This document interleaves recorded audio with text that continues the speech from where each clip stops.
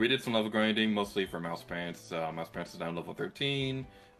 It was going to learn Wing Attack, but I decided not to to teach that to Mouse Pants. So Why that's not? because I don't want him. Wing Attack is what's gonna help you beat the gym!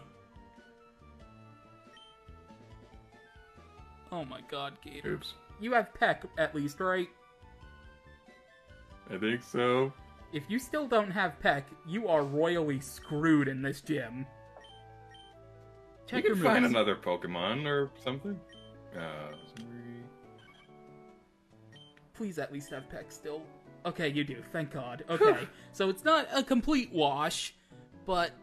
Gator, why don't you ask me for advice before you train your Pokemon? I did! I asked you specifically what level to train the Pokemon in! You didn't say anything about Wing Attack! When you were training, you should have asked me about the moves. That way I could have told you that you should have kept Wing Attack and not get rid of it. God When damn I was it, level kill grinding, me. when I was level grinding, I looked up Wing Attack, and everyone said it was a bad move.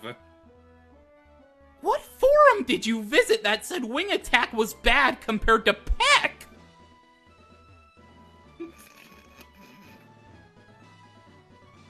No, seriously, what website did you visit where people said that it was worse, that Wing Attack was bad for this early in the game? Because I want to flame that website and its users. It didn't specifically say it was worse than Peck. It just said Wing Attack wasn't that good of a flying move. It's not good if you compare it to, like, Brave Bird, which does 120 power, but Wing Attack does, like, 60 power! Who the hell says it's bad for this early in the game? Now I'm mad.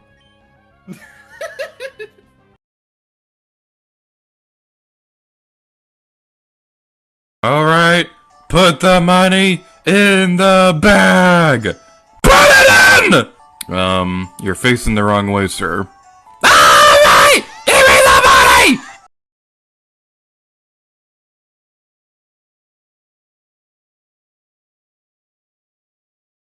You're going in there because we need this.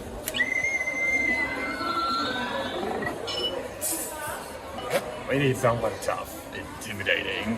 We need someone like the James Rolls.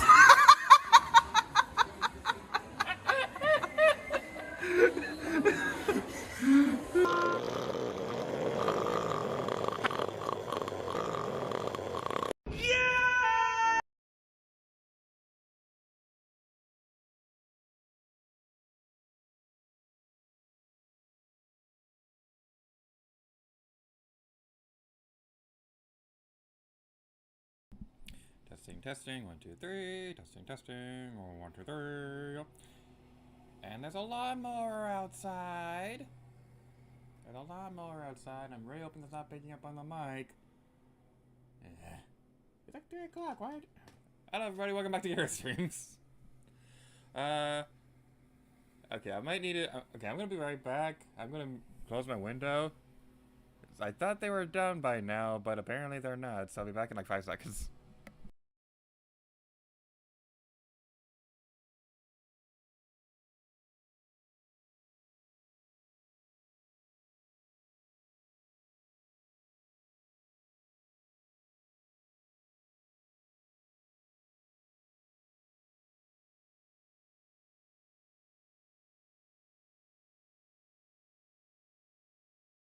There we go.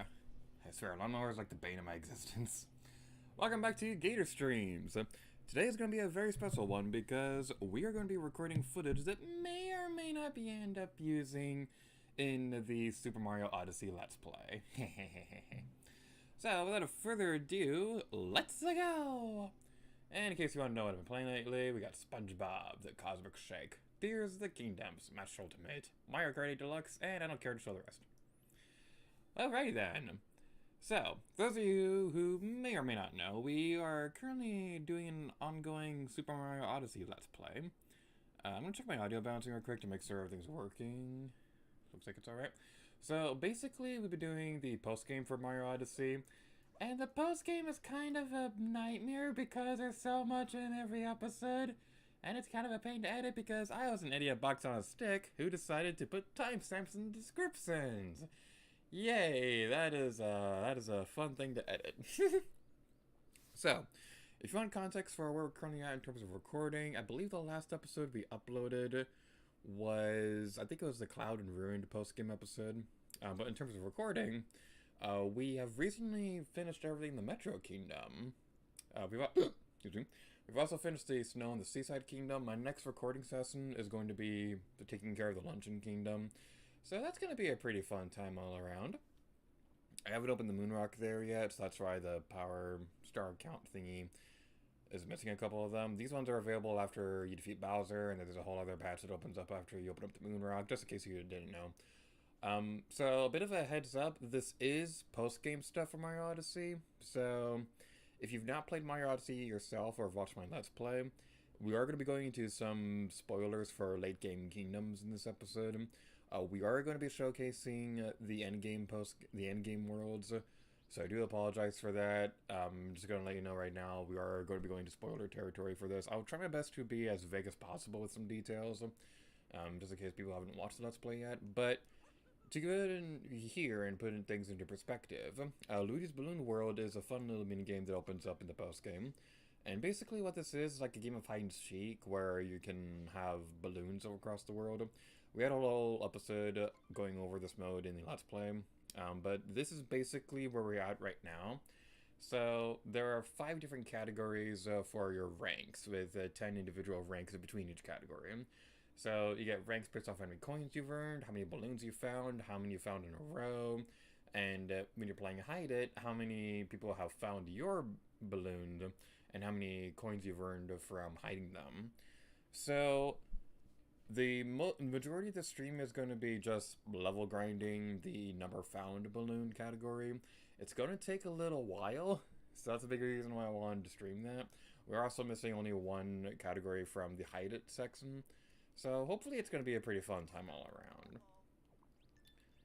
Alright then, so looks like the balloons are going to be worth more if we go into the Bowser's Kingdom, so that's going to be our first destination in today's video. If anybody's watching, hello! Sorry I haven't streamed lately, these past couple weeks have kind of been hell, but hopefully things will turn around, things like that, hopefully maybe sort of kind of. I'm going to try to stream more often. I definitely know I'm going to be doing at least one stream this weekend because the Splatfest is coming up soon. So that's going to be a pretty fun time all around. Alright, is the game audio picking up at all? I'm a little worried that's not.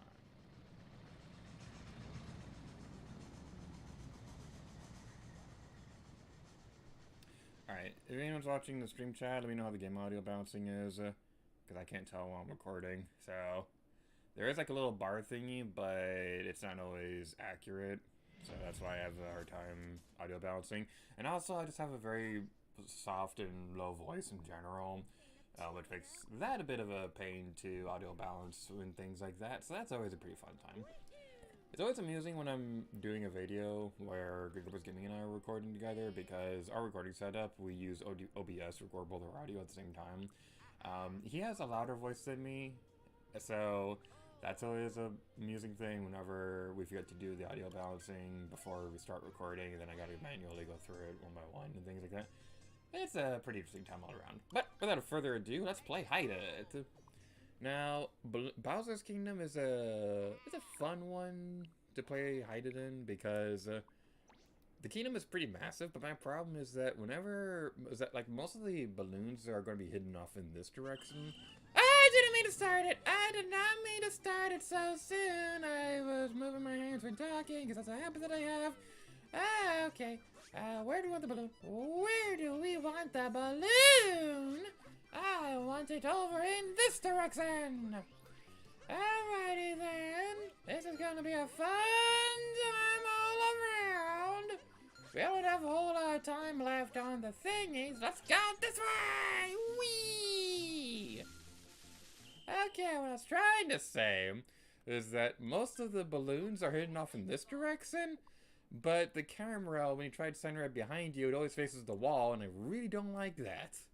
It's always the biggest pain in the world, and it's the bane of my existence.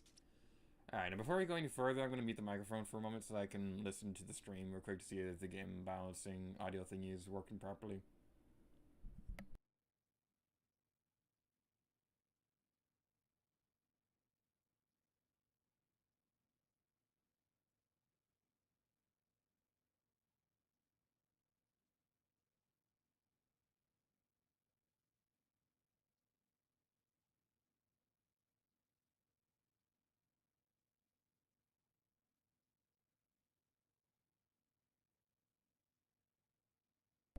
Alright, the audio balancing seems fine from what I can tell, so yeah, hopefully it'll be a fun time. Alright, so yeah, Balloon World. I really like Balloon World. So the first batch is going to be up here, and this is basically what the majority of the stream is going to be. We're going to be playing a bunch of balloons, because we need to get a crap ton of them to get the highest ranks in the mode. And I did promise earlier in the Let's Play that we would 100% Luigi's Balloon World. So that may have been... I don't say that was a mistake, because I really do enjoy this mode. It's just that when you're going for 100% completion, it does involve a lot of grinding. So... Well, I probably also could have, in hindsight, planned it a little bit better, because... Like, I could have also played it a bit more. But here's the thing. I'm also Let's Playing Animal Crossing and Breath of the Wild and Pikmin 2. So, yeah, I'm kind of stretching myself a little thin when it comes to playing games on my own time for recording things. Alright, so let's go this way. What the? What? Huh? What? Huh? Huh? Huh? What in the... Luigi? Mario kind of went off to the side right there. Okay, alright. Thankfully, we don't have to worry too much about finding them in a row anymore. That's fun. But what happened there? Alrighty then, well, we'll continue onwards. And I believe the next one is going to be located off to the right over there. That seems like a logistical hypothesis, or whatever big words you want to use. Alright then, you can also go into the snapshot mode right here to kind of look around the area. Some people don't like doing this because it's cheating. I don't care. I do not care one bit. I will use that strategy to my advantage. That is a good spot for a balloon. Ah, no! No! I found it and we couldn't get to it because I jumped too close to the overhead thingy. Oh no! That is unfortunate indeed. Alright then. Alright, so for how many more balloons we gotta find to get the next rank, I believe we need 180 in total, and we're currently at 150 or 160 or something like that. These balloons don't take too long to get, it's just that, yeah, it is a little bit of a grind to get them all and things like that. But hopefully we'll be able to do it. My current goal is that we're gonna go for a couple hours. If we're still not close enough to the rank to justify to continue the stream, I may consider switching games later, because I don't actually know how long it's going to take to get all these balloons.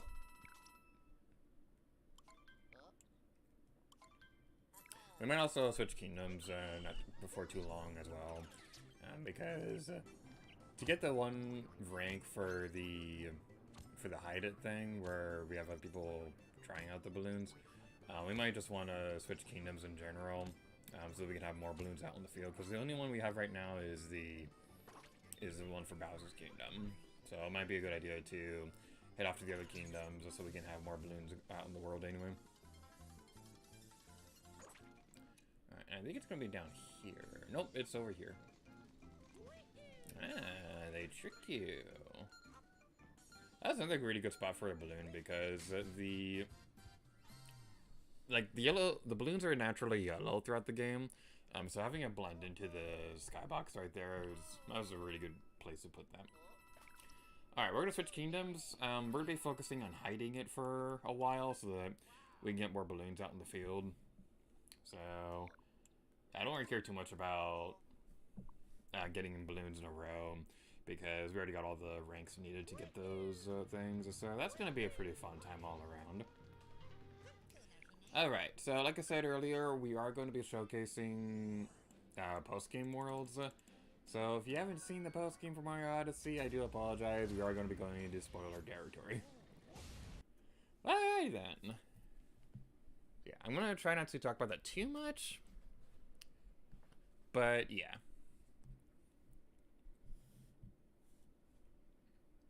I believe I said this already in the Let's Play, but when I first saw this area, like, it was just completely mind-blowing coming to this place. Alright, let's go over here and talk to Luigi! Ah, you want to connect to the network and play Balloon World? What are you up to? Ah, I don't want to find it! Alright, fine, we'll play a couple of these. Let's go this way first. Now, one thing that I really wanted to do with this Let's Play was I wanted to showcase viewer balloons, but that didn't really happen. So, I don't really know how many people in general are still playing Luigi's Balloon World. I love this mode. Like, I usually play through it whenever I can, because, like, I have 100% of this game a couple times. So, yeah, like, I love Luigi's Balloon World. I don't know how...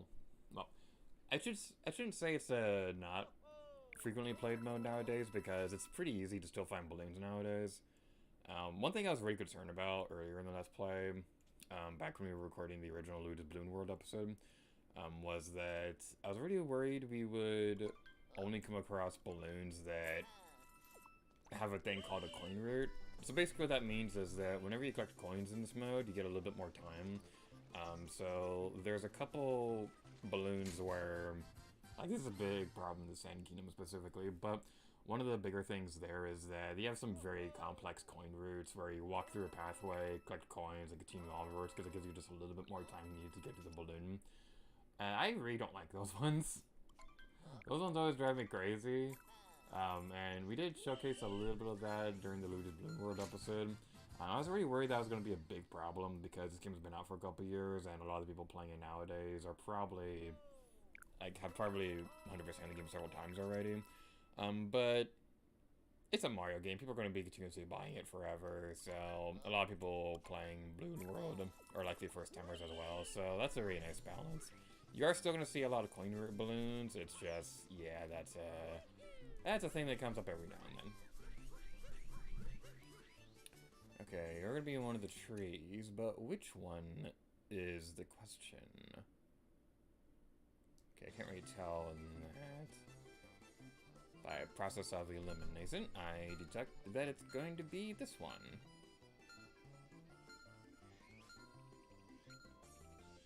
There we go. I was a little worried about that one. That one kind of blended into the trees. That was a good balloon spot.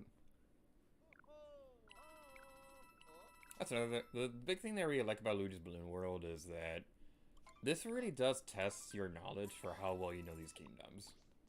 That's the big thing that I really like about it, is that this doesn't open up until the post-game. So by now, you would have spent a lot of time in the kingdoms already. So by now, you should be pretty familiar with these kingdoms. So yeah, that's the thing that I really like about this mode. Unless you're playing in Wooded Kingdom. Yeah, Wooded Kingdom and I don't get along very well. Because, like, I've already complained about it enough in the Let's Play, but I would just say that I didn't really like it that much at all when I first started playing through this game. But then when I played it through with Luigi's Balloon World, trying to 100% the first time, I was like, yeah, I really don't like this kingdom. Alright, so we got a couple of those. Let's go ahead and hide the balloon now. Now, where do we want it? Where do we want it? Where do we want the balloon? Where do we want it? Where do we want it? I want it over there. Alright, people are gonna find this one super easily, so yeah. That's gonna be a fun thing. Alright, so we got our second balloon out. And let's move on to the Cap Kingdom. Cap Kingdom is probably one of my more personal favorite ones to play a Balloon World in. I'm probably retreading old ground when talking about all this because, like, we've had the Luigi Balloon World episode already. But to be honest, I don't remember everything that's said in that video, so I might end up repeating a lot of stuff that I said in that episode. I remember when I was recording that, I didn't think it was going to take a very long time, but that recording session ended up being like an hour and a half long, and I really didn't expect it to go on that long. I think I ended up having to re-record it as well, so that was a big thing that was annoying.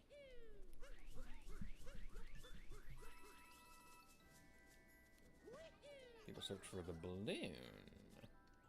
Yeah. You want to connect to the network and play Balloon World?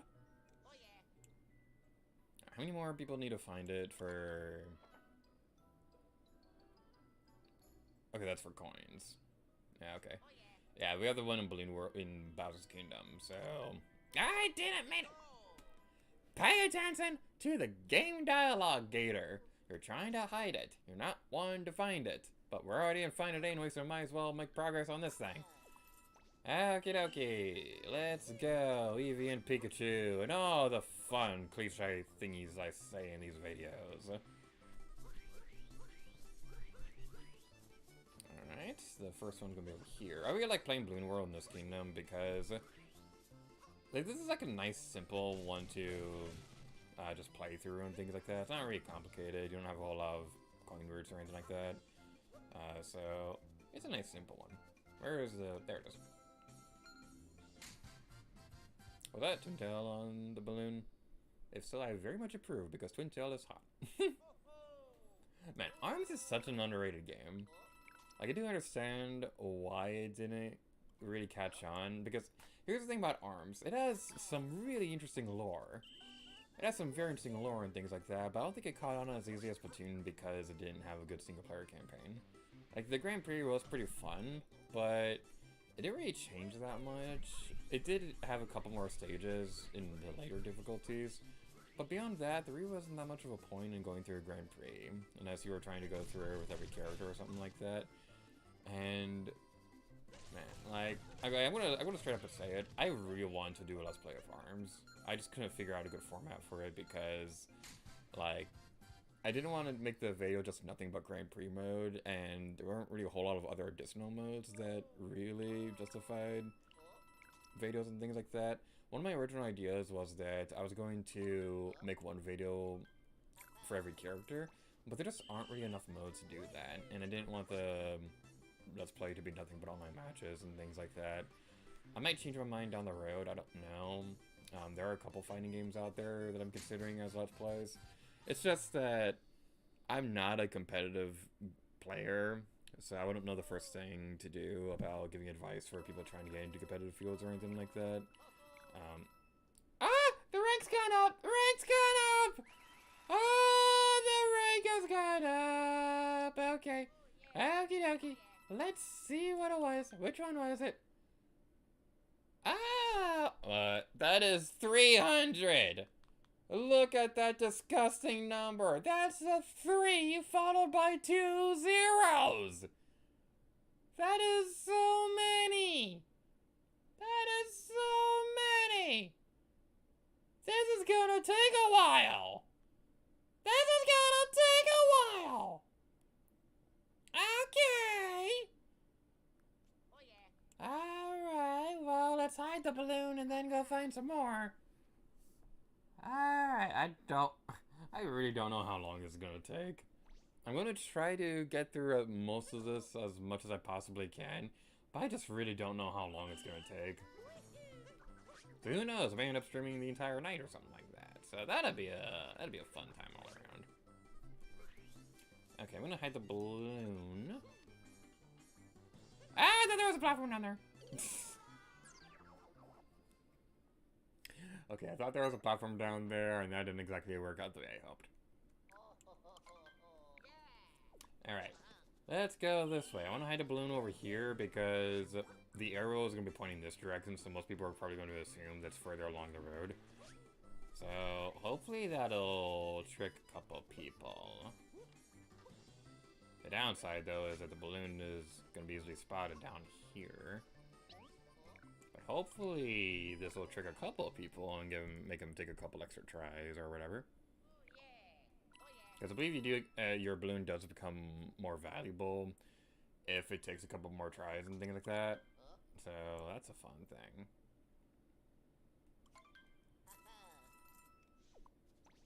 The character on this balloon is Kid Cobra.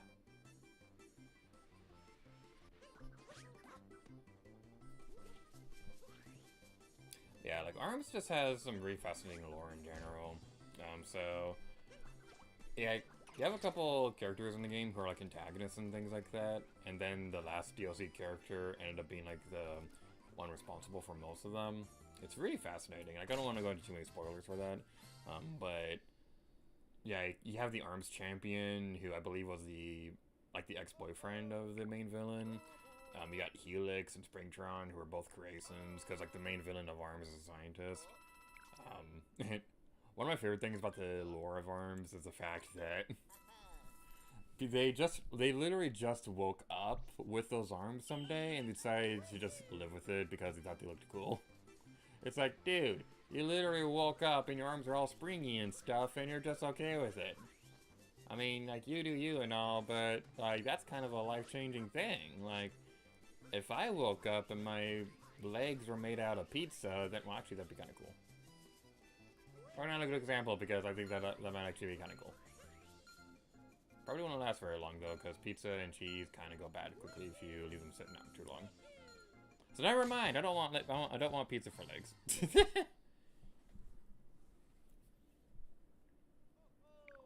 Nice work, bro. Here, take these 95 coins as a reward. Hey, you cleared 5 in a row. That's 76 more coins. Alright, let's move on to another kingdom.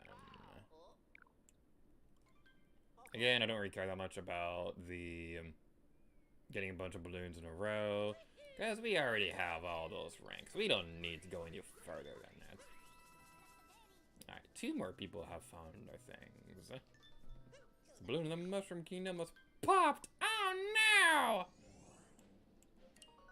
Moving on to the Cascade Kingdom.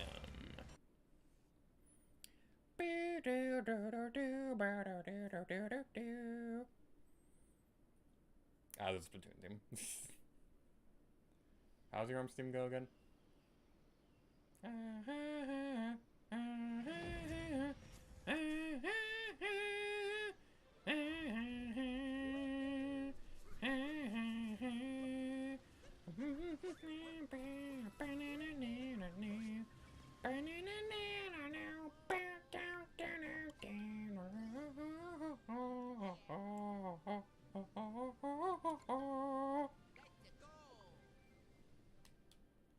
I would love for them to make an ARMS 2 at some point. It's like, you had a great game there, I just wish you had a proper story mode, because he has so much good lore!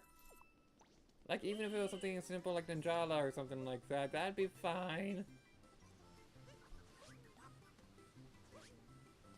Ninjala is also a pretty fun game too. I remember wanting to stream that years back, but the problem with it was that during the test fire, the game wasn't, like, the game was having some online problems, and I got really frustrated with it when I was trying to stream it, and ended up just scrapping it and doing like a random number gaming or something that day. So, like, I have played Ninjara a couple times after that. Is it Ninjara or Ninjala? One of those is an ARMS character, the other one is the game. That one's Splatoon-like game that has ninjas and stuff, and it's really adorable. Yeah, that one. Yeah, I really like that one because, like, I just love games that have that Splatoon style and things like that. Now, I do know that you probably don't want to copy a game's style too much, but at the same time, I don't really believe the mindset that just because something is like a cutesy world and it's an online shooter game or something like that, that's directly copying Splatoon or something. There is such a difference as copying something directly and being inspired by it. So, it's like Ukulele or something like that, where, oh, this is hiding behind rocks. Oh, never mind. I thought we were going to need to bring the T-Rex there for one. So like Ukulele and Banjo, it was clearly inspired by Banjo-Kazooie, but that doesn't mean that it was a ripoff or anything like that. Now the argument could be made that that's the difference because they're made by literally the same people, but yeah, like there's that one PlayStation game coming out I don't know when it's coming out, but it's called Foam Stars. And this might be a controversial opinion, but I'm actually really looking forward to it. Because, like, I really like the idea of a cutesy sort of game and things like that. And I just think it looks really fun. I really hope that it doesn't have the problems that are kind of plaguing Square Enix games lately, though. Because, to be blunt, I don't trust Square Enix as a game like that. Because here's the thing. It seems like every major Square Enix game lately has had something that's held it back. It's had something that's held it back from being great. So, like, Final Fantasy VII Remake. I was really looking forward to that. But then the game comes out, and it's like, oh, wait. This is literally only like 1/9 of the original game, so why'd you call it remake? And oh, it's had a different story. So yeah, it's still technically a remake, but it's more like a alternate universe sequel kind of thing. So that was a bit of a letdown. I mean, it is kind of cool what they're doing with it, but the game is literally called Final Fantasy VII Remake. So when you have a game like that, with a box art that looks almost exactly like the original one, you'd think it would be like a more traditional remake. And then you have things like, probably the biggest Square Enix thing that really upset me, it has to be Final Fantasy Crystal Chronicles. Because here's the thing, it was like an enhanced remaster of a GameCube game that came out 20 years ago. They announced it.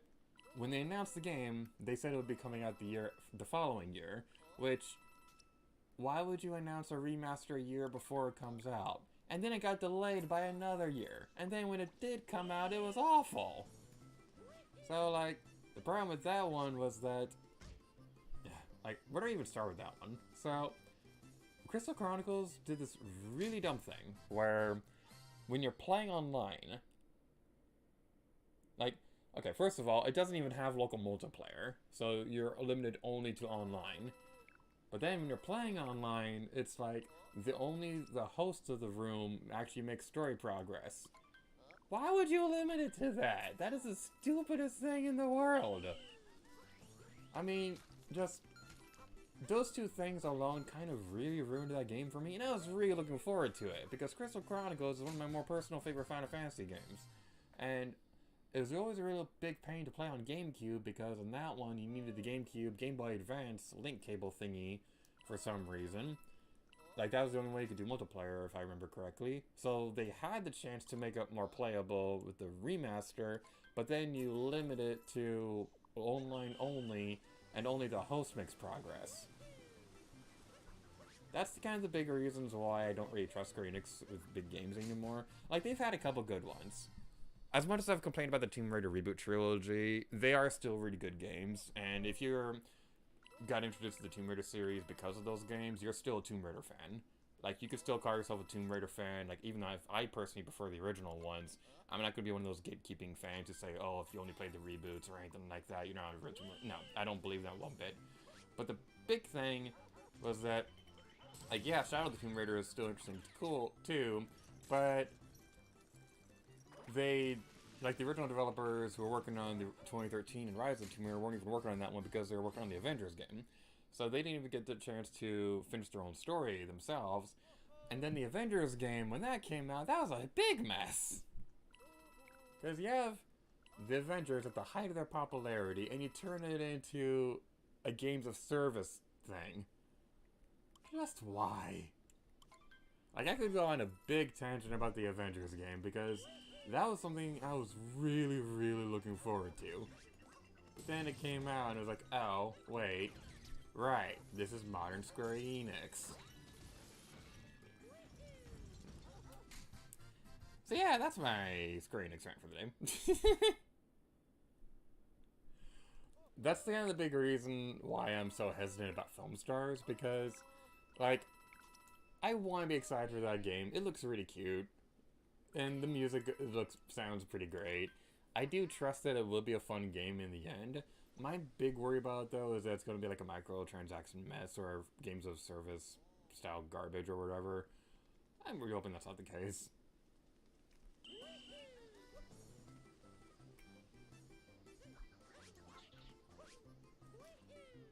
Okay, I'm going to hide the balloon right here.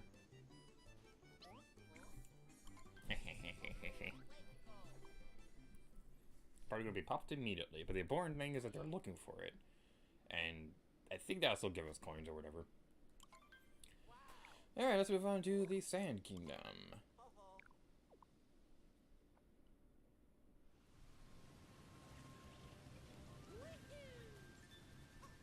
When the Cap Kingdom got popped. How unfortunate. I guess continuing my tangent with Square Enix for a bit. So, like, another big one was Final Fantasy 15. Like, the Final Fantasy 16 came out recently. My complaints for that one are more so just nitpicks. Like, I don't like that it's a PlayStation exclusive, but at the same time, like, pretty much every modern era PlayStation, like, Final Fantasy game has, like, an emphasis on the PlayStation version. Like, 15 did come out for Xbox, but, like, you could tell that it was more marketed as a PlayStation game. And Final Fantasy 16 being PlayStation 5 exclusive, yeah, it makes sense. I'm also not really that fond of the fact that it's an M-rated game. Like, there have been M-rated Final Fantasy games before, but those are mostly tied to, like, spin-offs, like Final Fantasy Type O or something like that. But they never had an M-rated mainline game, so I'm not sure how I feel about that. I'm sure the game is fine. I haven't played it myself because I don't have a PlayStation 5, and I haven't really played a mainline Final Fantasy game in a very long time. So, like, I wasn't that into it building up to the release. But I'm sure it's a good game. It's just, here's the thing. My taste in Final Fantasy is weird. As I mentioned earlier, the Crystal Chronicles is one of my personal favorite ones. If you want to know something really controversial, my favorite Final Fantasy game is 10-2. Like, that should probably give you an idea of how unpopular my Final Fantasy opinions are. So, yeah, that's a bit of a fun thing. Okay, what do we want to do? Where do we want our balloon? I want it in a good spot. Usually a good place to hide a balloon is like in a, kind of like an obscure power moon location. Trying to think of a good one. I think I have an idea.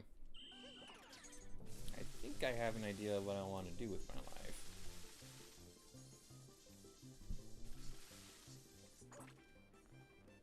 Okay, this one is going to be obvious, but let's go with this one. Oh no, I hit my head. Oh, dang it. But you mustn't. We're in the middle of a game. I'd give it the option to go in there anyway. I don't know. But, yeah, go back to like Final Fantasy 15. So that one was a weird one because it started off as something part of the Final Fantasy 13 universe. Because, like, that one originally started off as Final Fantasy Versus 13. It was going to be like a super distant sequel that didn't really have anything to do with the original 13 game. But it was going to have, like, the same mythology with, like, the crystals or whatever. But eventually they just kind of turned into its own thing. I think it still has the references to 13. But it's, like, treated more as, like, its own standalone thing instead. So, that was interesting. But my problem with it was that when it did come out, like, I didn't play the game myself. This is just more so from what I was reading and things like that. So, for all I know, the actual game itself could be great. But it kind of felt like they didn't really properly finish it. And what I mean by that is that they had a lot of DLC in mind. They had a lot of cut content from the base game that they were holding back for DLC, because the game took a while to come out. But then they ended up canceling most of the DLC anyway, so it's like, what the heck? Square Enix, what are you doing? Is it your job to make every bad decision possible?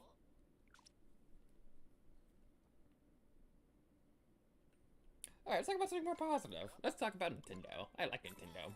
So, yeah. The funny thing about Nintendo nowadays is that I don't know where this came from. Because, like, there weren't really that many major rumors about a new Nintendo console or anything. But most journalists just seemed adamant that this was going to be, like, the last major year for Nintendo Switch. I might be wrong about this. For all we know, we might get, like, a hardware announcement sometime later, soon, like, maybe next year or something. Personally speaking, I don't think we're going to get a new console anytime soon. I just think it's a little too soon, because even though we are coming up on the console's 7th anniversary in March, the thing is, I don't feel like the Switch is going anywhere anytime soon. And what I mean by that is that by now you would see, like, kind of get like a feeling because they'd be winding down software and things like that. But no, they're still announcing like really exciting games, things like that. It's just that those game announcements are coming a lot sooner, or coming a lot closer to the reveal, to the release date than before. So like during the Wii U era, there was a bunch of games that were announced that didn't come out until the following year or anything like that. They haven't really done that a whole lot for this generation. Because like Smash Bros. Ultimate, for example, in comparison to Smash Bros. 4, they first teased Smash 4 at E3 2011, which was like 3 years before the base game even came out. And then they didn't show the game until E3 2013. No, it was like 4 years before announcement. So they first teased it 4 years before announcement, and then they showed the game the year before. And then the thing with that was that there were a few character reveals, but the only thing news we really got for Smash 4 at that time was the E3 announcement, and then Rosalina Luma's announcement came in a November, December Nintendo Direct or something like that. And then it was like really in 2014 we started getting like a bunch of Smash Brothers announcements. That was when Captain Falcon was announced. That was when we got the confirmation of Greninja and Little Mac, and at E3 that year we got Palutena and the Mii Fighters. And then later on we got Shulk and things like that. So yeah, like for that one, it kind of felt like they did like their big E3 announcement a little bit too soon.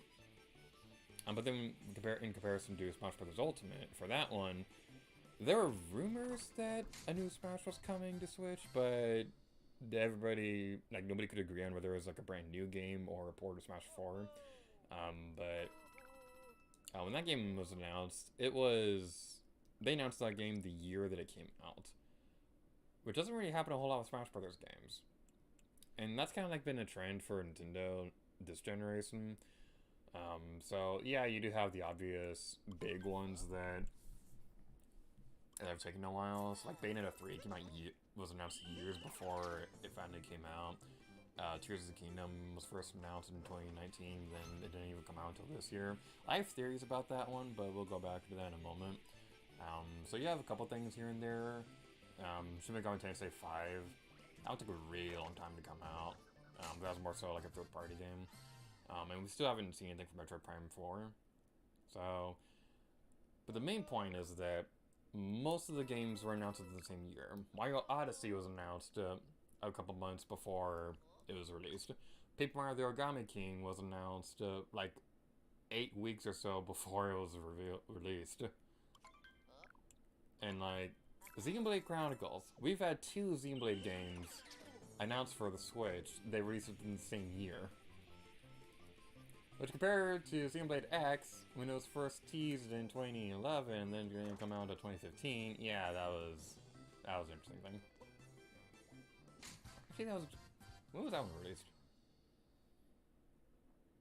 Okay, I really want to do a gaming gallery on this Nintendo Direct specifically, because there's one Nintendo Direct, I think it was January 2013. It is probably the most fascinating one to look back on. Because for that one, that was the Nintendo Direct where they first teased Breath of the Wild. Where they said, the big 2 things they confirmed that year was that it was going to have like a long... Oh, this is one of those stupid coin ones. Oh, I do not like this one. I do not like this one bit. We're not going to be able to get that one. So, for that one, the only thing they announced at that time was that they were going to try to break away from the series conventions. I did not mean to go back to the same one. Let's look for a different one. So, it was going to break away from the series conventions. The big selling points that they were going to say about it was that it was going to go away from the series convention of having to play the scenario in a certain order and things like that. But the other thing that they teased was that it might not be a standalone, it might not be a single-player game, which is a really fascinating one, because Breath of the Wild did eventually end up being a single-player game, so it's really interesting to hear that they were considering, like, multiplayer for Breath of the Wild, and I really, really want to know how that was going to work. because that's one of the more fascinating things out there, because nothing else later, like, said anything, like, nothing they said later hinted at any kind of multiplayer. Not even in that one 2D demo that they showed at the Game Developers Conference in 2018. So, it's just really fascinating going back and listening to all of that. But alongside all of that, they also teased games that didn't come out for years.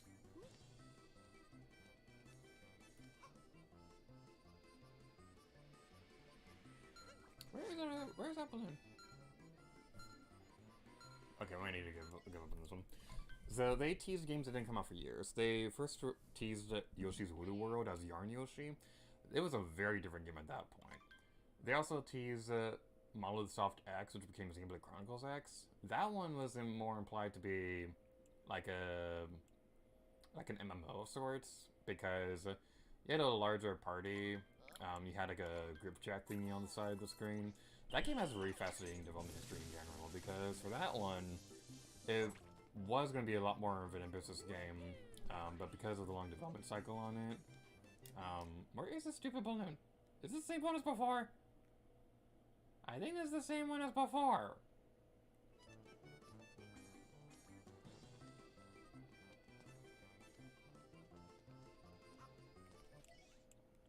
Okay, let's back out of this one. So yeah, the game had a real long development cycle and it was very expensive for Monolith to develop. So by the end of it, they eventually pretty much only released the prologue. Which is kind of insane to think about because that game is already really long. So yeah, it's really fascinating that all they released was just the prologue of it. They didn't ever finish the story, which is kind of like a big reason why the game ends on a cliffhanger. So that's a very fascinating thing. They also teased Tokyo Mirage Sessions for the first time during this direct, because that one, they first teased it as more of a traditional Fire Emblem Shin Megami Tensei crossover.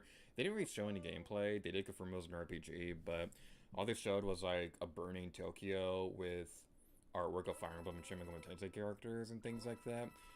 And the interesting thing about the development history of this game was that it was like they were trying to figure out what the best route for the game was going to be. They eventually settled on something that played more along the lines of Shin Megami Tensei because the developers, because Atlas themselves were the ones who were developing the game. So they figured that the game style should work better for them.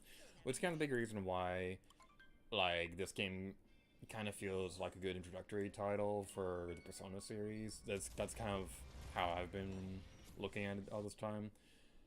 So you got interesting things like that. So yeah, like, I really want to do a gaming gallery on a Nintendo Direct at some point. I don't want to make it like a precedent to do gaming galleries for specific Nintendo Directs, because that would never end. So I'm not entirely sure what format I would use for that one, but there have been a few interesting Nintendo Directs like that. Like, the more recent Nintendo Direct, we had a whole discussion on that on the collab channel, but man, was that really exciting. So, what I really liked about that one, they had a lot of really good announcements and things like that. You have the obvious big ones, but like, the big one that got me excited in terms of like third-party stuff, the Batman Arkham trilogy coming to Switch. That's just really exciting. I'm really excited for that one because I love the Arkham games. Like, Arkham City is one of my favorite games of all time.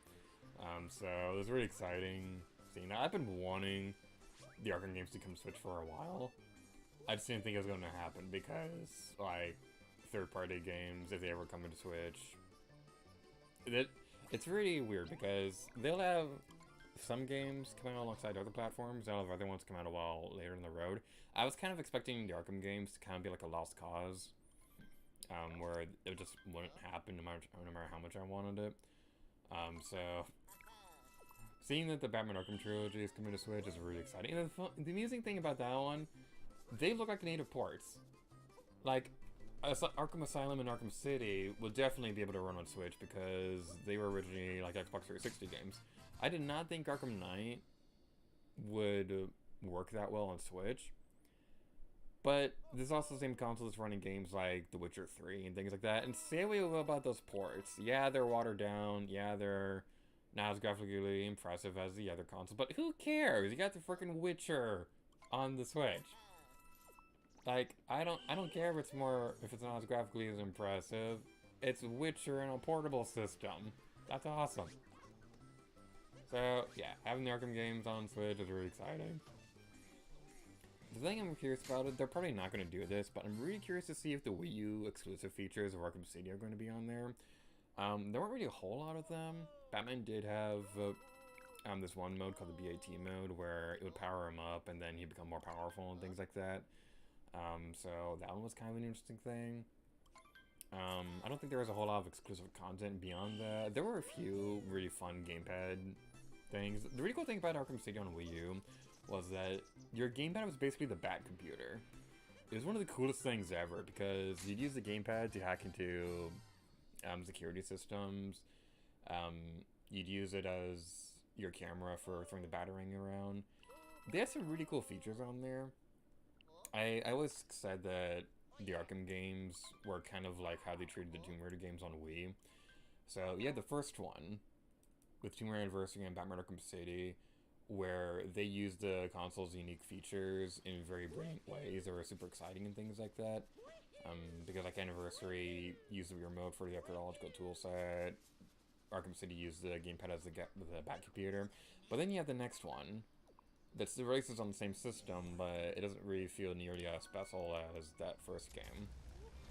Because like Tomb Raider Underworld on Wii, it's okay. That's a couple interesting things. Like I really love the craft manor in that game, but a lot of the Wii exclusive things just felt more tacked on than they did in Anniversary.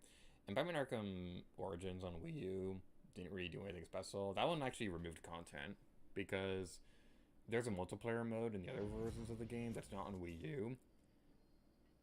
I don't think that's really that big of a deal for that game because I've heard the multiplayer wasn't even really that good to begin with, so it's not really lost of anything of value. But yeah, I always found it interesting those two kind of had like the similar parallels and things like that. The thing that I'm a little bummed about though with Arkham Trilogy coming to Switch is that they're not including Arkham Origins or Arkham Origins Blackgate. I do wish that they had this so that we could have the full series on there. At the same time, I do understand they're wanting to focus more so on the mainline Rocksteady games because Arkham Origins was actually developed by Rocksteady. So yeah, that's an interesting thing. I like how I had the balloon in here because there was. It's weird to say this, but that balloon spot right there always has a bit of sentimental value to me. Because one of my earlier viewers on the channel, like they're on my Switch friends list. I don't think they've watched my videos in a very long time. But like that spot right there, that's where they hid one of the balloons and things like that. So when I saw that, I was like, hey, I know you. You commented on my videos a long time ago. So yeah, that was always a really fun thing. There've been a couple people here and there who, like, how do I want to word this? There've been a couple people who would say, sorry, I haven't watched all your videos or anything like that. Whenever I see people like that, I always get confused because, like, I do this for fun. I don't do it for a job. So, like it's fine if you don't watch all the videos and things like that. Because, like, I had a family member who was dedicated to trying to watch every single one, but they also didn't watch them for like 5 years. So they're looking back through my channel trying to find where they left off, and I was trying to tell them, it's okay, you don't have to watch every single one of them. There's like literally hundreds of hours on here. You're not going to catch up. You can start with this one that I'm doing recently, and that's fine. So like I was trying to explain that to them. They're like, no, I want to watch all of them. And I was trying to explain, dude, there's literally hundreds of hours of things on here. It's not possible to catch up.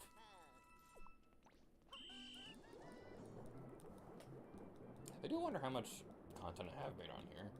I do a thing where, like, I'll keep track of all the... Like, I have a folder on my computer called LP Stats.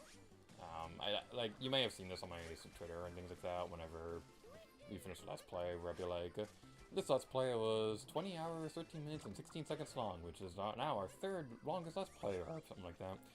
So, yeah, like, I keep a thing like that. I never actually calculated all the total time, though. I really want to do that at some point, because I really am genuinely curious to know, like, if you were to try to binge watch all the Let's Plays, how long it would take you. Because I know Splatoon 2 on its own is, like, over 24 hours or something like that. Breath of the Wild is over 30 right now, and it's definitely going to get a lot longer by the end. I'm going to guess that one is probably going to end up being like 2 days in terms of total length, so it's probably going to exceed like 48 hours. I don't know. Because here's the thing. A lot of the Korok videos we haven't done yet are the longer ones. So like the Central Kingdom on its own has like somewhere around 120 Koroks. The Lake Kingdom has 90. The Hebrew region has something along the lines of 80 or something like that. So we haven't done those ones yet. We haven't done the... Which ones have we not done yet? We haven't done the Tapantha region, the Ridgeline, Lake, Faron, Hebra, Central. We haven't done those ones yet. Okay, how do I want to do that one? Ah, no, I want to retry that one. Oh yeah, I know I wanted to do that one. I wanted to do that one. Alright, well, we'll move on to another one. Yeah, so I'm genuinely curious about all that. I'd have to pull up the document on my computer because I don't remember the numbers on the top of my head, but I was starting to compare, like, individual series and things like that because I wanted to know. Because, like, I think it's safe to say Zelda's probably... Like, if you're talking only on about Let's Play things, yeah, I've done more Mario games, but the Zelda Let's Plays are genuinely longer than anything else. And especially if you count Breath of the Wild, even as it's currently standing, I'm willing to bet the Zelda Let's Plays in total are longer than the Mario Let's Plays, in terms of playlist duration and things like that. But if we're talking including collabs and things like that, Mario beats it by a long shot, because, like, a majority of the projects on the collab channel have been Mario games. That's just kind of how it's always been and things like that. So, yeah, that's a pretty fun thing. We've had Captain Toad versus Mario 3D World. We've done a couple Mario Kart games and 2 Mario parties. So, yeah, I think it's safe to say that in terms of playlist duration, if you count collabs, the Mario projects have definitely exceeded Zelda by a long shot. I'm curious to see how Splatoon holds up, because we've done a versus of all the Splatoon single-player campaigns. So I'm interested to see what that looks like. Congrats! Exclamation point!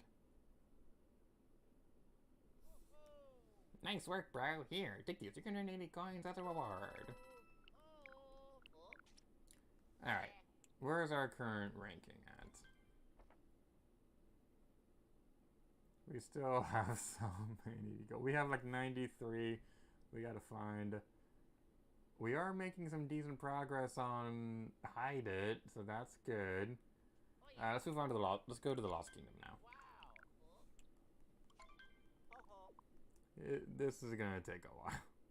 How long have we been streaming? We've been going for a little over an hour now. Alright.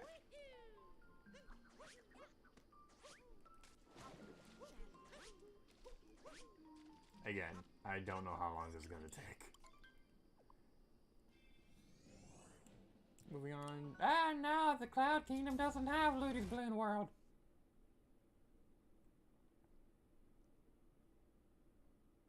It doesn't have Balloon World! It's still pretty, though. This is such a pretty game. So going back to that Nintendo Direct and talking about other games that were released and announced and things like that. So, Super Mario Bros. Wonder. I'm really excited for that one. Because, like, say we will about the new Super Mario Bros. Games, I still really like them. Like, I especially really like New Super Mario Bros. U. DS is also pretty fun as well.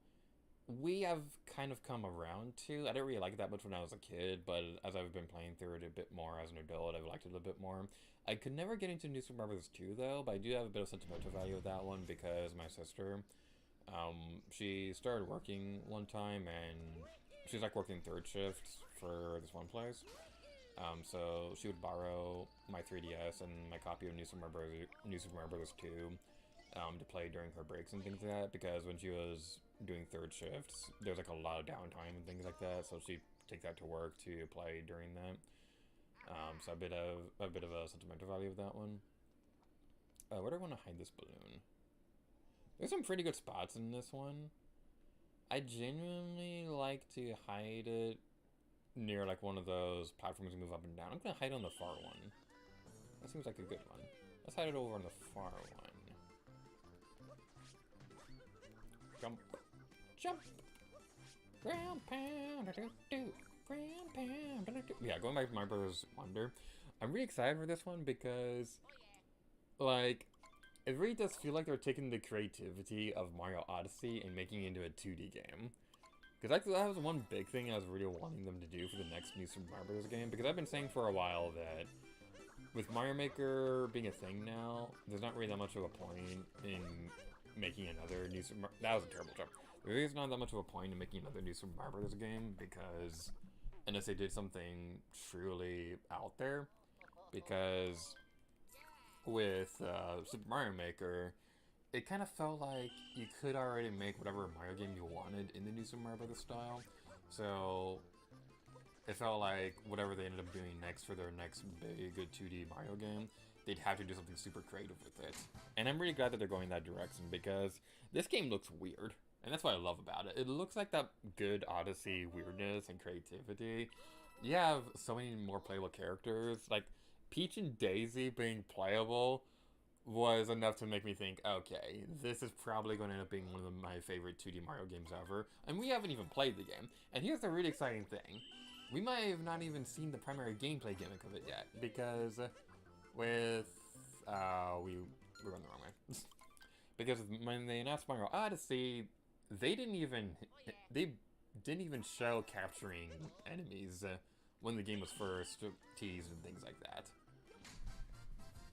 They didn't show that until the second trailer. So it's entirely possible that we haven't seen the main gameplay gimmick of Mario Wonder yet. And that's really exciting. Alright, let's go with this one. This one seems like a nice, easy one.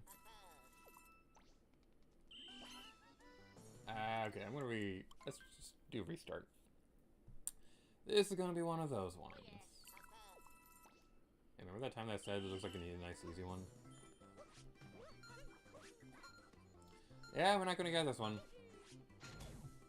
We're not gonna get this one. It's gonna be one of those another annoying coin route things. Because basically, we wanna go up here and have glide on available.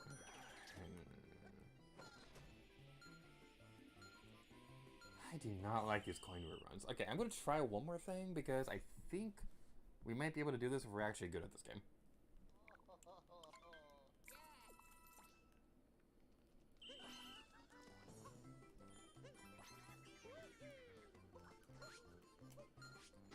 Okay, that gives us a little bit more time. Go, go, go, go, go, go. Button mash, button mash, button mash. Button mash, button mash is your best friend forever. What can I say except you're welcome? We're not gonna make it. I have a feeling I can think this one. Okay, what are the coins nearby? Because if we have like 2 more seconds on the clock, we can get this one. It's gonna take too long to go over there. Maybe the one... let's try this.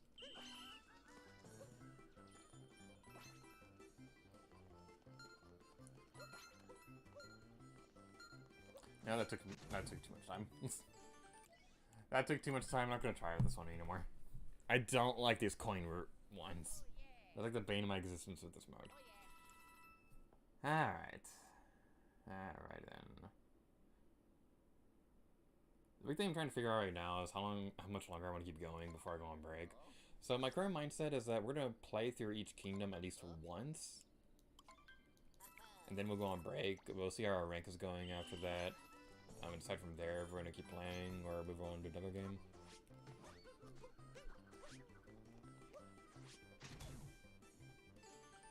Because, yeah, like, to get to our next Find It rank, I didn't anticipate that we need to collect over 100 balloons for that. I did not expect that. It's going to be on top of the... No, it's not. Aha, where could it be then? Aha, I found it. I found the thing and it is shiny and I will lick it. So go back to Mario Brothers Wonder for a moment. The big thing I'm really hoping with this game is that they've already shown that it's going to have that Mario Odyssey creativity. So I'm really hoping that, like, how do I want back. We need glide on for that one. We need glide on. Ow, wall! Wall, how could you? I thought we had something special. Okay. So, I'm really hoping that Mario Brothers Wonder has online multiplayer because I know they can do it now. Mario 3D World, when that got ported to Switch, got online multiplayer. So, it's not like that they can't do it anymore. I'm just really hoping that they try because there have been a lot of Switch games where... Ah, I did not let go of the button. We're right there! We're right there!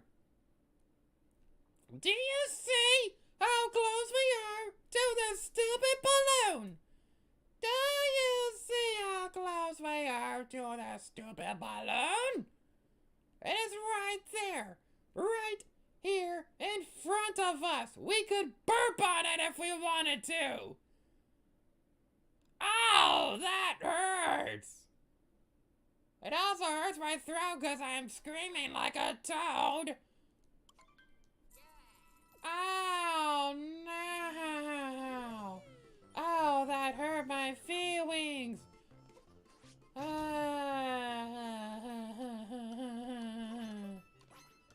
Well, let's try this again.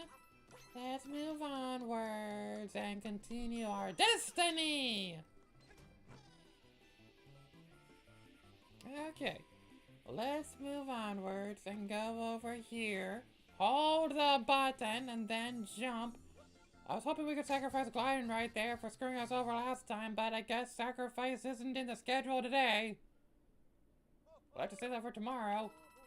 We did it! We got the balloon that a 5-year-old could have gotten while sleeping. It's a very impressive 5-year-old.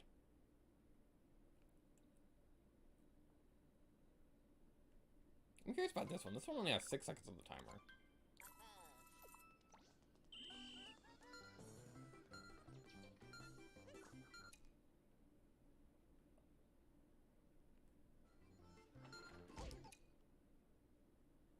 This one only has 6 seconds on the timer. I don't see it anywhere. Oh, wait. Actually, I have a thought. If I see that other balloon, I want to try it again because... Does the Cat Peach thing give you coins?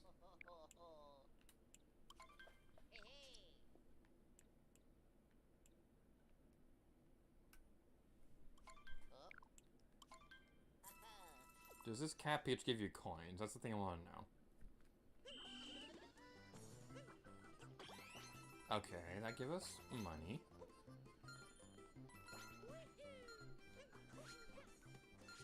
Nope, that took too much time. Oh well. Okay, I think I'm good on Lost Kingdom for now. Let's move on to the Metro Kingdom. Catching up to where we are in terms of Let's Play things. Yeah. Yeah, this week we're gonna be uploading the episodes for the Lost Post game and the first Metro Kingdom episode. I'm really excited for those ones because like that recording session I felt really good. So like I was like, I don't want to go into spoilers or anything like that, but I'm a weirdo in the Lost Kingdom episode. I'm just gonna say it bluntly. I was a bit of a weirdo for that one, and that was a pretty fun one to record. But I think the Metro Kingdom ones were ones I was really particularly happy with. So that's gonna be a fun time all around. Metro Kingdom. I've also recorded the videos for the Seaside and the Snow Kingdoms as well. Those ones are having a bit of a production issue, admittedly, because for those ones, yeah, when I recorded them, like, my mindset was I was gonna try to experiment doing post commentary over those ones instead, to see if it would be any easier. It has not made it any easier because, like, I still have to go through it all and be careful about, like, I was for train of thought. What was I talking about? Well, so on another train of thought. We're in the Metro Kingdom now. Where do we want to go? Where do we want to go? I am going immediately now. I did not expect that. Okay, let's go this way. Whee! Let's go to the lobby. Let's all go to the lobby. Let's all go to the lobby. And we're gonna hide right here. That's a terrible spot. It's gonna be found immediately. But yeah, what I was trying to say a moment ago was that trying to do them post commentary probably wasn't the best idea in hindsight because is that one hiding in the building? Where's this one?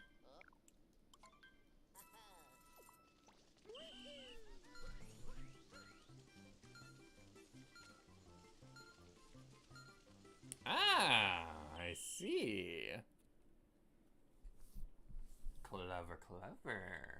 But yeah, I tried doing those ones in post commentary. So like I recorded the footage while I was watching a movie, and so yeah, that didn't make it any easier. And if anything, it kind of actually made it a little bit harder to edit because with the Snow Kingdom particularly, what I was gonna do was that I edited through the footage to get it ready for me to do post commentary, but for some reason, I think I know what happened, but for some reason for the Snow Kingdom episode, when that one rendered, it didn't render the audio. I think what happened was that like I had the audio muted at one point when I was like editing through the footage because I need like a frame perfect thing for footage, but I forgot to turn the audio back on before I started rendering it, and then it rendered that audio. So that was a fun time. So yeah, I gotta go through all that again, and it wasn't a particularly exciting experience. Wait, where is this balloon?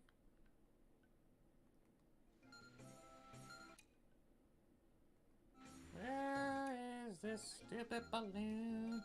Where is this stupid balloon? Retry, do-do-do. Retry, do-do-do. We are trying that one again. Oh yeah. Look at the arrow. Looking at the arrow, it seems, if my observation skills are accurate, we want to go that direction. So let us follow said direction and try to conquer the world. We're to conquer the world with our deep and sexy voice.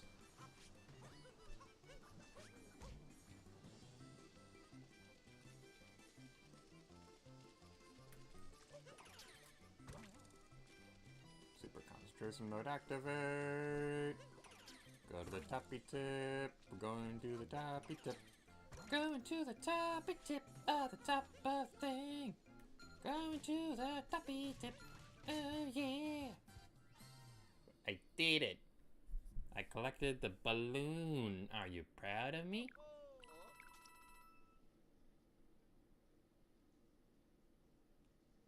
That same one was before. I think that was the same one as before. Let's go for that one again. Alrighty then. So yeah, the interesting thing about Mario games, like going back to announcements lately and things like that. So, these past couple years, like this year and last year, they've been kind of big years for sequels coming out for games that came out in 2017. So we got Splatoon 3, Xenoblade 3, Mario Rabbids Sparks of Hope, Tears of the Kingdom, and things like that. We haven't really heard anything about like a potential Mario Odyssey sequel, and I'm genuinely curious as to why. Because like Mario 3D games are always like a big landmark point in time whenever they're coming out and things like that.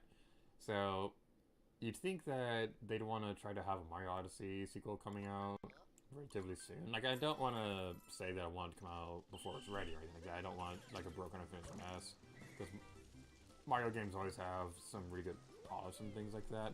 Because even with 3D World, even with that game, like, yeah, it was a bit more of a generic Mario game, but it still had a lot of creativity behind it, and it was still probably one of the better 3D platformers of the generation.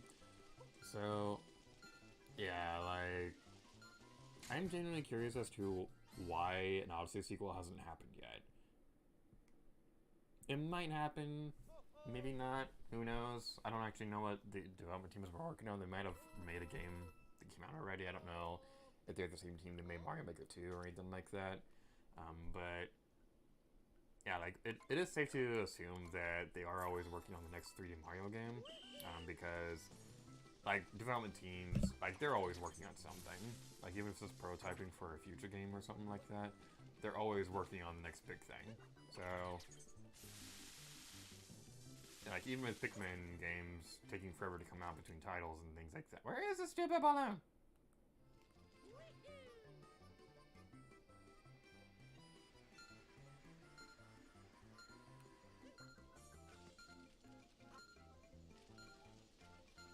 I didn't see the balloon, and that is cause for concern, because I want everything to be super convenient with no challenge whatsoever.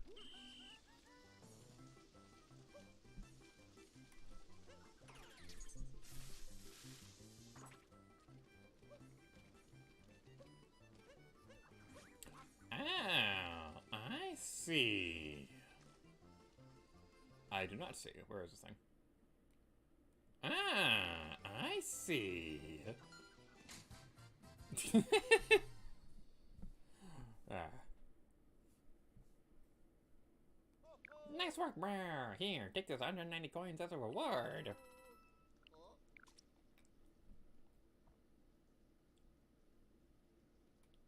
Alright then. Well, this is the same balloon as before. Let's go for this one.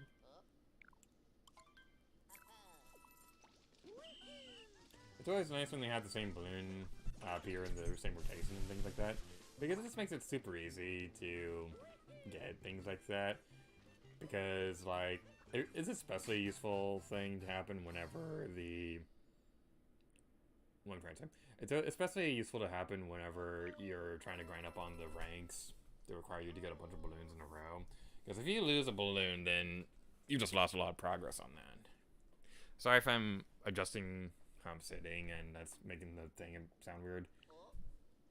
I've been sitting for an hour and I kind of want to get up and walk around and things like that at some point, so might be a good idea to do that soon. We might go on intermission in a bit, depending on what I'm feeling like. I did say earlier that we would likely go on intermission after we play Balloon World in the Kingdoms at least once, so I'm going to stick to that. We're in Metro Kingdom right now, we're going to go to Snow Kingdom next, so I'm going to stick to what I've previously said.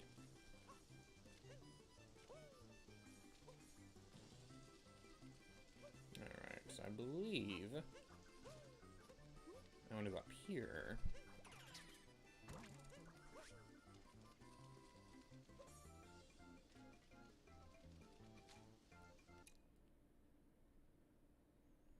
Let's take a look around.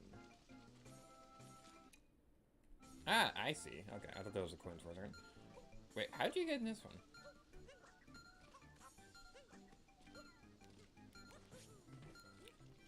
Oh, that is a mean one.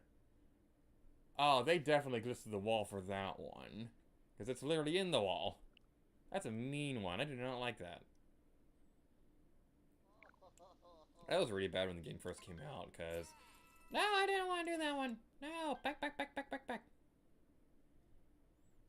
Because, like, especially with the Metro Kingdom in the early game, people would do glitches to go inside the buildings all the time. It was not a fun one to play Balloon World in.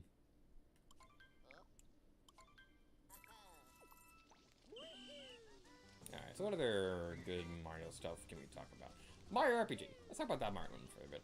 So, yeah. During the Nintendo Direct, they also announced the Mario RPG was getting a remake too. And just... Man, when you... Do you ever get that feeling when you're watching a Nintendo Direct where you know you're watching something truly special? Because that's what it felt like. That's what it felt like when that was happening, because, like, as I was watching it, I kind of, like, got that, like, Sixth Sense feeling that, the collective Mario fan base was, like, screaming for joy right now. It was a really fun feeling. So, yeah. Sorry for pausing the game for a minute. I was looking over something real quick. It's gonna be over on that island over there. So, yeah, I'm really excited for Mario RPG Remake because, first of all, I love Mario RPG. I've never finished it. The furthest I've gotten, I believe, was the spot where you can turn into frog coins. I don't want to do any more specifics for that because, for one, I don't remember what the story was going on in the story. We did beat the boss who was trying to marry Peach. We played a little further than that, but I don't actually remember anything beyond that. Aside from getting to the place where we could buy things with the frog coins.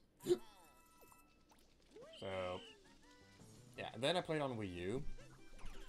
I made it pretty far into that one as well, but not further than I did in the Wii version. So I'm really excited for the game coming to Switch. My big worry with it is that there's gonna be like something that they haven't announced yet that's gonna kind of ruin the experience. Because the thing with Mario RPG remakes is that they're kind of... Okay, I don't want to say like on a grand scheme, but it kind of seemed like the Mario and Luigi remakes, they were exciting, but they had like a lot of hit and miss situations. So, for example, Superstar Saga plus Bowser's Minions, I felt like that one was a decent one, but they also changed a lot of the characters to be more generic Toads, and I think Geno got removed from the game. And then Bowser Jr.'s Journey. I feel so bad for that one because you could tell that they were really trying to make that one special, because like I think for that one the company like literally depended on it, because you could tell at that point that the game budgets were going down and down each game, because Dream Team comes out, that one still felt like a decently budgeted Mario RPG, but then Paper Gem comes out later, which recycles a lot of the same art from Dream Team, and follows the Sticker Star formula of being as generic and boring as possible. And then they come out with the Superstar Saga remake, which also had like a lot more generic character designs than in the previous games. I haven't played the Superstar Saga remake myself. I did play a little bit of it during PAX 2017, but I didn't play much further than that.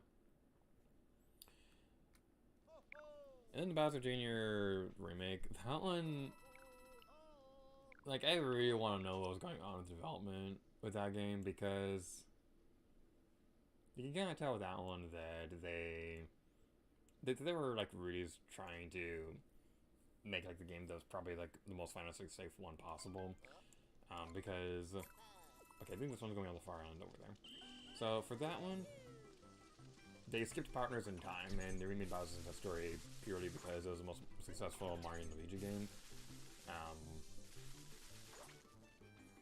So that was like the big reason why they were doing that. So yeah, that probably didn't work out too well in the end.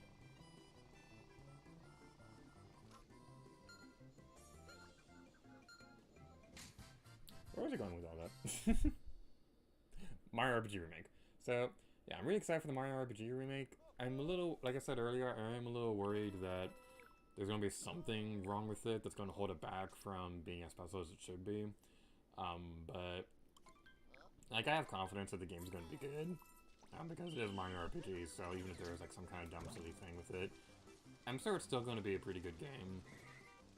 Because, like, even with Superstar Saga and the Bowser's Inside Story remakes, like, yeah, even if they had problems, they were still pretty good games in general. This is the second one. Okay, there has to be a way to get that one. Oh! I didn't know you could do that. Ah, I don't like it, but I didn't know you could do that. You know what? We're gonna hide a balloon in that spot.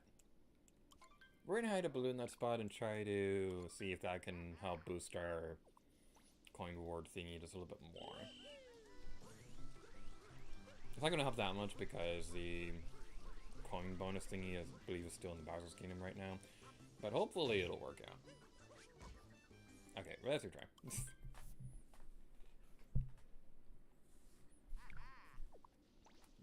There's a couple of interesting things I'm wondering if they'll change in the Mario RPG remake. Because there's a couple moments in that game that are kind of shocking for a Mario game. Without going into specific details, there's one point where you can go into Peach's room, and there's a spot where you can like look at the treasure chest or something like that. Let's move over here, just to be a little bit more evil. We can like look at Peach's treasure chest and things like that, and a toad will give you money to avoid looking at it or something like that. It's kind of shocking, especially with the Japanese version. It makes it a little bit more obvious what it's actually supposed to be. It is very shocking for a Mario game, so I'm really interested to know if they're going to keep that in the remake. I don't think they will, because again, it's very shocking for a Mario game. But I'm also curious to see if they'll keep the Nintendo characters, because Link and Samus have cameos in that game. So I'm curious to see if they'll still have the cameos in the remake. But I'm really hoping they do. I'm really hoping that for Link, I would love it if they made it so that his cameo was the Link's Awakening version. Because the Link's Awakening remake, Link kind of already fits in with the Mario RPG art style, so that would work perfectly. But it could also be cool if we could see Samus in there as well. And I'd also just really love to see more in general, because they don't have to limit themselves to just the cameos who are in the original game. Can you imagine if they included more cameos? Because I would love to see like a Splatoon Inkling or like a Pikmin hiding somewhere in the world. Because like, that'd just be really fun. That'd be really fun if they were able to do something like that.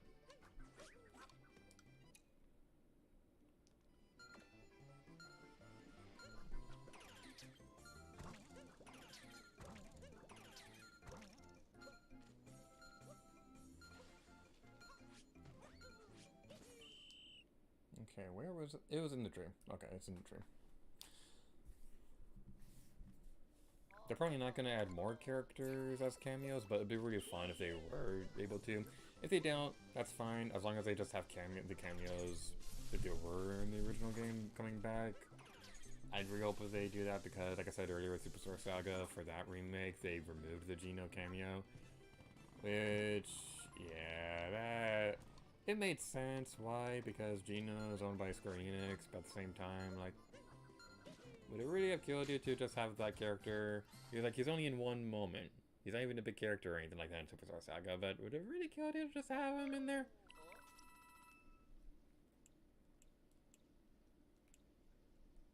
I'm also kind of hoping that with the Super Mario RPG remake, I'm kind of hoping this also kind of sets a precedent for more highly anticipated Mario RPG remakes and things like that. Because, like, as fun as Superstar Saga and Bowser's Inside Story were, can you imagine how much the fanbase would explode from excitement if a 1000-Year Door remake was announced? Because, like, if that happens, I don't think there could be, like, any possible Nintendo remake thing ever that could top that hype. Because, like, yeah, I can remake the original Paper Mario. Yeah, I can make a new one that plays like the originals. But if you make a remake, or a remaster, or something 1000-Year Door related, and release it for Switch, I don't think a hype level could be any higher than that. Because, like, yeah, you can have all that. You can have Mother 3 finally come out. You can have some super awesome, obscure, canceled Nintendo game coming back from the dead or something like that. But Man, like a 1,000-Year Door remake. That'd be interesting. And the funny thing is that I've never beaten 1,000-Year Door. I know it's a great game and all. Like, I know it's a great game. From what I've played, it's fantastic. Personally, from my own opinion, if they could do a Super Paper Mario remake or something like that, that would be the thing I'd be excited about the most. Because Super Paper Mario is my favorite Mario RPG of all time. I love that game so much because it's a perfect Mario RPG. It has an amazing story, it has great characters. But here's the thing, Mario is also a platformer game at heart. So having an RPG platformer, that just makes sense. Why aren't there more Mario RPG platformers like that? Like, that's honestly the direction that I wish Paper Mario was going nowadays. Because with the Sticker Star era, they're very clear that they don't really want to be an RPG anymore. And that's fine. If you don't want to do that, that's okay. You don't have to make it an RPG. If you made it a platformer or something like that, that would be better.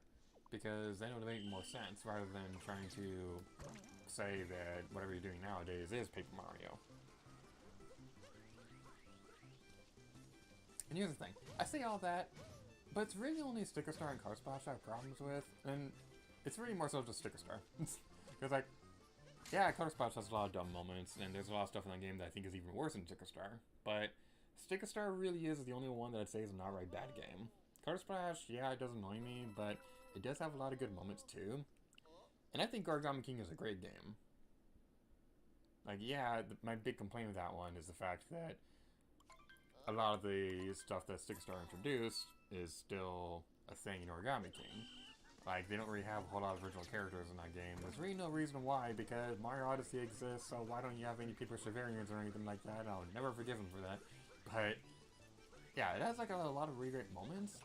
So what I've been saying for years is that Origami King, when it's good, it is really good. Like, some of the coolest things the Paper Mario series has ever done levels are good. But when it gets bad, you can definitely tell where the rough spots are happening. So, like, my big example for that is that I think Chapter 2 is awful. But Chapter 3 is probably one of the best moments in the entire Paper Mario series. It has awesome moment after awesome moment after awesome moment. The rest of the game is pretty good too. Yeah, there's 2 moments after that that I'd say aren't really that great. But beyond that, if you can get past Chapter 2, you're going to be in for a good ride. It's just that Chapter 2 is bad. That's like the only moment in the entire game that I'd actually say is bad. But once you get past that point, it's a fantastic game. It's probably the only modern-day Paper Mario game where I would say, if it wasn't called Paper Mario, it probably wouldn't have been received the way that it did. If it came out after Super Paper Mario, I think it would have been a different story. But the thing is that it's the 6th game of the series. It's the 3rd one that plays like that has the Sticker Star ideology behind it all. So if history was a little bit different, Sticker Star and Color Splash didn't exist at all, I think it would have been a bit of a different story for Origami King. Because, like, yeah, you could make the argument that, yeah, it's not a good Paper Mario game, but still a good game in its own right. With Color Splash, I believe that. Sticker Star, not really, because with Sticker Star, the problem with that one is that, like,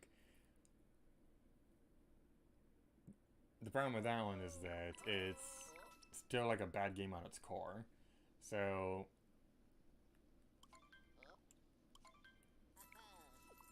sorry, I got distracted for a moment because I got a text message, but yeah, on its core, it's not a good game either, because you have like a lot of really dumb gameplay design decisions that just really ruin the experience. So you have a terrible item management system, you have a terrible boss system that's just not really all that fun, you have no incentive to buy it all, and it's like, even if it wasn't called Paper Mario, none of those issues would be fixed. So, like, it's just really weird whenever you're looking into the game and things like that, because, like, you make an RPG, and your justification behind removing experience is that you're going to need to save up your coins for the battle roulette and things like that, but the battle roulette doesn't even cost that much. And you don't even really need that many stickers if you already have the one that's good for the boss fights, which you don't really get a whole lot of hints on what you're going to need in the first place until you're already in the boss fight. And this one, I'd give it the game a little bit of leeway because they do give you the opportunity to run away from a boss fight if you can see that you don't have the sticker that you need, which I think is good. But at the same time, either you're going to be stuck in the boss for 40 minutes chipping away damage super slowly, or nuking it in one move. And I think this part is a little worse in Color Splash, honestly, because in that game, my problem with that one is that they keep the same system, but they make it super obvious what you're gonna need. So the big one I think of is that there's a boss fight against Iggy, and for that one, you're gonna need the card for the bone. They just hammered it into your head that you're gonna need the bone for that fight. And it's like, well, what's the point? This is a puzzle, you're not giving me the chance to figure out the puzzle. And the really annoying thing about it is that you have the chance to get replica cards, but the replica cards don't work on boss fights.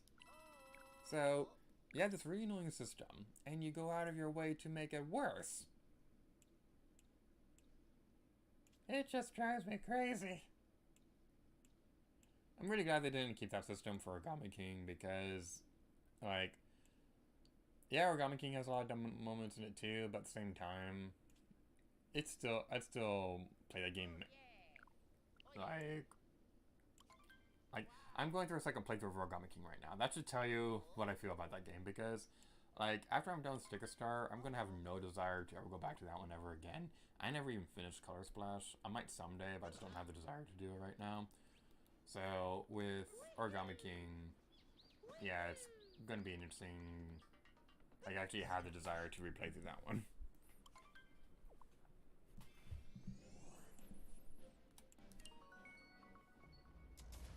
Alright, who was texting me?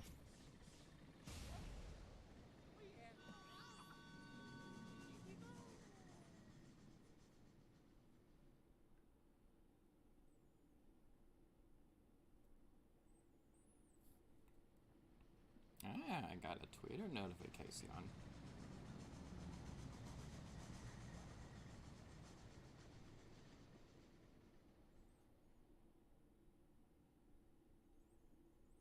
Snooky dum doo doo, Snooky dum doo doo. I'm not that fond of the Snow Kingdom in this world, honestly. Like, so I love the Snow Kingdom, but yeah, after what I mentioned earlier about this being a pain to edit for the Let's Play for the Snow post game episode, yeah, I kind of don't want to really look at this one for too long. But yeah, we can still play this. This will be a fun time all around. What are our current stats?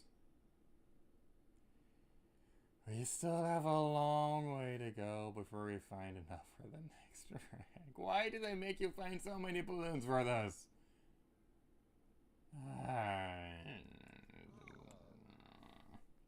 Okay, we're gonna keep going. We're gonna keep going. We're gonna persevere through all this. Perseverance was the first big word that I ever learned, fun fact. So, yeah, we're not actually gonna play a whole lot in Snow Kingdom, honestly. But we'll play through it a little bit. It's gonna be a fun time. I'm trying to have a good time. I'm trying to have a yeah. This one is under the block. Okay, we're not gonna play Find It here. We're just gonna lost here for a while. This is probably my least favorite one to play Balloon World in, honestly, because the thing with this one is that because it's in the middle of a blizzard, you can't even see where you're going. I really don't like that. So, yeah, we're just gonna add a balloon right here and call it quits for Snow Kingdom, move on to Seaside, where we're probably gonna find a lot more balloons faster. Well, yes, going back to Paper Mario for a moment, so even if Origami King doesn't have the annoying thing of needing a certain item to beat the boss or anything like that, it still has its own problems with the boss fights. I think the boss is probably my #1 big complaint with the game, because here's the thing with the battle system in Origami King. It's a pretty divisive system, and for good reason, because you have like a regular game, and your battle system revolves around puzzles, so you're automatically going to be splitting off your player base because of that. because some people are going to be really into those puzzles, some of them are not going to be as interested in it. You're going to have some people who are just going to have the most difficult time wrapping their head around how to do those puzzles in the first place. So, yeah, like, I feel like your enjoyment of Origami King is really going to depend on how good you are at sliding puzzles. I'm not good at sliding puzzles, but I still like the game. But the thing with Origami King is that I feel like those puzzles are also your main incentive for wanting to battle in the first place. Because, yeah, it's still really stupid that you don't really get anything meaningful for playing the battles or anything like that. You don't get experience points or anything. But you at least have some incentive, because in Origami King, there's a lot more required fights. And because you're using the sliding puzzles and things like that for those required fights, you want to play more of them so you can get used to how they work in the first place. So I think that's like the big incentive to fight. So you can figure out the patterns for, okay, the enemies are going to be lined up like this is how I'm going to want to, this is how I'm going to want to have it prepared for when I see this in the main game or anything like that, if I come across a boss fight. So it does do a good job hammering into your head how to go through a sliding puzzle like that. But then it becomes a problem with the boss fights, because none of them really use that. They have their own different system, where rather than you being in the middle of the circle and you gotta line up the enemies and things like that, rather than doing that, the boss is in the middle of the circle and you're sliding the battle around to get to them. This is bad game design, like 101, because the thing with that is that the big reason why you want to do a boss fight in the first place in the game is to teach the player, is to like test the player on what they've learned so far. You don't give them like 5 hours of another battle system and then throw them into a boss fight that has a completely different system. Like, imagine you have a battle game where, like, you spend the first few hours playing chess, but then you play the boss fight and now you're suddenly playing a game of checkers. That's basically what this is. So they throw you into a boss fight. They don't give you a whole lot of time to really learn the features. Your character screams at you like every few minutes if you do something at the wrong time. And the tutorials in general are just really badly written. They don't really do a good job teaching you how to do it. A lot of players don't really know you can slide the puzzles into the area closer to you. They think you can only go one direction and things like that because of how bad the tutorials are. So yeah, like, I'd say the bosses are easily the worst part of Origami King. It's funny because I say that, but a lot of people actually like them in the game, and I don't really know what to say.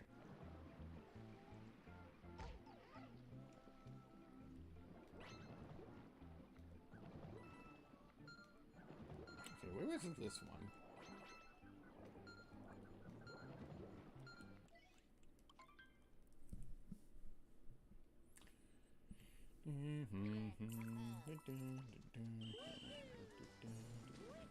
We might need a fishy. We might need a fish. We might need a fish. We might need a fishy. Fish!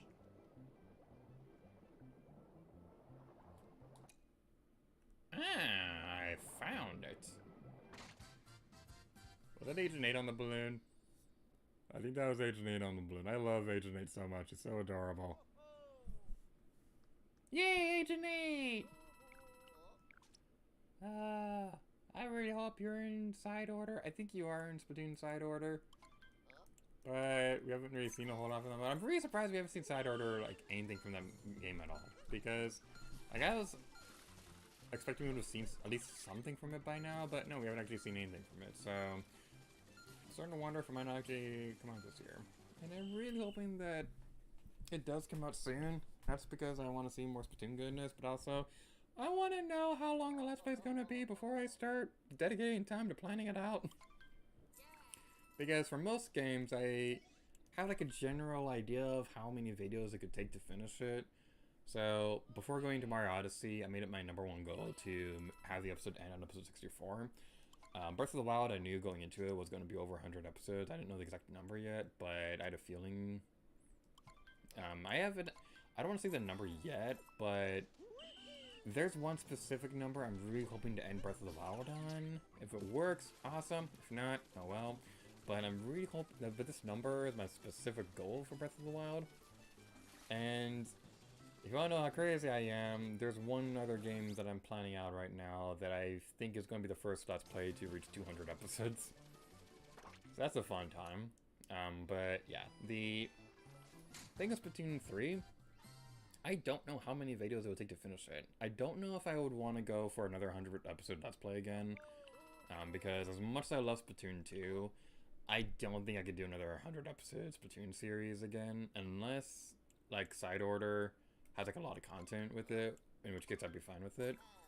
But one thing looking back on Splatoon 2, like, I really was happy that that was the first Let's Play that we did that reached 100 episodes. At the same time, looking back on it, I wonder if it would have been better to do Octo Expansion and the Splatfest together.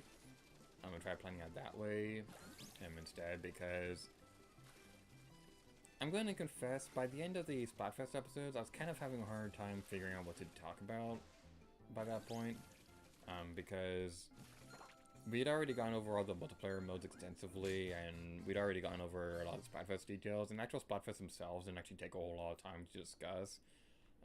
There were a lot of fun facts that we were able to share, and if they were merged together with the Octo Expansion episodes, I don't think we would have had time to really talk about those ones. So, in that aspect, I am happy that we did separate the topics.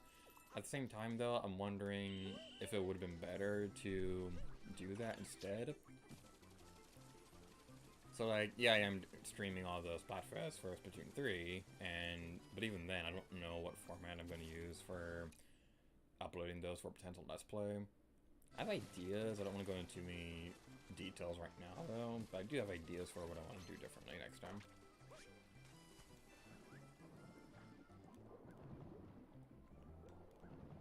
One thing that I think might have to change if we do Splatoon 3, this is going to bum me out to confess, but I think if we do Splatoon 3 as a Let's Play, we might not be able to do what we did with the first two games and showcase every stage and every mode. Because, to be completely blunt, that takes a lot of time. That takes a lot of time in planning ahead to properly plan out.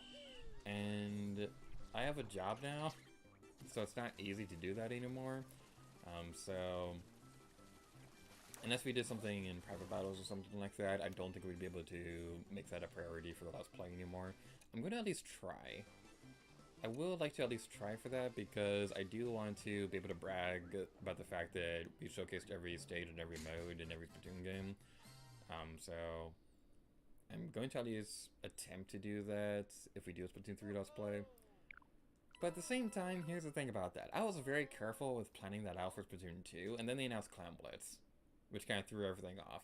So, I'm worried that they're going to do something like that again for Splatoon 3, because we already have like 5 multiplayer modes, not counting Summon Run. So if they announce another Ranked Battle mode, or Anarchy Battle, or whatever it's called now, if they announce another one like that, it's going to throw all that off again, and that's going to be a fun time. And there's already like, what, 20 stages or so in Splatoon 3. So, if they... This is the same spot we hit our balloon. So if they do another thing like that, it's just going to greatly inflate how many matches we're going to end up showcasing during the Let's Play. And again, that's very time consuming, and I have a job now, so I don't know if I'd be able to commit to the stages that we already have in the game.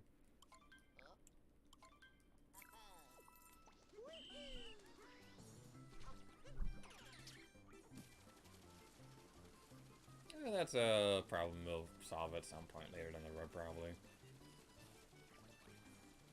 Cause like I'm not gonna sugarcoat or try to hide the fact that I want to do a Let's Play Splatoon 3 at some point. I think it's pretty obvious that I'm going to, but I don't know exactly when I'm going to do it. Because on one hand, yeah, it would be fun to try and do that as soon as we can. On the other hand, though, Splatoon 2 took a really long time to finish, and to be completely blunt, it would be nice to have a break from making Splatoon stuff. But at the same time, like, I know it's going to happen at some point. Just as soon as we figure out how long the side order is going to be, so I can know how much time that space is going to take.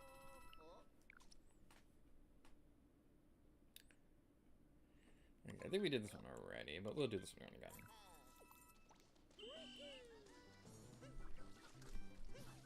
Yeah, would you get on the thing? There we go. Whee!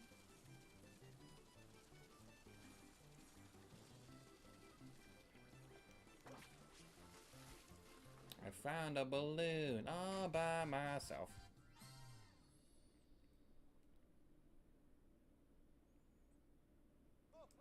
Nice work, bro. Here, take these 190 coins as a reward. Alright, now how many do we have now? 244. Okay, we are making progress. We are making progress. Alright, let's move on to the Luncheon Kingdom. That one's a pretty easy one to get a bunch of balloons in quickly. So, we might be able to get the rank there. Hopefully. Maybe sort of, kind of. I'm going to mute my microphone because I'm going to drink some water while we go to the next world. Yay! Drinking water is good for you!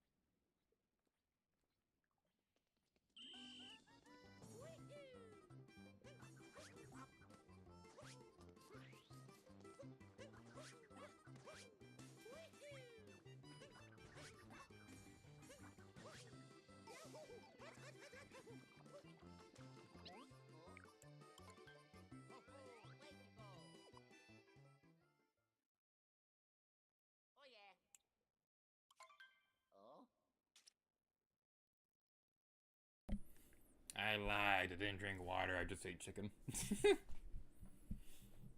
Alright then. I'm gonna go over to this way. So if you want to get balloons quickly, I'd recommend that the best ones would probably... Like, Luncheon Kingdom would probably be pretty high up on the list for good ones to go to get for. Metro Kingdom was also a really good one before as well. Sand Kingdom, if you're not dealing with a bunch of the stupid coin route ones, that's a good world to play as well. This one can be a little bit obnoxious to get because the lettering on the distance counter, it kind of blends into the lava, so that could be a little bit of a nuisance. I really wish they had a proper drop saddle on some of these letterings because, yeah, the game could definitely have benefited from that. Alright, so this is going to be number 46, so that's going to be a pretty fun time all around. Hopefully we don't have to do too many more. I believe, what, like, what's the math on that? We have 300 to go, we are on 246 now, so that's like, what, 64? Yay, that's like Nintendo 64!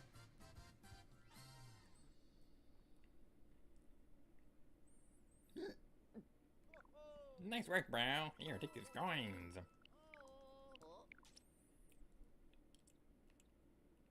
Let's go look for one over here.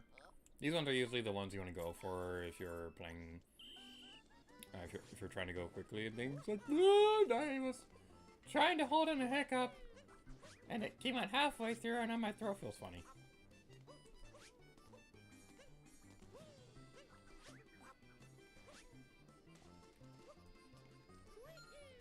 Yeah, the ones that are going to be over in this area, you can usually get them pretty quickly, so if you're trying to level grind on the ranks and things like that, these are a pretty simple one to get! There we go! Okay, we missed. We almost missed, but then we didn't miss, and now we are happy. We're happy. The hedgehog. We're really, really happy. We're happy. The hedgehog. Does anybody else remember those movie trailer things? So, like, they haven't had these in like 10 years or whatever, but they... all of them are going to be over here. Well, this one looks like it's going to be... It's going to be up there, so this should be an easy one to get. So, you know those movie preview thingies right before the movie starts where it's like telling people to turn off their phones before watching the movie? So, there was this one for, I think it was Regal Cinema, where it was talking about how many phone calls it takes to make a movie, and then like somebody's phone goes off at the end of it, and then it says it only takes one to ruin a movie. So that one was always really funny because the movie that they were making was called A Cappy the Hedgehog, but the poster showed the hedgehog with a shirt but no pants, like Yogi Bear or something like that, and you see the executive trying to call everybody, telling them to put pants on the hedgehog. And so, like, the animators are freaking out because they have to reanimate the movie to put pants on the hedgehog. And they're like, do you realize how long it's gonna take? We're talking $1 million pants. And then by the end of it, they did put pants on the hedgehog, but oh god. Sorry, this is opening up like a huge nostalgia floodgate for me. They put the pants on the hedgehog, but it was a pair of jeans, and they put the zipper down. So it ends with, did you see the pants? I saw the pants. They left the fly down. It was like one of the stupidest things ever, and I loved it so much. Like, so like my family, we'd quote that all the time, where we'd be all like, we're happy, we're a hedgehog, we're really, really happy, we're happy, the hedgehog.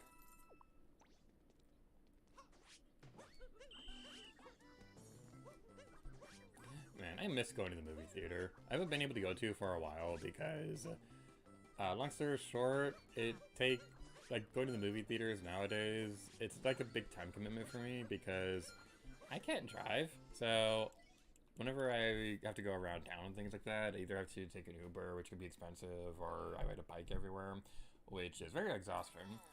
So, I have to be like in the right mood to want to do a whole lot of stuff outside of work and things like that. And there hasn't really been a movie coming out in theaters that I just felt the need to go see in theaters right now. Because, like, I haven't really been that interested in the MCU recently. Because, like, I love the MCU, but we're gonna give up on this balloon. Like, I love the MCU and all, but a lot of the movies that came out recently I just wasn't really interested in. Like, I think the last one I saw in theaters was Spider-Man No Way Home or something like that. So, yeah. And it's really unfortunate, too, because they have, like, a lot of great movies that are coming out, but not a lot of people are going to go see them right now because, like, here's the thing with that. So, I don't think streaming services are solely the big reason why not all people are going to the movies anymore. I think it's also, like, a big problem with movie tickets being expensive. Like, if you're a family of 4 trying to go see a movie or something like that, you're paying, like, over $100 or something like that, because you're paying at least 20 or something like that for tickets, and then you get the food and the drinks and all that stuff. So going to a movie for families is expensive, but then, like, there's also the fact that when movies were coming out, yeah, they had DVDs and stuff like that, but those usually came out like 6 months after they stopped showing them in theaters. So, like, with Pixar movies, they'd usually have them released in a way so that they'd come out in movie theaters first, and then the DVD or Blu-ray version would come out around Christmas and things like that. But nowadays, they've had 2 Pixar movies that have come out after Disney Plus became a thing, where they actually released them in theaters, because this always infuriated me. But, like, the previous Disney executive, Bob Chapek, did not believe there was an audience for adults to watch animated movies, which is the stupidest and most tone-deaf thing that I've ever heard in my life, because your company is literally built upon the fact that adults still want to go see cartoons. Like, yeah, kids are usually the general audience for cartoons and things like that, but their parents are going to be the ones bringing them. So you're going to want the movie to appeal to them too, which is why you see a lot of movies like Shrek and things like that. Like, yeah, they're made for kids, but they have like a lot of adult jokes too. So, yeah, you had so many great Pixar movies that released at a time where it was okay to go to a movie theater again. Like Turning Red, if that had come out in theaters, it would have been a huge financial hit. But it didn't. It was Disney Plus exclusive. So the first movie that they released after movie theaters started opening up again was Lightyear, which is something that not a whole lot of people were really interested in the first place, because for one, it's a Toy Story spin-off that doesn't really have anything to do with the actual world of Toy Story. And B, they already did something like that. They made the Buzz Lightyear Star Command movie, which is like a direct-to-video movie that a lot of people really loved. And like, yeah, Lightyear is a decent enough movie on its own, but it did a lot of really dumb things that did not sit well with me. I don't want to go into any specifics, but the plot twist with Zurg, when I first saw that, I literally rolled my eyes. Like, I don't roll my eyes a whole lot with movies and things like that, but like my family and I, we were texting each other or watching it because we were doing like a group watch for that movie. And when that happened, I texted my sister that moment from Deadpool when he looks at the camera, he's like, wow. No, that's just Lightyear writing. So, yeah, you have Lightyear, which didn't really appeal that much to longtime Toy Story fans or anything like that. What was the one that came out recently? They also came out with, like, Elemental. And that one looked really promising, but the marketing for it didn't really do much. They didn't really do a whole lot of good marketing for that movie. Like, I know a lot of people who are really excited for that movie that didn't know that it came out. So, yeah, I really want to go see that one in theaters at some point soon. It's just, again, going to the theaters for me, I have to be, like, in the right mood for it. And lately I haven't been in the right mood for that, but hopefully I can go to a movie theater at some point again soon. But yeah, like, it's really unfortunate seeing so many movies with potential just kind of not working out that well. Like, Elemental, I think, is starting to catch up or whatever. Like, it hasn't been doing super well. Little Mermaid didn't do well at first. I think Indiana Jones is also having a slow start as well. So, it really is unfortunate that, like, all that stuff is happening. I think the big problem is that with Disney, they're releasing stuff on Disney Plus too soon. So, yeah, everybody knows that's going to come to streaming at some point, but they need to wait on releasing them for streaming services. Because, like, yeah, I know they're going to want people to buy Disney Plus subscriptions and things like that because, you know, that's good money and stuff, and they don't have to split the revenue between the movie and the streaming and the movie theater if they just release it to streaming. But honestly, like, if you want the movies to release in theaters at all, then you really should wait to release them on Disney Plus.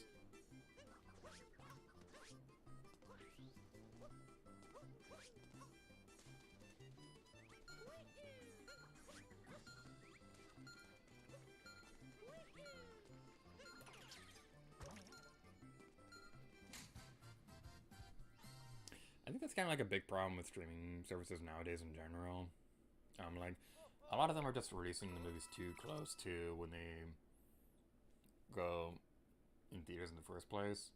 So, I feel like just in general, new movies should wait longer before releasing on a streaming service, because the thing with streaming services is that a lot of them, they can still build up hype for getting new people to subscribe to them through other means. So, like, Disney Plus, it has, like, a lot of great Disney movies and things like that. There's still a lot of stuff that they're missing, though. So, like, it's been out for a couple years now, and they still haven't released House of Mouse on there. Like, how in the world do you not have House of Mouse on Disney Plus? That's, like, one of my favorite TV shows ever when I was a kid. But, yeah, and there's also just, like, that underlying feeling when you have, like, a big movie that was supposed to release in theaters, release straight to streaming and things like that, that just kind of, like, devalues the feeling of watching it. So, they released a couple movies for directly to streaming. Like, I remember when the Pixar movies were coming out, I didn't really feel that excited to watch them anymore when it was confirmed that they're going to go straight to streaming. Like, I still haven't watched it Onward. I haven't seen all of Luca. I've seen a little bit of that one, but I've seen the entire thing. And there were a couple Disney movies that they also released for like a premium price, where you had to buy them alongside the movie, alongside the streaming service. So like Mulan was the first one that did that. I think that one was a really dumb one to start with because, for one, it was a remake. You already had the original one on Disney Plus, and the remake itself wasn't even all that good. It had a lot of problems surrounding it when it was coming out. So you have a movie that's surrounded by bad marketing, on top of the fact that you have to buy it separately on your streaming service. And they weren't the first one to do that by a long shot. But having your first one be a movie that was just a remake that wasn't even that good to begin with, like the original Mulan is amazing, but just, yeah, it wasn't a good thing.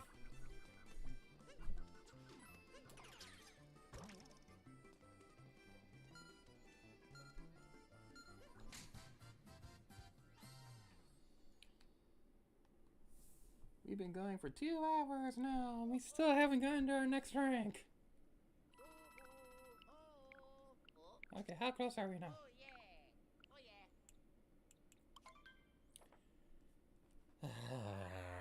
This is taking a while. This is taking a while. Alright, so we're gonna get more coins. Okay, let's back out of the Luncheon Kingdom for a bit and put another one in the Snow Kingdom.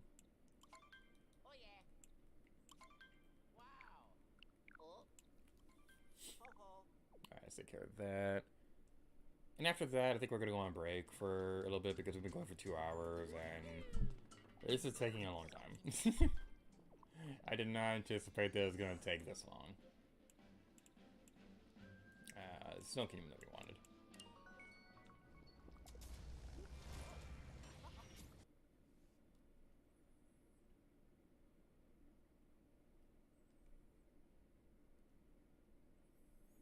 Snow Kingdom, dirt. Snow Kingdom, dirt. You are super fun. I love Severians, but you're not that great in Luigi's Balloon World.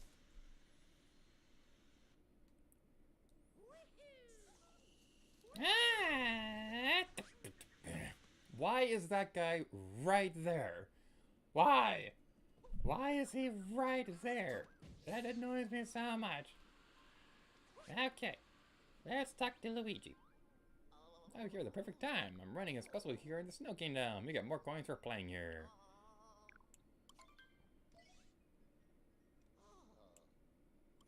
I did not mean to click find it. I mean, yeah, I do want to find coins. We still need to find like 40 of them to get the next rank. But let's go with hide it. Let's do the time warp again. Okay, I think I know where I want to hide it this time. We're gonna actually try.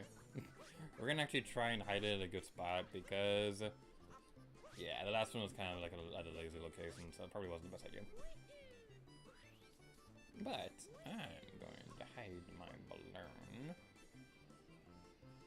right here in plain sight. They'll never find it here. Alright, so with that in mind, we are going to be taking a break for a bit. So when we get back, we're going to be playing for a little while longer. I don't know how long we're going to keep the stream going for.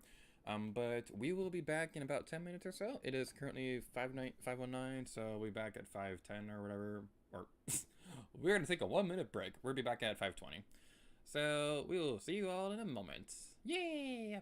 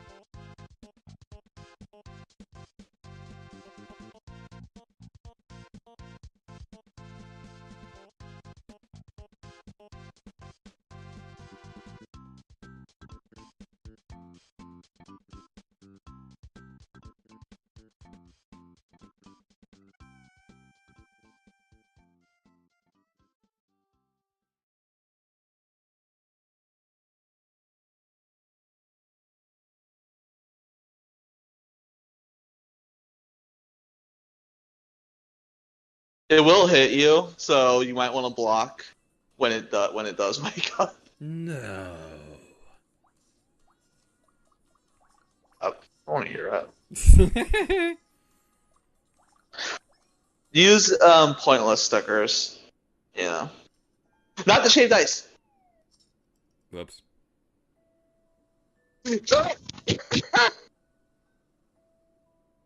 What is that gonna do something bad? What? Why didn't that do anything? Because it takes 0 health. That's why I said use pointless stickers. It doesn't take any real damage. Why did you say that? I'm backing out I of the said game. I'm not wasting those stickers. I'm backing out of the game. You just said to use pointless stickers. You didn't say that they didn't actually do anything. Should have been a hint. When I realized you were okay, and when I realized you were actually hold up. Implied that it was gonna be. It wasn't gonna do Let anything. me finish talking. No. When I saw you use that shaved ice, I was too busy wondering what you were thinking. You just said to keep attacking it. I said to use pointless stickers too, not bean stickers. You just said to keep attacking it. You didn't say to not use pointless things until after I was already using shaved ice. You're straight away. Excuses. I can't see what you're doing.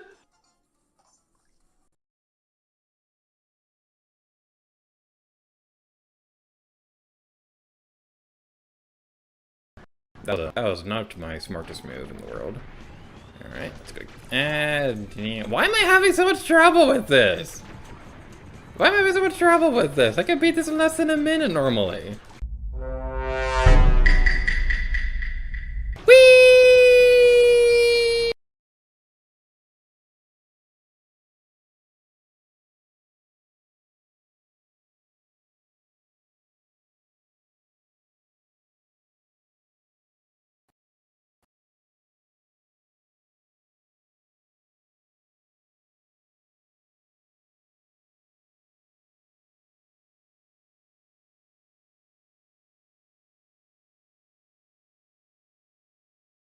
Testing, testing. Are we back? We are back. Yay! Alright then, we have now returned to Super Mario Odyssey. Now I said earlier in the stream that we are going to be trying to finish Luigi's Balloon World today. I'm starting to think that might not be possible, because here's the thing. I kind of underestimated how many balloons we'd actually need to get for finishing this. I thought we'd be able to do it by now, but we've been streaming for 2 hours and we haven't gotten the next rank for collecting balloons and stuff. So my current mindset is that we're gonna go for another hour. We're gonna see how close we are to getting another rank, and if we are close to getting another rank, we'll keep going. If not, then we'll just continue this another day or something like that. I might end up just getting the rest of them off screen or something like that. But that's my current mindset. But as for right now, let's go back to the Luncheon Kingdom and do some stuff. I saw that there were stream chat people during intermission. Hi, stream people! So, Sad and Devastated says, movies just aren't the same watching them at home. Theaters are so much better. Yeah. Like, I was also mistaken when I said that the last movie that I saw in theaters was Spider-Man No Way Home.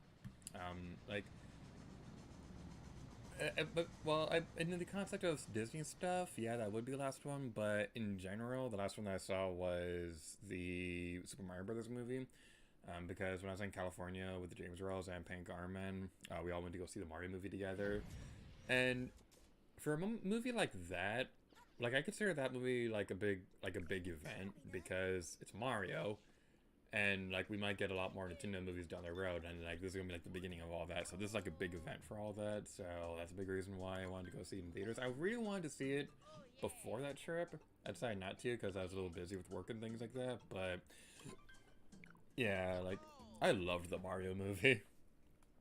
Like, yeah, the story wasn't all that deep or anything like that, but it didn't need to be. It was just a fun family movie, and that's all I really wanted. I just wanted it to be like a fun, simple movie with Mario characters and stuff, and I'm really happy with how it turned out. There were a couple things I wish were a little different, but other than those little minor nitpicks and things like that, it was probably one of the best movies I'd seen in a very long time.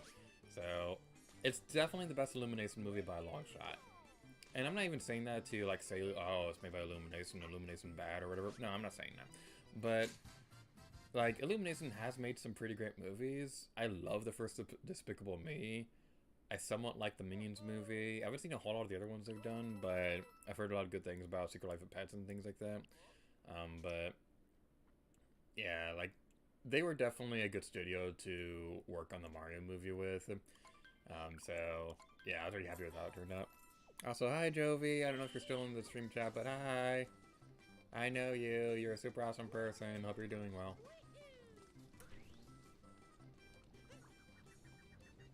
Yeah, like, the amusing thing about the Mario movie was that when it was first, like, announced and things like that, as more details are being released by it, there was just so much that could have gone wrong with it. So, for starters, you had Illumination being the ones who are actually making the movie, and, like, Illumination is a good studio, but when you're also the movie company behind the Minions and things like that, you are going to get a reputation for things like that. So yeah, there are definitely a lot of people who are wanting, like, a different studio to be working on the Mario movie, and I could totally see why. But yeah, Illumination was definitely one of the better studios to work on the movie in the end, and I'm really happy they did, because they did a great job on it. So you had that. You also had details like Shigeru Miyamoto being involved in the story, which if you know anything about Miyamoto, it's that he is very, very against stories in video games. Like, a lot of the best stories in Nintendo games, like Link's Awakening or Galaxy or things like that, they were made despite Miyamoto saying no. So, yeah, Miyamoto is the big boss of a lot of the studios that are working on Nintendo games and things like that. And for most companies, and for most development teams, what Miyamoto says goes. So if Miyamoto gives you a suggestion, then you're probably going to want to go through with it. And that's kind of the big reason why Paper Mario has so many problems nowadays. So, like, you had people like, oh my god, I can never remember his name. I feel so bad because he's an awesome person. I think it's Koizumi. I want to say that's his name, but I'm probably wrong about that. But whoever was the director of Mario Odyssey, he was also one of the leading developers behind Link's Awakening, and Miyamoto originally didn't want Link's Awakening to have like a big story or anything like that. He basically wanted to be like a carbon copy of Link to the Past, but for Game Boy. But they told a different story through subtext and things like that, and they were able to like slip it past the higher-ups of Nintendo. They also snuck in the story for Rosalina's storybook in Super Mario Galaxy as well, and it's like I do understand the mindset that you don't want to emphasize too much on story, because, like, if you're not doing it right, it's going to take away from the gameplay and things like that. But the thing is, like, when you're playing a game, things like that, like at least personally for me, a big grand game like Xenoblade or Persona or things like that, story is usually one of the bigger things that are going to keep me going and keep me interested in playing the game long term. So, like, Persona, for example, those are some really great games.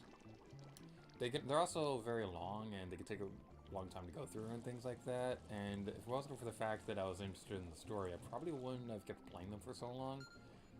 So, yeah, like, a good story can drive you through, like, a gameplay that takes forever and things like that. That's basically the point I was trying to make with that. So, that's kind of like the problem with Paper Mario nowadays, is that they're trying to, like, make these fun adventure RPGs and things like that without really doing the thing right that people like about RPGs in the first place. That's like the big thing with Big Mario Sticker Star, that it's kind of like a lose-lose situation with that game, where you didn't have fun gameplay and you had a bad story. So you didn't have a good story that would drive you through frustrating gameplay, and you didn't have a good gameplay that would keep you going even with the lack of a story. And again, it's not like you absolutely need to have a story in a game to make it good or anything like that. A lot of my favorite games don't have stories or things like that. Like, I love Nintendo Land. It's a very, very basic minigame collection, and it doesn't have a deep story or anything like that. There's a few things here and there, but it's in the end, it's a very simplistic game, and there's nothing wrong with that. Mario Odyssey has a simplistic story and things like that, and like, it doesn't go deep or anything like that, but it's still a really fun game in general. Like, it's a fantastic game for gameplay, and it has a pretty unique story compared to the Mario series, so it's like a win-win for both situations. So that's where my problem comes in with Miyamoto wanting to, like, constantly not have stories in games and things like that, because, like, this is retreading what I've been saying earlier, that you can have a game, like, having good gameplay and having a good story, they don't cancel each other out or anything like that.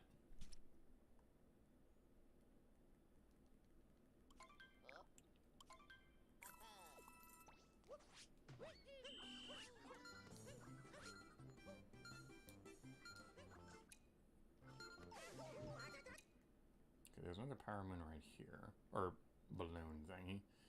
Yeah, we're gonna give up on this one. I think it's hidden inside the wall or something. Ah, no, I didn't want to retry. No! No, I didn't want to retry. That was not what I wanted to do.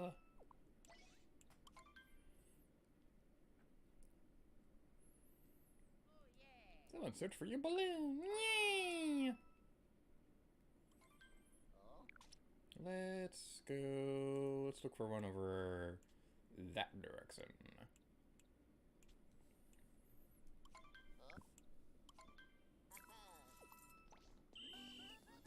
so I gave an example about a game that has like a good story that can get me through gameplay that takes a while. So like on the opposite side of that, I think Pikmin is also a good example of a game that's pretty light on story but has a great gameplay and things like that. So while the later games did have more story moments and things like that, the first Pikmin game doesn't really have a whole lot. So you have the little data entries that Elmar will talk about his family or like his current feelings on the situation and things like that. I think that's a great way to do like subtle storytelling while focusing on the game. And the weird thing is that that game was made by Miyamoto. So you see a lot of Miyamoto made games that do have a lot of emphasis on like subtle storytelling and things like that. So it's like, well, what the heck? You either want story or you don't.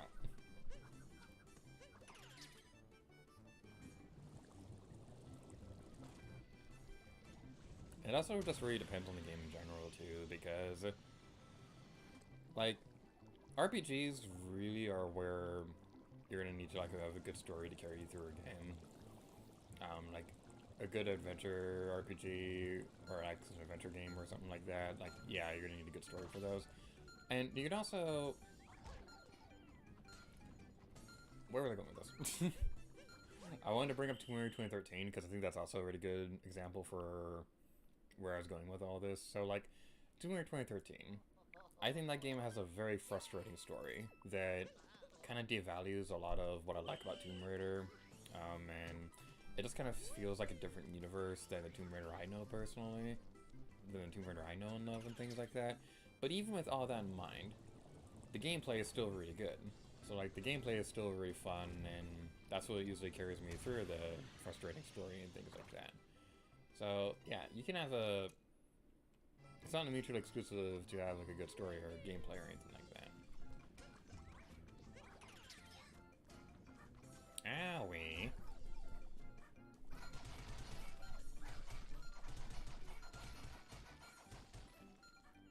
Okay, I don't think it's in cheese. It might be on top of the cliff. Where is this stupid thing?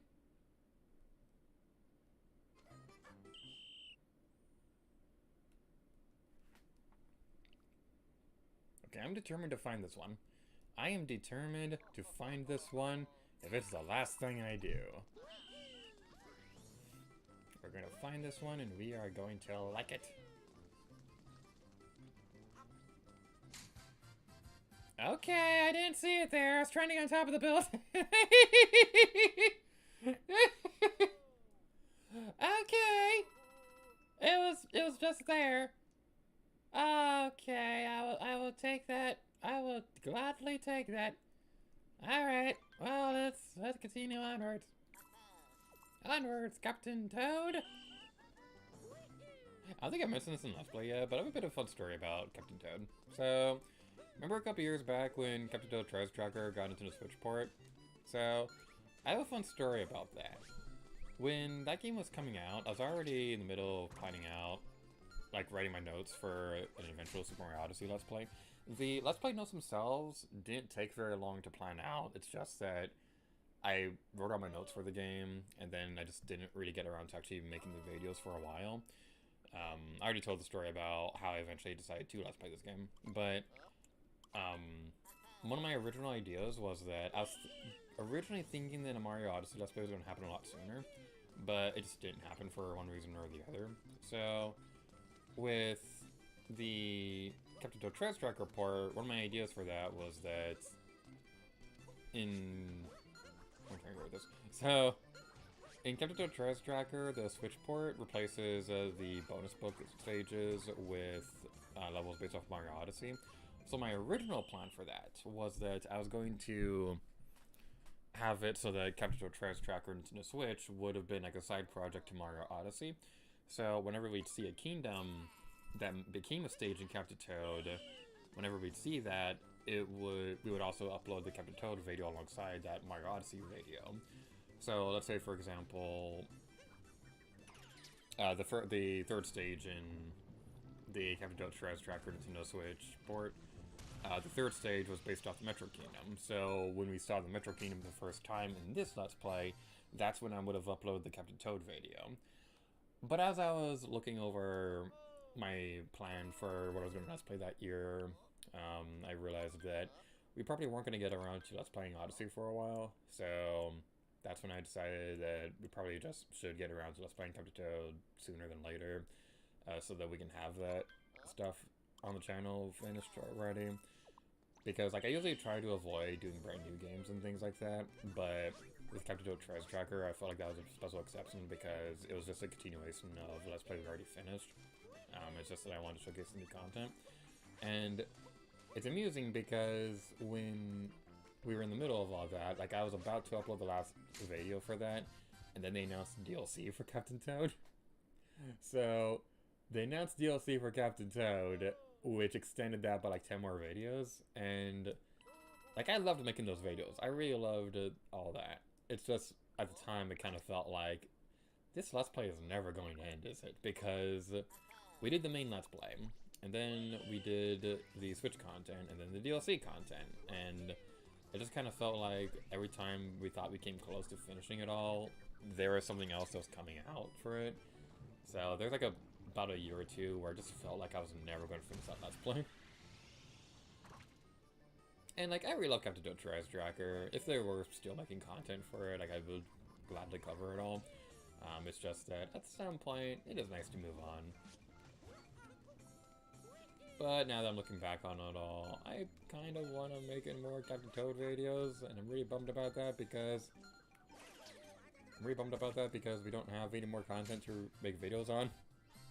Now, there are the 3DS G8RStreams I promised for that, but we've never gotten around to that, and I'm hoping to do that soon, but we just never got around to it. But hopefully at some point. But the bottom line is, I really want them to make a Captain Toad Treasure Tracker 2. I really, really want that to happen. Like, that's probably not going to happen, but I loved Captain Toad Treasure Tracker. It was one of my favorite games on Wii U, and that game was like super awesome and things like that. I loved that one.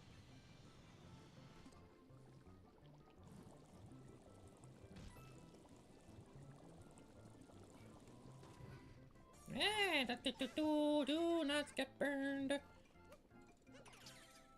There we go.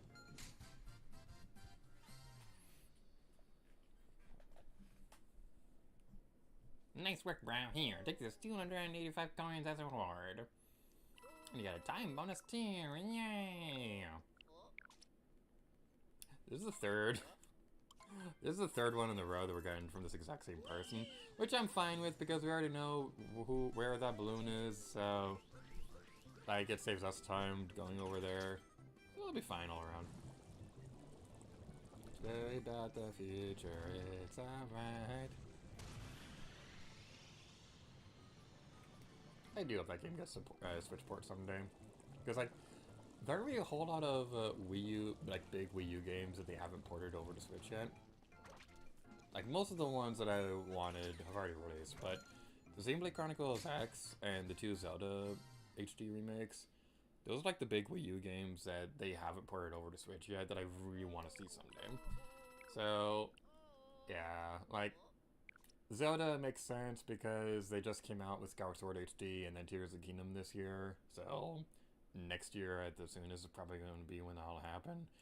I'm just hoping that happens sooner than later because I really want that to happen. Because like the annoying thing about Twilight Princess HD is that is an amazing remake.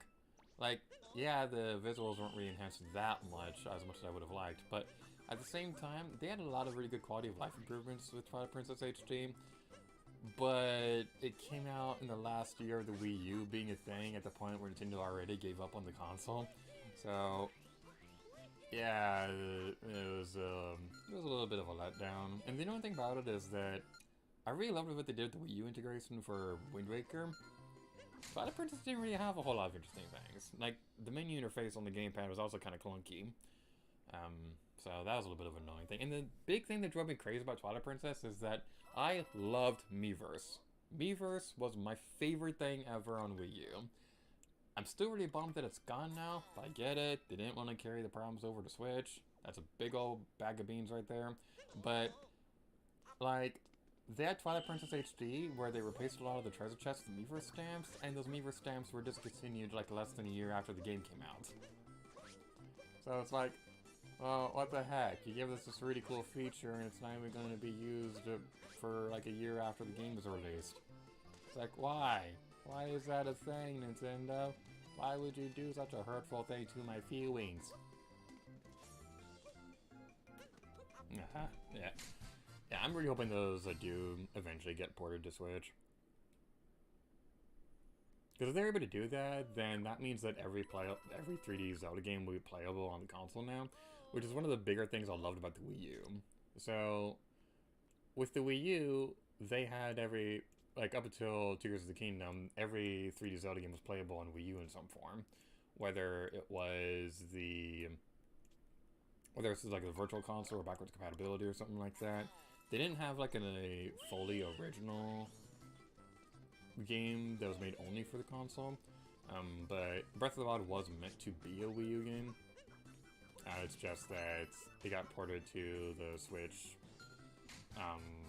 when it became clear that the Wii U version probably wasn't gonna sell any more consoles. But yeah, Wii U, you were a fun console while you lasted. I still go back and play the Wii U every now and then. I don't play it as often as I used to, but like that's what I've been using to record my Pikmin 2 Let's Play. And there's a couple other Wii games I would like to make videos on. I don't know how many other Wii U games I'd want to do, because like, yeah, Wii U games are fun and all, but all of them have gamepad integration that'd be difficult for me to record. And where's I going over here? They have a lot of gamepad integration that'd be difficult for me to record, and it kind of seems like any Wii U game that I would want to cover nowadays would probably get a Switch port. It seems like I can make videos on it anyway.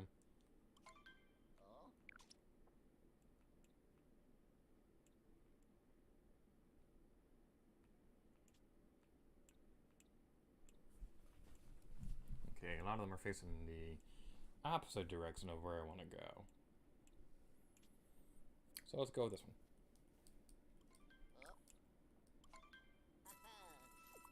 It's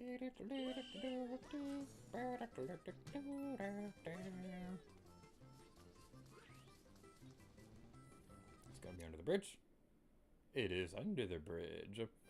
I found you, my little pretty. I'll get you, my pretty.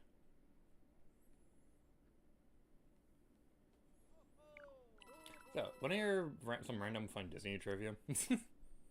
So, does anybody remember the Great Movie Ride at Disney MGM Studios?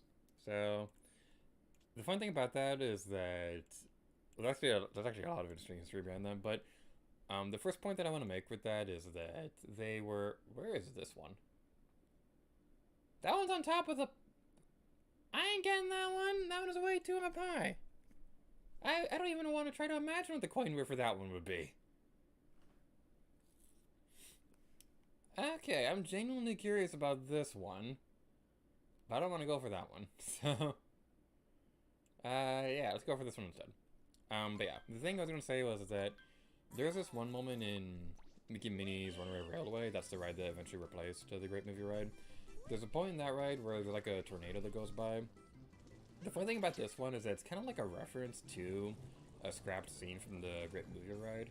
So, the cool thing about the Great Movie Ride was that it was going to take you through a bunch of scenes from classic movies and things like that. So, The Wizard of Oz was one of the movies that made an appearance in that ride. So, what? You were already in the fork! You were already in the fork! Why did you bounce out and then get burned again? That wasn't the thing I wanted for my birthday. Okay, we will try that again. Hopefully this time with a 100% decrease in burnt buttocks. Okay, let's go again. Yeah, the tornado scene in Runaway Railway, that was like a reference to a scrapped scene from the Great Movie Ride. So there's going to be a scene for the Wizard of Oz that would have had riders go through the giant tornado scene. And that they couldn't get the effects for that one working as well as they would have liked when they were planning things out. So instead, they had like the scene where they see the Emerald City off in the distance, and that was what they made into the ride. Okay, what? I don't even want to know what happened there. So, yeah. That ride just has so many fascinating little trivia facts about it, because when they were building the concept for a Disney Studio theme park, the big idea behind it was that they wanted the theme park to kind of like compete with Universal Studios, because they were going to build their Florida park. And Michael Eisner at the time had a big strategy where he would try to take concepts that were close to Disney property and bring them onto property. So that's why nightclubs started appearing downtown Disney when things like Church Street started to become popular around the time. Or when Busch Gardens opened up, that's when they greenlit the Animal Kingdom. The mindset was that they wanted people to have no reason to leave Disney property. So with Universal Studios coming around that time, they had also pitched a pavilion for Epcot that would have been built around the movie making industry. Michael Eisner saw that and felt that the concept was strong enough to carry another theme park, which is why Disney MGM Studios got built. And the interesting thing about this was that at the time, yeah, they had a lot of great animated movies, but they didn't really have a whole lot of good live-action movies. And they felt that without that, they didn't really have a way to properly compete with Universal Studios. So what they did was that they reached out to MGM Studios and kind of like made an agreement with them. They made an agreement with them to, like, I forget the exact number, but basically the contract that they made with them was that Disney would have a free reign to use whatever MGM license they wanted. And over the 20-year contract, they only ended up paying MGM like $11 million. Which sounds like a lot, but Disney makes that in 2 days. So, like, if you want a good video for that, look up Midway to Main Street. They do a fantastic video on the history of all this. So, like, they did a great video on that, so I definitely recommend checking that out if you ever get a chance for that. We're not going to be able to get this one. So, yeah. They weren't going to strike gold with that again, and by the time the contract ended, they didn't even really need MGM Studios anymore, because Disney they had gone through, like, the Disney Renaissance, where movies like The Little Mermaid, Beauty and the Beast, and all that had come out. They were, like, super successful and everybody loved them. Studios like Touchstones and things like that were making Disney more relevant with live-action movies as well. And just as the studios kept growing and things like that, it just became more clear they didn't even need MGM Studios anymore. So that's kind of the big reason why it transitioned from the Disney MGM Studios to Hollywood Studios instead. And it does bum me out that they kind of de-emphasized the original concept of making a working movie studio for a theme park and things like that. So that kind of bums me out. Especially because... I was going to say something, but I actually don't know if I'm allowed to say that, so never mind. I am a Disney cast member. I know some fun trivia facts that I probably shouldn't share, so I'll just be vague and cryptic instead.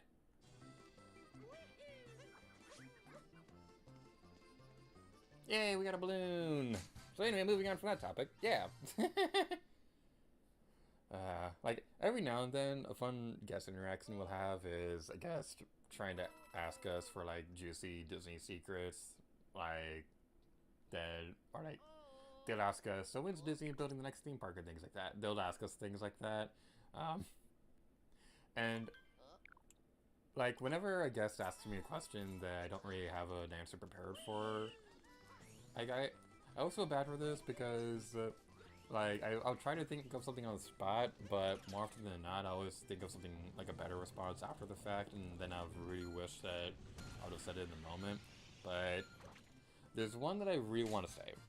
So, like I've been wanting a guest to ask me again, when's Disney building the 5th theme park at Disney World, so that if they ask that, I can say something along the lines of, as soon as I'm CEO.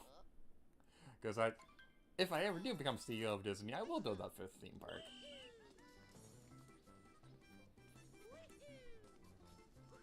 Now the question is, if I were to build another Disney theme park, what would I put in it?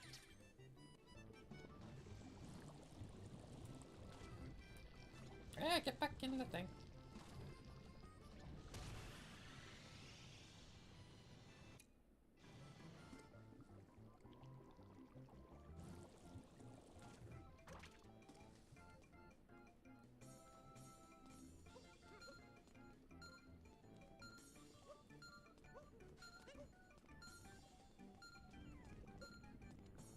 Yeah, I found it! So, one other thing related to Disney, and also somewhat related to where we're currently working, things like that. So, they had like a Star Wars hotel called the Star Wars Galactic Star Cruiser, and the concept of it was really cool. So, the interesting thing about it was that it was basically like a 2-day cruise that you'd spend in the Star Wars universe. You'd interact with the characters on Star Cruiser. You'd have a day going out to Galaxy's Edge for like adventures and things like that. It was a really cool concept. The unfortunate thing was that it's Disney, and Disney likes charging Disney prices. So, like, for the 2-day experience, it was like $6,000 for a family of 4, which you can kind of imagine didn't go over very well. So, yeah, it kind of didn't do well, and then they announced that it was going to be closing in September, and I'm really bummed about it because I really wanted to go on it. I wasn't going to pay that much, and they didn't introduce cast discounts until earlier this year. And the thing that always annoyed me is the fact that like I wasn't allowed to be in part of the cast previews, which really annoys me. But someday I'll rant about that. Someday, just not today. But I will rant about it because that always drove me crazy. But yeah, the Galactic Star Cruiser. The interesting thing about it is that they haven't really said that they're going to plan anything for that space that they've already built, because the building is already finished, and this isn't like Disneyland where they're like super tight on space, and when something closes up, they'll want to have something built in that spot immediately or anything like that. So I think it's safe to say that the actual Star Cruiser building itself is probably going to stay like empty for a while. But I have a theory. So, like, yeah, nobody's going to pay $6,000 for, like, a 2-day hotel experience or anything like that. But here's the thing. Restaurants at Disney, there's also a lot of fancy restaurants. So, you'll have things like the Be Our Guest restaurant or Space 2020 or whatever that was called. So, you have fancy restaurants like that. They charge expensive prices there too, but people will still go to those restaurants. So what I'm thinking Disney should do is that they should turn the Star Cruiser dining area into a restaurant. Use the shuttles that they would have taken people from the Star Cruiser to Galaxy's Edge. Use those as like a kind of transportation thingy. Use the docking area that would have brought people into the land. Use that as like a waiting area for people for their reservations and things like that. And just turn the Star Cruiser into a restaurant instead. Because people aren't going to pay for... People will not pay $6,000 for a 2-day experience, but they will pay $200 for like an hour-long experience. So, like, I think it could definitely work better if they turn it into a restaurant instead. And yeah, you would have a lot of empty space for like the actual like hotel rooms and things like that. But it was only 100. They only had 100 hotel rooms in there in the first place, so it's not like they're wasting a whole lot of space with that. So, I think if Disney were to rework it into a restaurant instead, it would be a lot more successful for them. And also would give Galaxy's Edge another dining area too, because the good Lord knows that we need it. We only have like 2 restaurants at Galaxy's Edge. One of them closes in the afternoon. So you have the Rontos Roasters, which is pretty good, but again, only open in the morning. And Docking Bay 7 is pretty good too, but it's not for everybody. Like, I like it, but it's not for everybody. So yeah, and the food at the Galactic Star Cruiser was also really interesting too. That's like another big thing that we always heard guests raving about, that they love the food on there. So I think that's like another big incentive for Disney to try and turn into like a restaurant instead. And the thing is, I think the idea of like a super immersive hotel experience could definitely work. It's just that they need to figure out a better way to make it more, like, cost efficient. Because, like, my big problem with it like, from what I know, I didn't actually work on the Star Cruiser myself. I've never been on there. I wasn't allowed on the cast previews or anything like that. So, like, I've never actually even seen the inside of the building. But from my understanding, I think the biggest issue alongside the price was the fact that it was only 100 rooms. So, like, it was like 5,000, 4,000 for family of 2, and 6,000 for family of 4. So, like, people weren't gonna pay that much, and with them only having 100 rooms, they didn't really have much leeway to lower the price if they wanted to, which, it's Disney. They weren't going to lower the price no matter what. So, which, yeah, they really should have lowered the price, because people who actually went on there were really happy with it. But when you have the price like that, no one's going to be able to go on there, and so they can't spread good word of mouth that it's actually a good experience that's worth the money. So, what I think they should do, if they try to do this concept next time, they should have more rooms. Because if you have at least 200 rooms or anything like that, then you can charge 3,000 for the same experience. Or if you have 300 rooms, you can charge 2,000 instead. And just, yeah, that would make it like a less personal experience because the cast members wouldn't be able to spend as much time with the individual people. But honestly, I don't really think that really matters that much. So if you have like a good space that can accommodate that many people, it'll work a lot better than limiting yourself. Because like, only having 100 rooms, it just caused more problems than it was worth, because you, like, again, you didn't really have the option to lower the price if you wanted to. And you also caused a problem that if the hotel was successful, it would cause, like, problems where nobody would be able to book on it for long periods of time. And it'd be like a pack situation, where as soon as those reservations go up, boop, they're gone. So that would have definitely caused a bit more of a headache, and I think that would have also caused problems with Star Cruiser just being super difficult to get into in the first place. So, yeah, they didn't really think that one through. Alright, so how many more do we need for the thing? Okay, we are 12 away from the next rank. We're 12 away from the next rank. We still have a ways to go for Hide It, but we're getting there. We are getting there, and we can do this.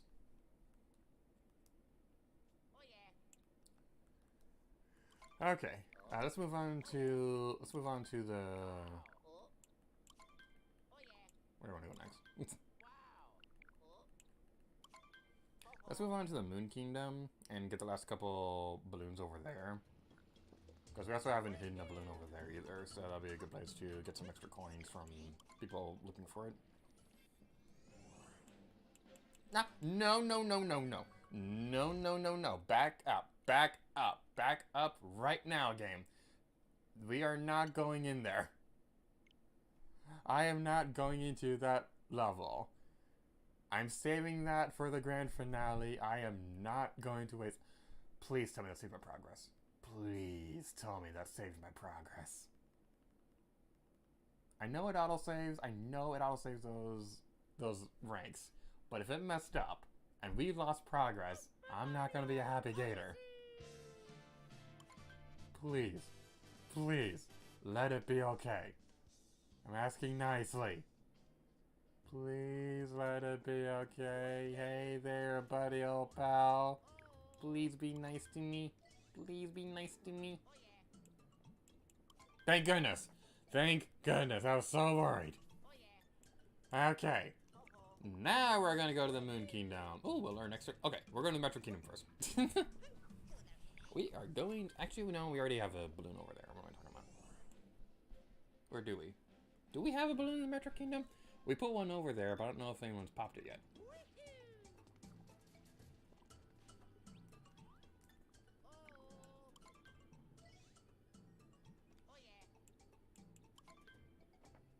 Okay, yeah, we do just have the balloon in the Metro Kingdom. That is definitely going to help us because we put it at a very tricky spot to get to. So it's going to make the balloon a lot more worth it later down the road. So hopefully people will look for it because I could certainly use people trying to find it. That might help a lot. I'm just saying that might help a lot.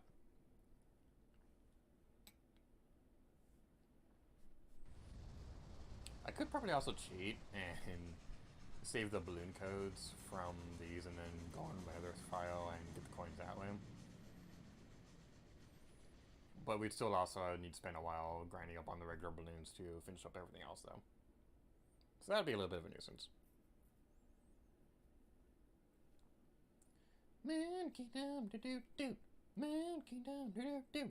Also, I gotta say, I didn't mention this in Let's Play. I'm planning to talk about this in the Moon post-game episode, but I love the name Honeyloon Ridge because, like, this is the wedding area, and it sounds like honeymoon, but we are on the moon, so they call it Honeyloon. And loon could be a word associated with moonlight. It is such a clever name.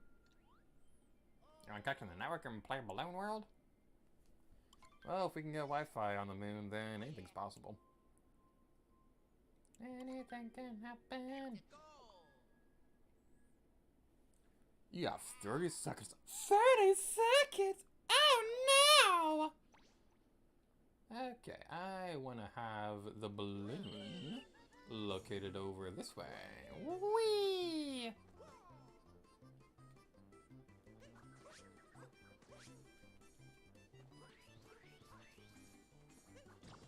Alright, we'll go up here.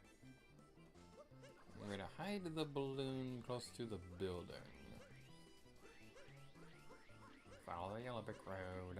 Follow the yellow brick road. Follow the yellow brick road.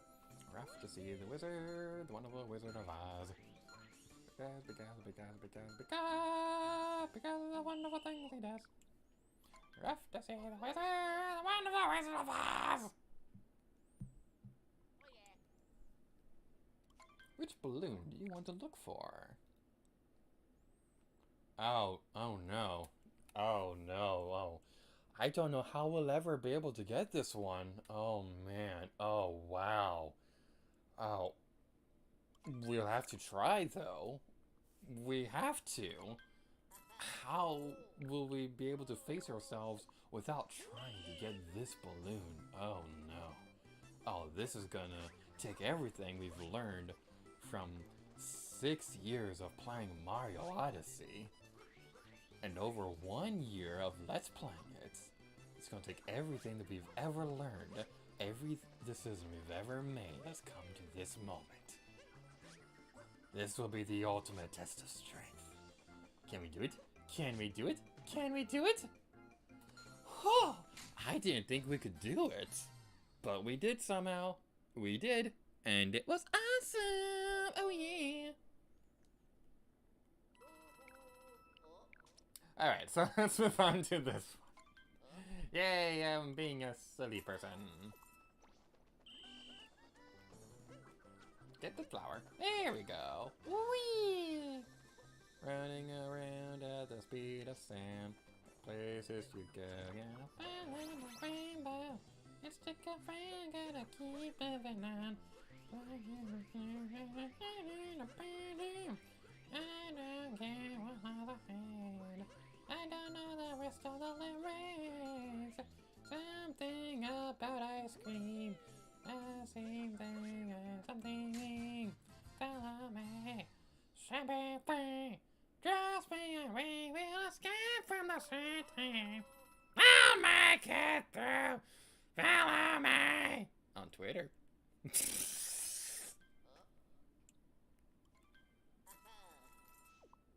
Like, I've been saying for a while that if I honestly did try, I could be a good singer. But it's more fun to sing badly on purpose. That's just way more fun. Like, can you imagine if they made like an American Idol show that was similar to like American Idol, but the purpose was to sing badly on purpose? I'd win that in a heartbeat.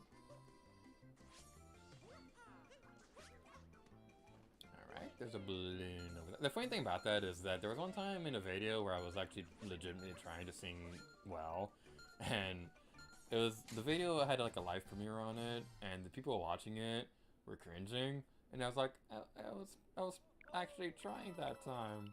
I was actually trying, and apparently I still wasn't good.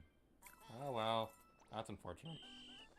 But I've accepted the fact that I am the best singer in the world, and Nothing else will ever come close to my singing genius. That is what we like to call sarcasm.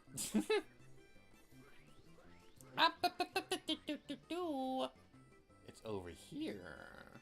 Ah. Where could it possibly be? I don't see a balloon. All I see are coins. Mine! Shiny!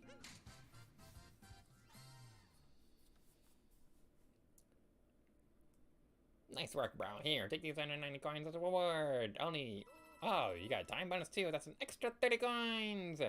Hey, you cleared 4 in a row. That's 114 more coins. Which balloon do you want to try? Let's go for this one. Yeah, this. Okay, hold on. Alright. I gotta point this out. This is funny. So, you got the Super Acorn as that profile, and then you got Zero Suit Samus below. I like how Samus is looking up at the Super Acorn, like, what the heck is that? Oh, that's pretty amusing. Jump! We almost didn't make it.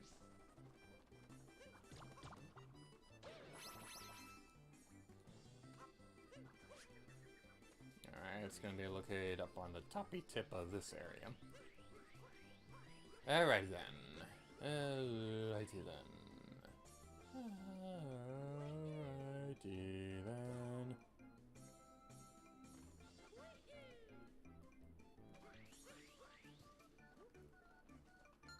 Could have perhaps have been on the other side.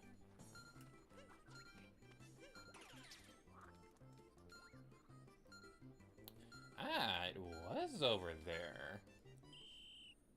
Now, the question is, how do we get on top of that?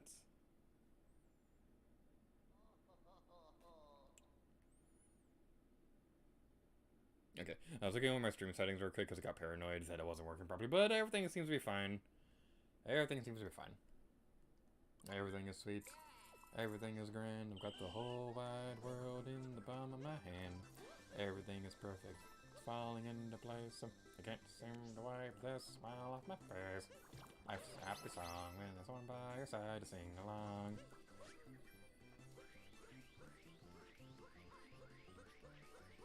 Life's a bunch of flowers, with someone there to wait the hours. Life's a piece of cake, with someone to give, and someone to have a cake. Life's a piece of pie. I don't remember the next part, dang it! Life is a fillet of fish. Hey! Yes, it is. I love that song. Like, that movie is awesome. I love that movie so much. Like, the funny thing about that one is that... So... Oh, no! Oh, would you... No! Oh, we were right there! We were right there! Oh no, why, game? Why would you do such a thing? Why? Okay. Well, let's continue onwards. What I was trying to say was that when they were doing the Disney Hollywood Studios tour thingy when I first became a cast member, they had this one bathroom near Muppet Vision 3D called Gonzo's Royal Flush, and the tour guide was looking at it and was like, over here, coming from the most recent Muppet movie, we have Gonzo's Royal Flush. And when I saw that, I was like, cool reference, but does nobody remember Muppet Most Wanted? Because that movie came out after the Muppet movie with Jason Segel and Amy Adams. But nobody ever talks about that one. Nobody ever talks about that one, and I loved that movie. I think my favorite Muppet movie still has to be like Muppets Take Manhattan. Because, like, yeah, the 2015 movie was pretty great too, or whenever that movie came out, but Muppets Take Manhattan is a classic. My favorite part of that one was when Kermit's doing the valedictorian speech. In the middle of it, Animal's chasing some lady, and he's like, woman, woman, woman, woman, woman. Also, has anybody ever seen Muppet Family Christmas? Because, like, that was like that was like a crossover between Muppets, Sesame Street, and Fraggle Rock. And I loved that one. That one was so fun. Like, yeah, it's not the best Christmas special in the world, but they had like so many great character interactions with that one, and just some fun moments in general. I really love the moment when Oscar the Grouch and Rizzo the Rat are talking. And like Rizzo's wondering if he could sleep in the trash can, and Oscar's like, I've never had a rat in my can before. That might be nice. Or like when the Swedish staff was trying to cook Big Bird. Just, it had so many great moments like that. The big thing that I was a little bummed about that one was that Kermit the Frog and Bert and Ernie didn't really talk that much together. And it's like, okay, which one's Bert and which one's Ernie? I can never remember which one's Bert and Ernie. Like, one of them is the same voice actor as Kermit, and it's like, it would have been really funny if they had a scene together where they noticed they sounded similar. But that didn't happen, which is unfortunate. I think my favorite scene in that entire movie was the point when the character Doc comes in after the Sesame Street characters. And they're like, hello there, we're Bert and Ernie. Well, hello to you too. My name's Doc. Did you know Doc starts with the letter D? Yes. Yes. Yes starts with the letter Y. True. And true starts with the letter T. Okay, what is this? Where we come from, this is small talk. This is so good. It is such a good joke. Alright, let's move onwards.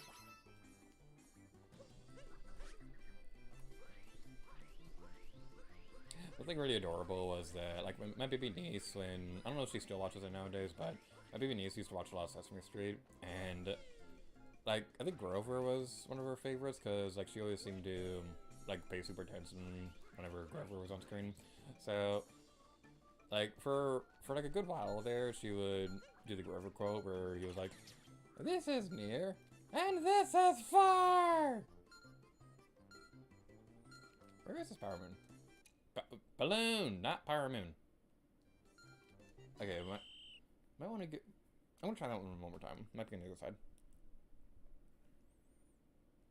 I always loved those Grover segments when he was like a waiter, and that one guy who was like super grumpy about everything. I was watching one recently where that guy is always like the biggest jerk in the world, but this one was just evil.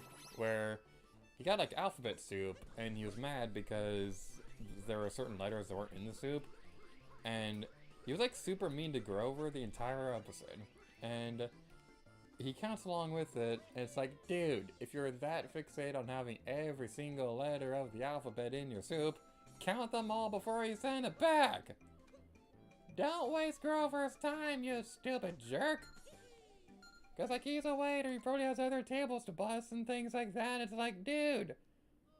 And then by the end of it, when he does get all the letters, then he sends the entire soup back because of the code. It's like, dude, it's all your fault because you were so... Ah!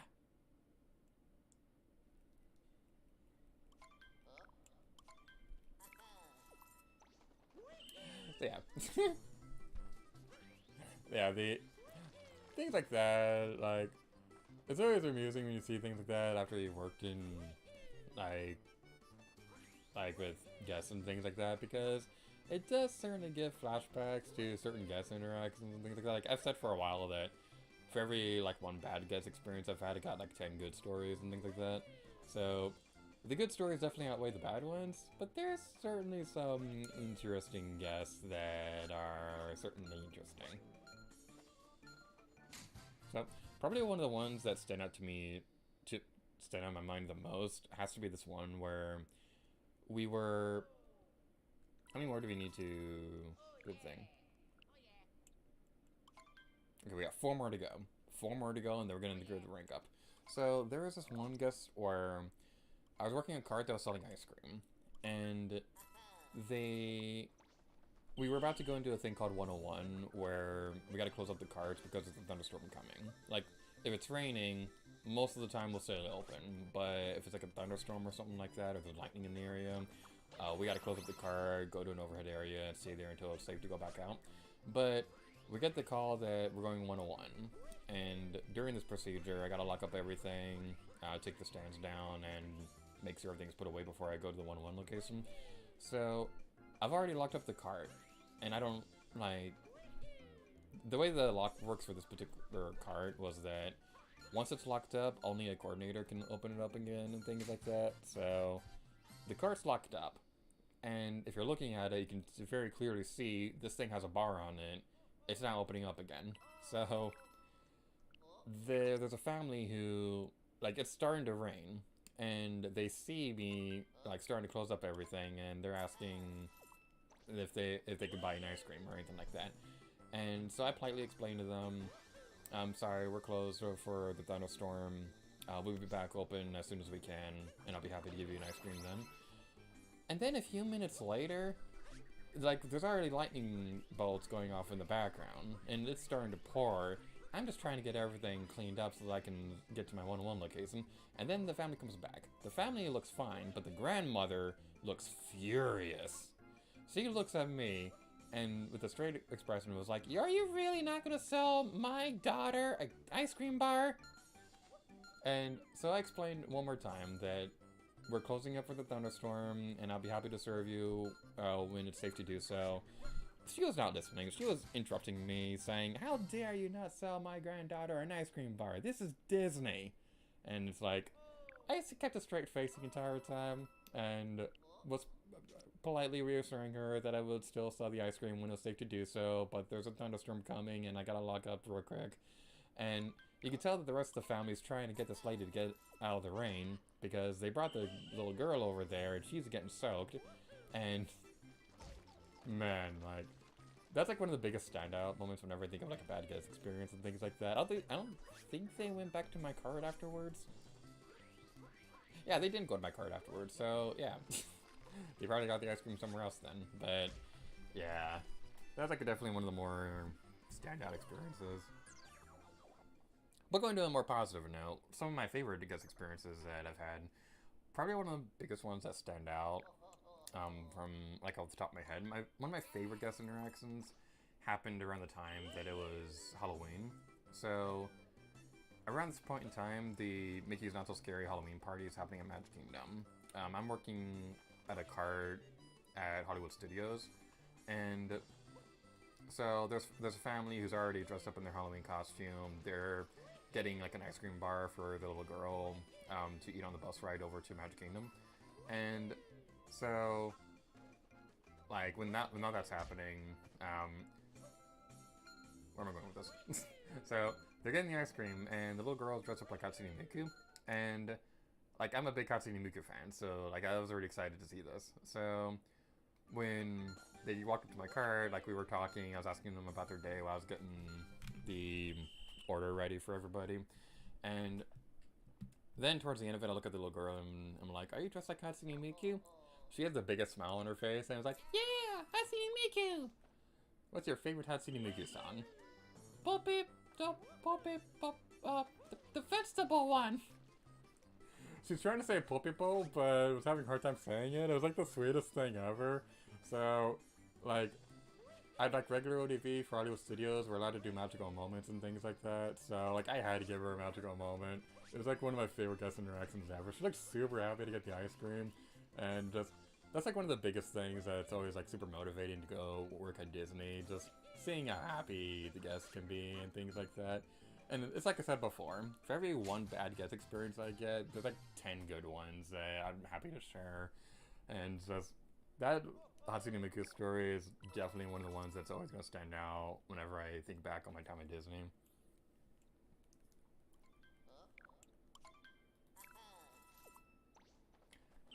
Do I have any other good stories to share?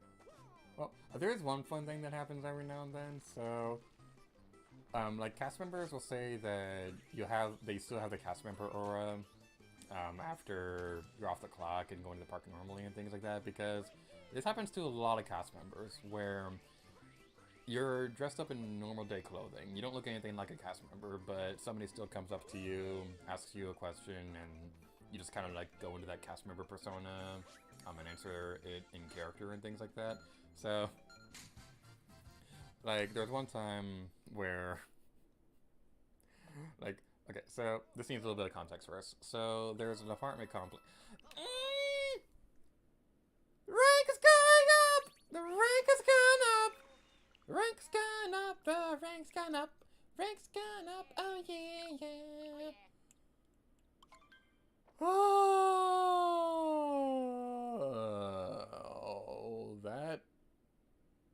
that's 450 for the next one. We need 150 for this next rank.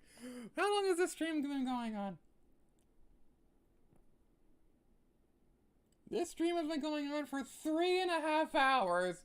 We only just now got this one rank.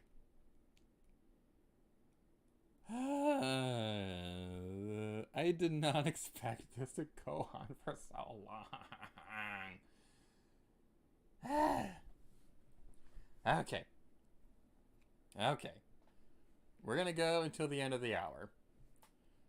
Alright, so we're gonna continue the stream until the end of the hour. We'll see how much progress we've made. If we're close, we'll continue until we finish the rank.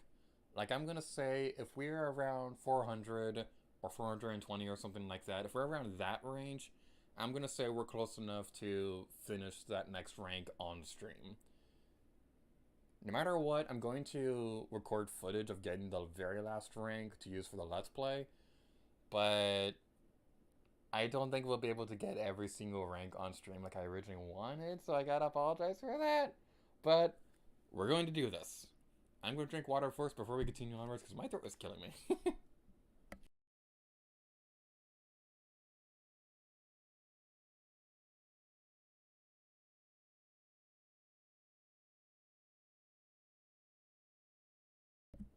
Alrighty then.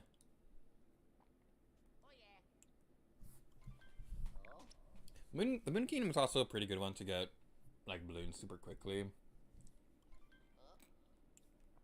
But yeah, continuing that story. So, what was I talking about? Cast member persona. Yeah, okay, so there's been a couple times where, like, I'm in the park just hanging out by myself and, like, trying to, like, enjoy a nice, relaxing day on my own, things like that. And then there'll be, like, a guest who comes up and they'll ask me for directions. And, like, I'll just immediately go into that cast member mode where I got that smile on my face and, like, I'll do, like, the two-finger point, pointing them where to go and things like that. And, like, I'll be, like, super polite and things like that. And, like, I say persona loosely. I say cast member persona loosely because I am genuinely happy to answer guest questions and things like that. Like, one of the things with working at the milk stand is that a lot of the cast members who work there, they get really annoyed answering, like, what the difference between the blue milk and the green milk is. So, like, we'll have a guest who'll ask, is there a difference between the blue milk and the green milk, or are they both the same? Most of the cast members I've met, especially the newer ones, they get really annoyed answering the question at the same time, every time. So there's been a couple of them who'll turn to me and let me answer it, because I don't mind answering that same question every single time. So, like, they'll ask, what's the difference between the blue milk and the green milk? The blue milk is going to be a sweet tropical dragon fruit, and the green milk will be a citrus orange blossom. Like, I don't mind answering that all the time. But it's just really amusing to think that, like, I don't have any costuming on when I'm in the park, and I'm just like a normal guy in a blue shirt and black pants and things like that. I'm wearing, like, black slacks or whatever. I got, like, a stupid hat on or whatever. Like, I don't look anything like a cast member when I'm in the park by myself. But then there are people who still come up to me and ask questions like, where's Space Mountain? Or just things like that. It's always really amusing. That actually happened at Universal, honestly. Where when we were in Universal California, like a couple months ago when I went to Universal with James Rose and Pan Garman, there was one point when we were in Super Nintendo World. I don't know if they thought that I worked there or not, but they asked me directions for Mario Kart. I slip into that cast member persona, and I answer honestly, saying that's going to be down this way at the Bowser Castle gate. And there were a couple other people who asked me, do you work here? Can you help me figure this out? There was a lot... I didn't want to pretend I was working there, because I don't. I work for Disney. I don't know anything about Universal. That was like my first time ever going to a Universal theme park ever. I think some people thought that I may have worked there because I had the Mario hat and I had a Pikmin in my shirt pocket. but at the same time, I didn't look anything, like, my outfit didn't look anything like the people who were working there, so, like, it just goes back to that thing I was talking about earlier, where, like, cast members give off a certain energy that just attracts people asking questions and things like that. It's pretty amusing.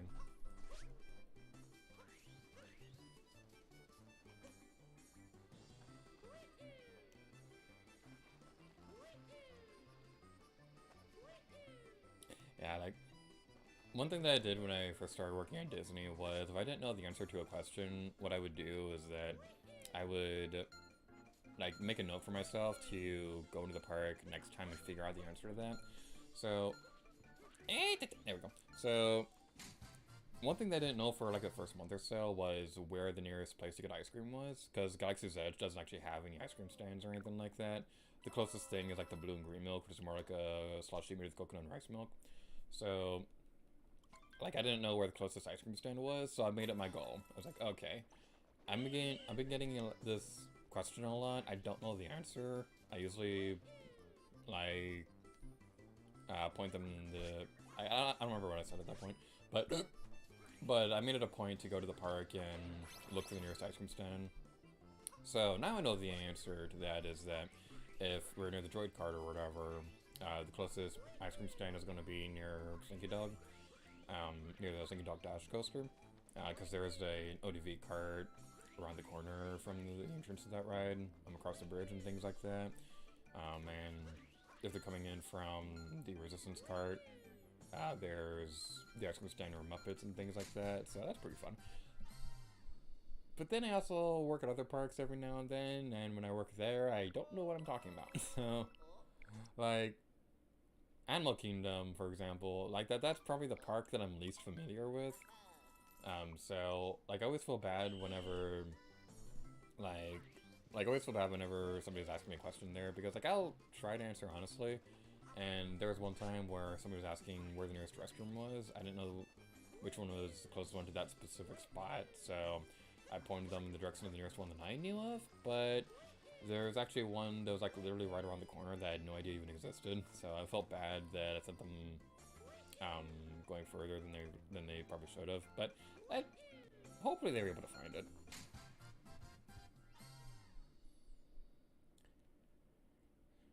Nice work, bro! You got more coins! Coins, glorious coins, they're super shiny. Oh, so I have a bit of a fun story. So, every now and then, Disney parks have an event where they'll still open later than normal. More often than not, this is for, like, a Disney Vacation Club thing, where DVC members have, like, an exclusive event where they can be in the park longer than everybody else, and they'll get, like, free snacks and things like that. Which, that on its own makes me really want to be part of the DVC, but I'm never going to be rich enough for that, so I don't think I'll ever be able to do that. But I do want to be out there at some point, but that's not the point now. The point right now is that we were able to, like, a couple days ago, I was working a Disney Vacation Club event for Animal Kingdom, and with that, I've now worked a DVC event for every theme park except for Epcot. Epcot is a little bit tricky to, I don't know if they have DVC events there, they might, but I don't know when they happen. But Epcot shifts are kind of tricky to pick up. They don't really have a whole lot of food and beverage locations that I can pick up at, because a lot of their places have, like, specific training you gotta do. Like, Epcot Connections is usually the one I pick up at, and their ODV carts are, like, a different setup than everything else.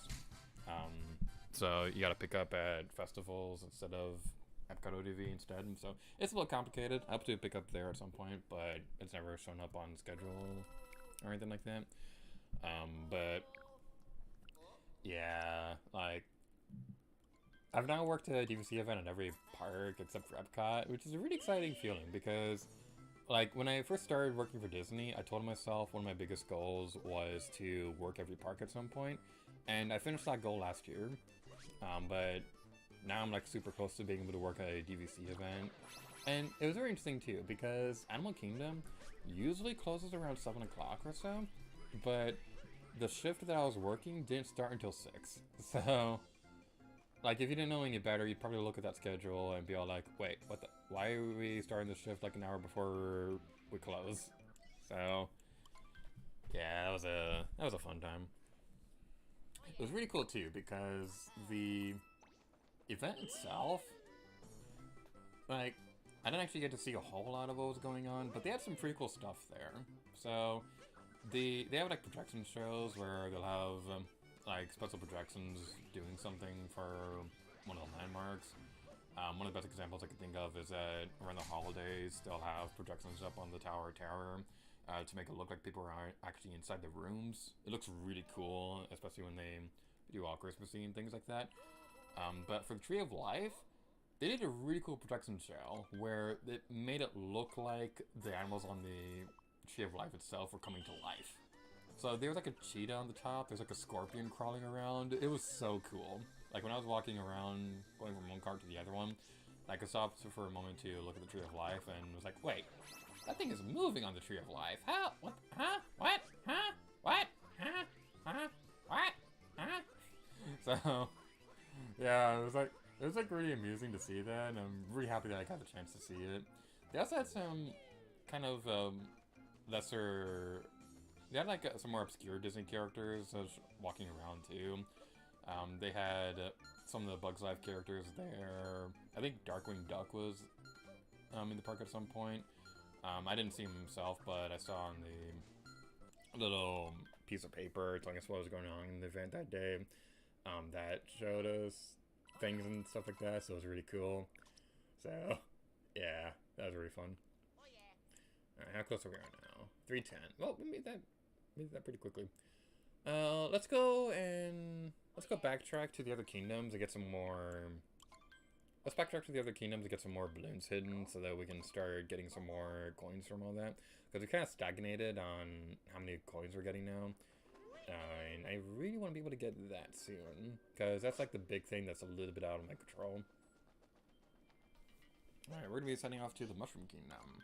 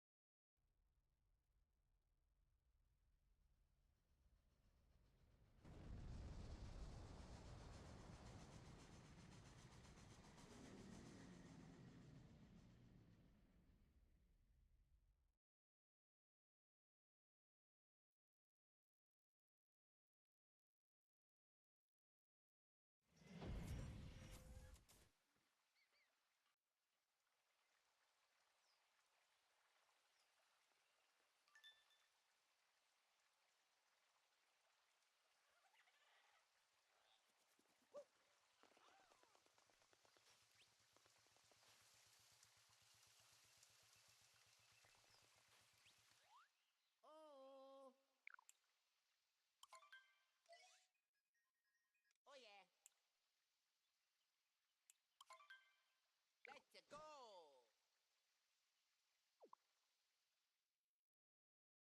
Aha!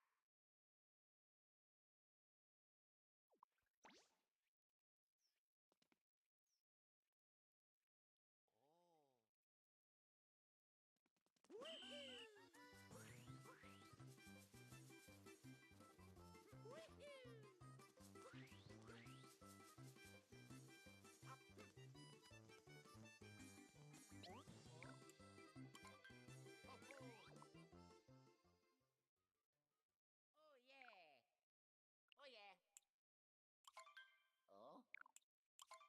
Oh yeah! Oh? Oh yeah! Oh? Ho ho!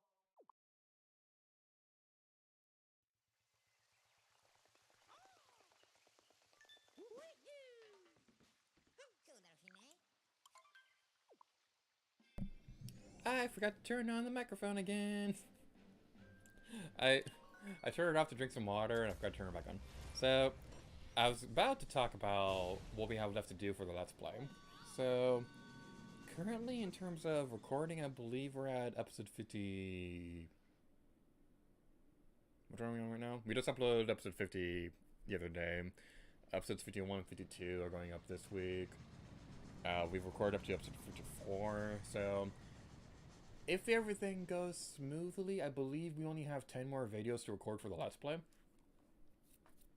Because most of the other kingdoms are going to have one post-game episode each. The Metro Kingdom and I believe Bowser's Kingdom are both going to have 2 videos. Because there's some stuff that we missed in the main story. And they also have like a bunch of power moons that just become available after you defeat Bowser, but before the Moon Rock that I want to showcase as well anyway. The Bowser Kingdom videos are probably going to be the longest one of them all. So that's going to be a fun recording session. But yeah, we got all that taken care of, and then beyond that, there's a few things that we missed in the Moon Kingdom, but I think we can have them all showcased together alongside what comes available in the post-game anyway. So it's not really going to be all that big of a deal. So let's go over this way. Actually, no, I'm going to reset this one. Okay, I want these to be hiding in good spots so that we can get more coins from people trying to find them.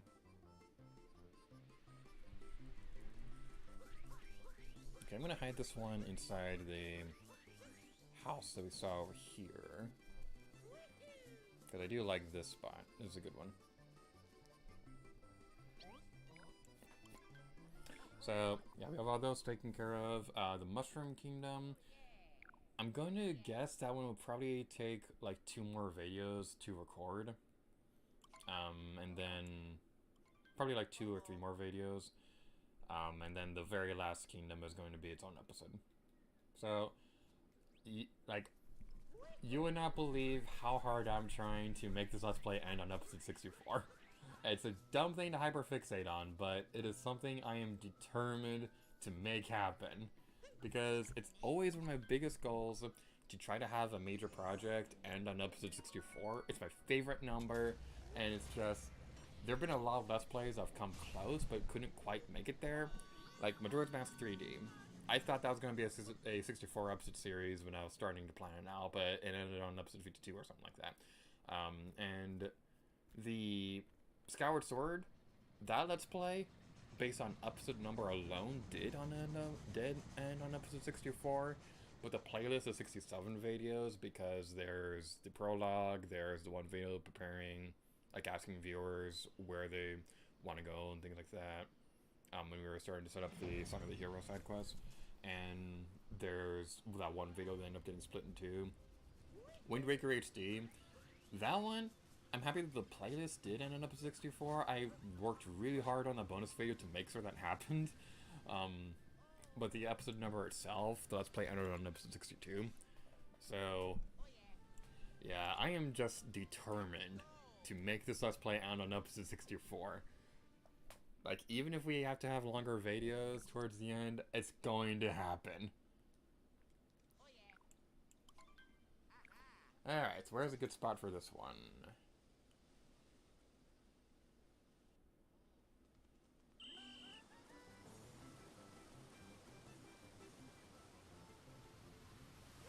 Nah, it's not a good spot. I usually like putting a balloon there because they'll look at the arrow and assume that's going to be on the ribcage, but nah, let's try something else instead.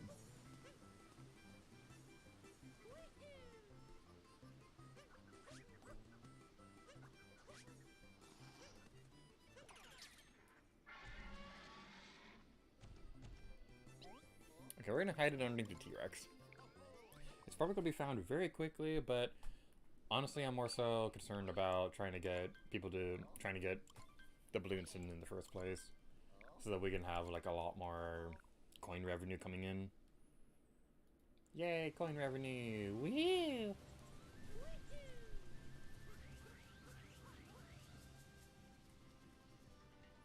Head off to another kingdom. So, there aren't really a whole lot of other things coming up in the Let's Play that I'm super worried about. They're going to be like difficult to record or anything like that. Yeah, a lot of the post-game worlds are going to have a lot of power moons in them. The big one I'm worried about is Bowser's Kingdom, because I know that's going to be a long recording session, and those videos are going to end up a little longer than I would have liked. But that's just what's going to happen. There's one thing I am a little worried about. So, one of the modes that I plan to showcase later in the Let's Play is this game's use of Nintendo Labo. And if you don't know what Nintendo Labo is, I can't say I blame you. So, Nintendo Labo was kind of like the Switch's VR. It's only compatible for like 4 games or whatever, so it didn't really get a whole lot of use. It had some pretty cool things, like Mario Kart 8 had some pretty interesting uses for it. The entirety of Breath of the Wild can be played in VR, which is really cool. Captain Toad, it had some exclusive VR levels, and same thing with Odyssey. So I do plan to showcase the Labo VR levels, but here's a problem with that. I do have a workaround in mind, so if anybody's watching, I don't need suggestions or anything like that. But the Labo VRs don't work. Labo levels don't work if you have a capture card plugged in. They don't work if they're connected to the dock, so there's really no way that I can record the footage natively on a capture card. So that was one big logistical thing I was trying to figure out for a while. At this point, it kind of made me wish that I did have like a Switch capture card, because before they went out of business, Katsukity had Switch capture cards that would let you record in handheld mode the same way you'd record a 3DS console or something like that. But I never bought one because I didn't see the point for it. But I think I have a good workaround for getting the Labo footage. It's not going to be the best quality in the world, but like I do think I have a good system for what we're going to end up doing with that.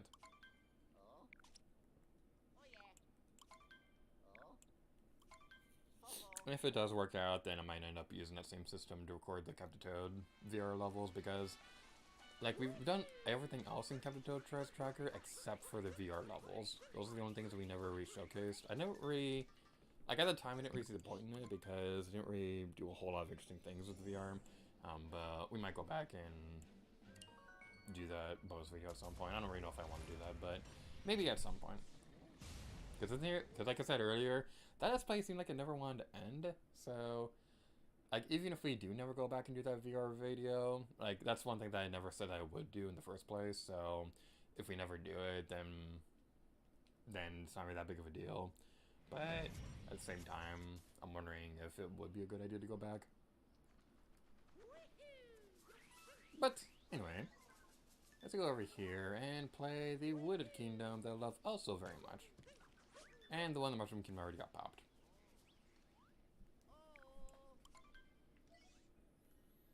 Alright, let's look at the stats real quick. We also need one in the Lake in the Lost Kingdom. We're getting closer to coins earned, so that's good. Oh, we already had one in this area.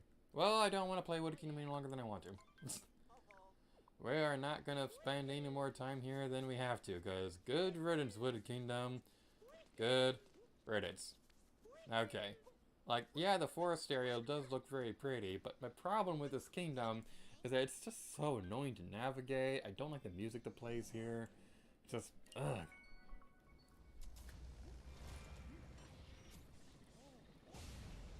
Alright, moving on to the Lake Kingdom.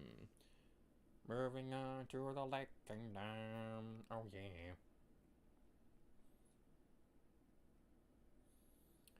Lake Kingdom, Lake Lamode. I always loved the name for this place. Like, I already talked about this in the previous episode, and we had a video named after this to highlight it. But I love that the fact that it's a reference to the sea shanty of the body banks of Lake Lamode. Like, it's just such a clever detail. Take the high road and I'll take the low. Moving on to the thingy. Alright then, where would be a good spot for this one? I have an idea. It is a brilliant idea. It's an idea that nobody has ever came up with in the history of anything ever. I'm gonna hide it in an obvious location. Ooh. Alright, let's hide in these boxes. I don't know how long it'll take for... There's a bug on my computer, go away! Stupid computer bugs. I don't wanna play. Play again sometime, yay! Yay, woohoo, yay! Okay, we definitely are getting more people looking for the balloons after we started hiding all these again, so we might get close to that rank. Probably not going to get a whole lot of progress on that, but we are going to make progress at some point in this video, probably.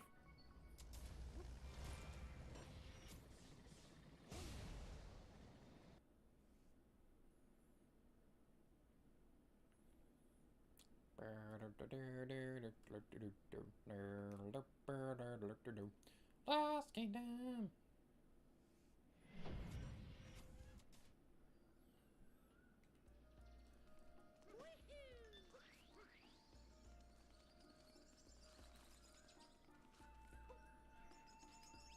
You want to connect to the network and play Balloon World? What are you up to? Alright, let's begin! First we'll move to the starting point. Alright, where was a good place that we saw balloons earlier?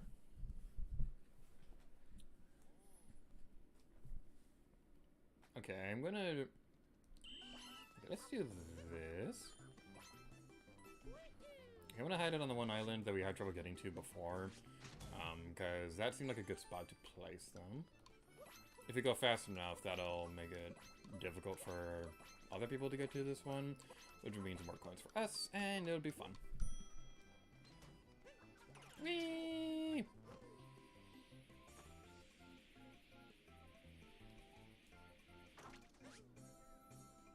Alright, there we go. Way to go, bro! You picked a really good spot. I love that he says that no matter what, because... Like, if you, like... He'll even say that if you put it, like, directly in front of the entrance to the game. So, he can, like, either be, like, super sincere about it, or he'll be super sarcastic. It's great.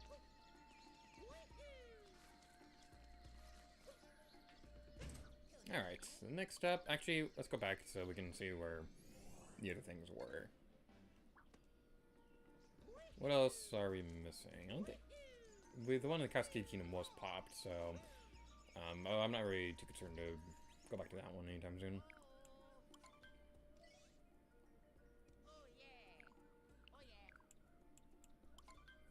Okay. We're pretty good on having balloons set up now. So let's work on balloons for... Let's look on Find It for a bit. What's a good kingdom that we want to do that on? Moon Kingdom was pretty good. Luncheon Kingdom's good. We're pretty good in the Lost Kingdom. Let's look for them here for a while.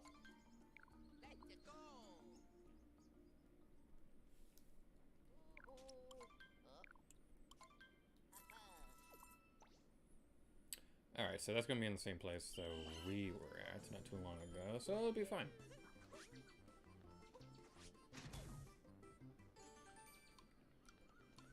What I also really like about Balloon World is that this is a great place to grind up on coins as well. Because, like, if you're having a pretty good run of looking for balloons, you can get, like, a bunch of coins so quickly in this mode. So, like, if you're able to do that well, then you can easily get all the costumes in the game. Because it does take a lot of coins to get all the costumes and things like that. So, that's always pretty amusing. But eventually you'll be able to get them all, okay. It's the same place as before. It's the same place as before! Okay, maybe it wasn't a smart idea to hide the balloon over there, because it seems like that's the style at the time. The trick is to tell them stories that don't go anywhere. Like the time I caught the ferry over to Shelbyville. I need a new heel for my shoe. So, I decided to go to Morganville, which is what they called Shelbyville in those days. So I tied an onion to my belt, which was the style at the time. Now, To take the ferry cost a nickel. And in those days, nickels had pictures of bumblebees on them. Give me 5 bees for a quarter, they'd say. Now, where was I?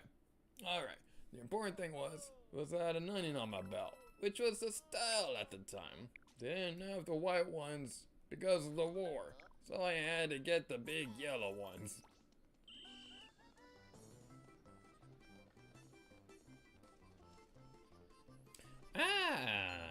I caught a quick glimpse at the one that we missed.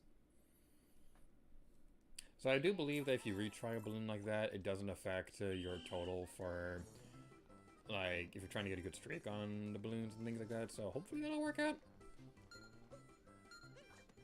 Yeah, we did it. No, it wasn't too bad. I believe there are regional coins there normally, so if you're missing 3, then that's probably where one of the locations will be. That was the same ones before, so let's go for that one again.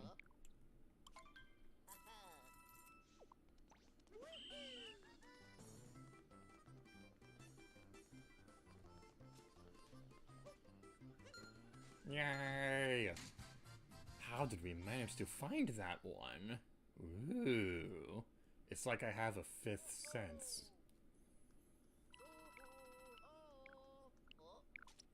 Okay, this is the one that we found earlier. So, if we can just keep getting ones like this one, we'll get that rank in no time.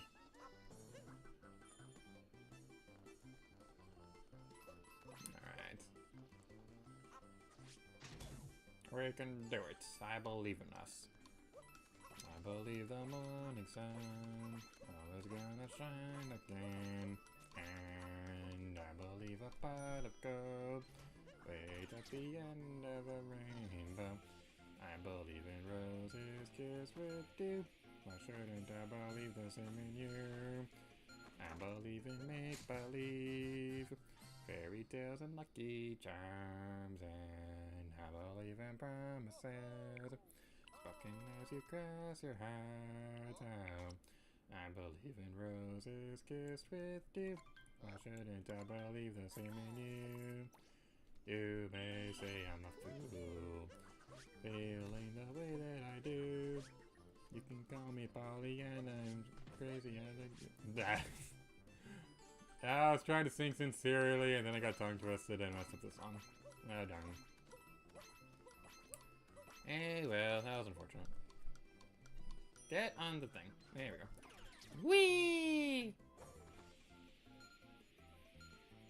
I wish there was a way we can fly a little faster. But that's not how this is gonna work. But we got it anyway, so that's not a big deal.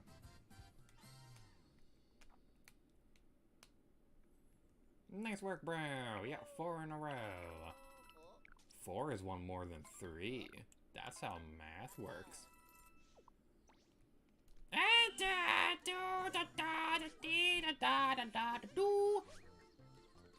Phew!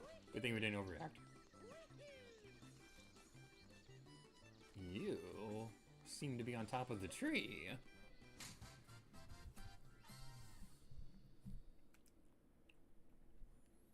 Nice work, bro. That's 5 in a row. I'm gonna take a wild guess that this one might be over on that island over there.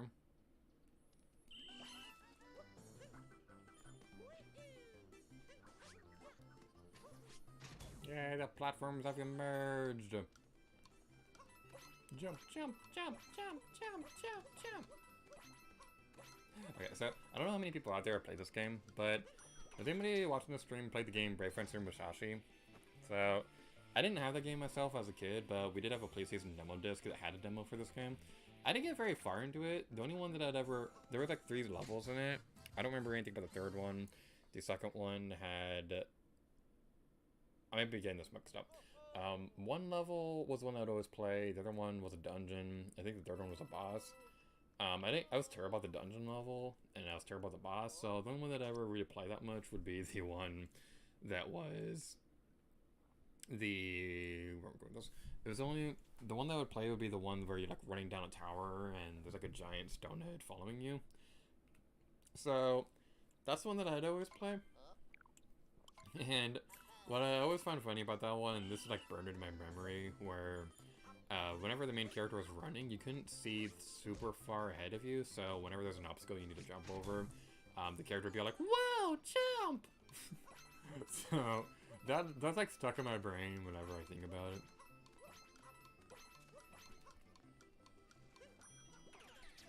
So, like, every now and then, like, I'll just be thinking about something, and then all of a sudden I'll think about, "Whoa, jump!" It's like that. It's like that dream that I had with that Kermit the Frog singing about forks. Which, by the way, if you've never heard that story, here's a fun story for you.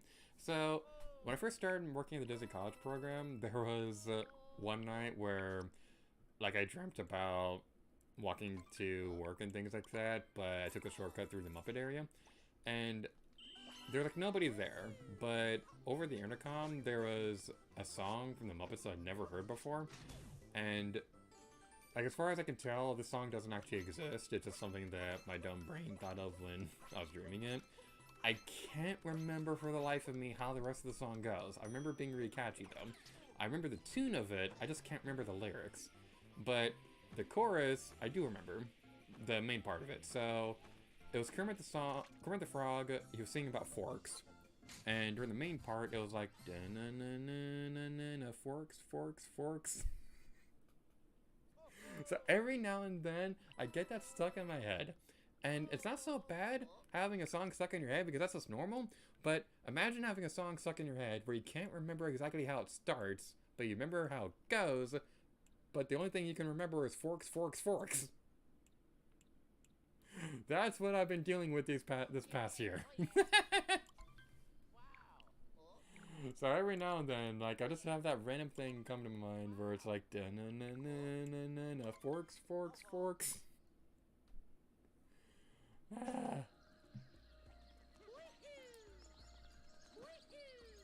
Alright then. Let's move onward to bigger and brighter things. Oh no, the one that got popped. Alright, let's move on. Let's go to the Mushroom Kingdom. We didn't look for a whole lot of balloons over there, but we'll play over there for a little while because it's fun.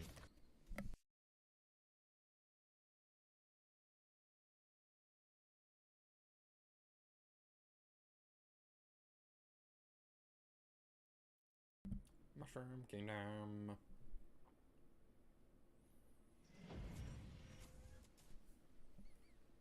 So something I want to know.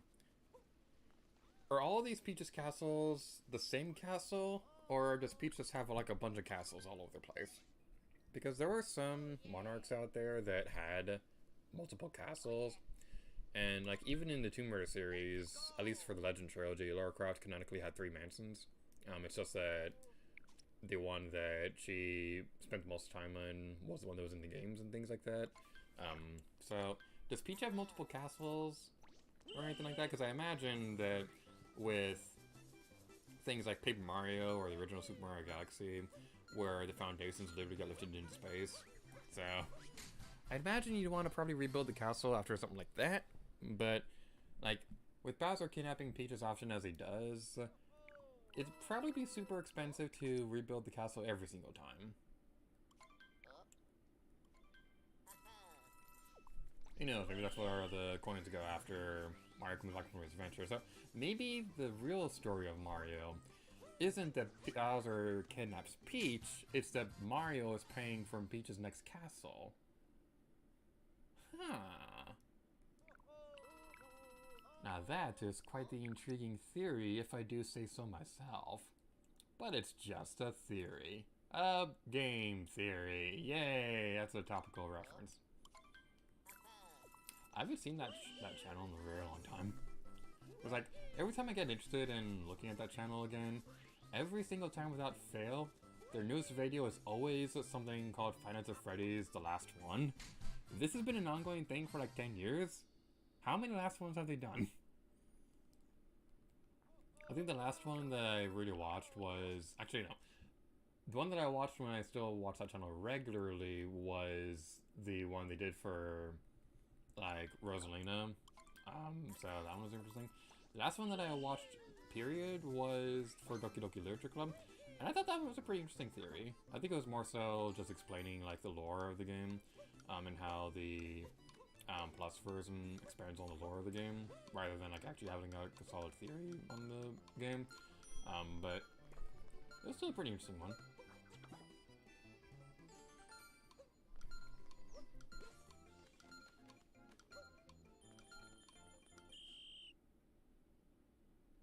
Okay, I didn't see the balloon, so let's look for a different one. All right, it's actually 7 o'clock now, so let's look at the rankings. Oh yeah. Oh yeah. Oh yeah. All right, here's our current rankings on Luigi's Balloon World. So we're getting a lot closer to getting all the balloons for getting everything we need for Hide It. I'm tempted to keep going because we did get nearly like 10,000 within the last couple minutes. So if we keep going for a little bit, we might get that rank soon. The ones for number found, though, fake laughter, real pain. Let's go on break for a little bit. I'm gonna take a break for like 5 minutes to refill my water, and then we'll come back and play a little bit longer until we get all the coins earned. Oh, do I want to do that? I don't know. How long have we been streaming? We've been streaming for 4 hours already. What do I want to do? I want to flip a coin. We will flip a coin to determine if we will keep streaming or not. As soon as I can find a coin. Okay, I got the coin. Heads, I keep going. Tails, we stop for the night. Flipping coin! And... heads! Okay, we'll keep going. Alright, we'll go on break for a couple minutes, and then when we come back, we're going to continue playing until at least we finish the coins earned thing. So, yeah. We're going to be back in like 10 minutes or so for more G8RStream goodness. Yay! I'll be back in a moment.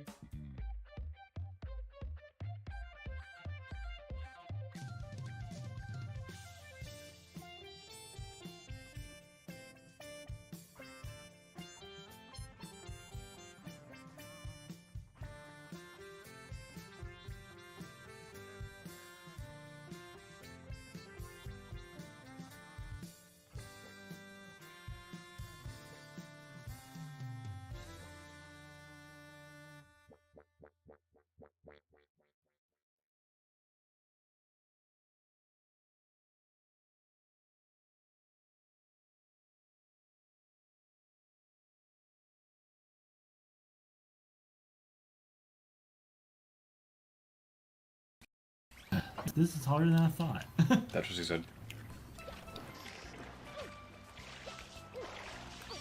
Okay, I believe it's over there I want to go towards. That was funny. What? What the hell? What the hell?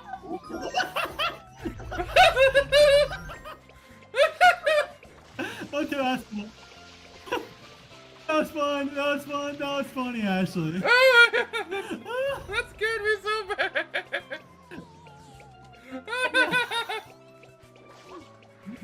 Oh god. I kind of wish we were recording now. With Heath there. Oh, damn it, I thought I came... Aw. I wish you were recording. We are recording. We are recording. What are you doing Okay. here? I mean, we already... I was just online because my cousin's graduating like tomorrow at the time you're recording this, so I asked him about a gift card and I saw you guys were online, so I assumed you were recording videos, so figured I'd say hey, since, you know, it's a Mario versus that you're doing, and I usually am in those, so hi! Hi, go away.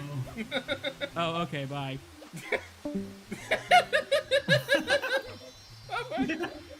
Yeah.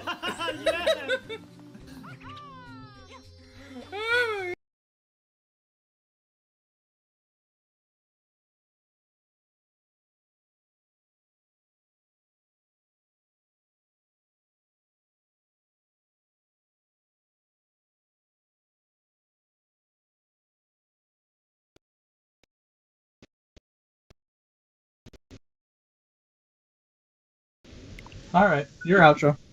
Alright, so thank y'all so much for watching this episode of Super Mario Bros. Co-op. I'm gonna be here to you and use. Pancake Armor Man. Let's get out of here. Please use your own outro, Gator. Wow, I'm. You're never gonna use your own outro, are you?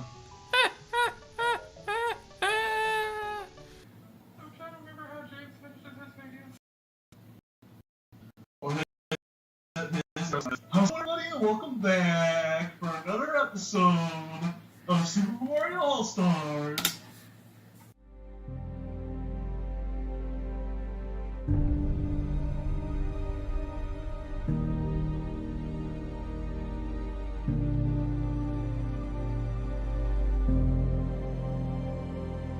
Waffles are better than pancakes.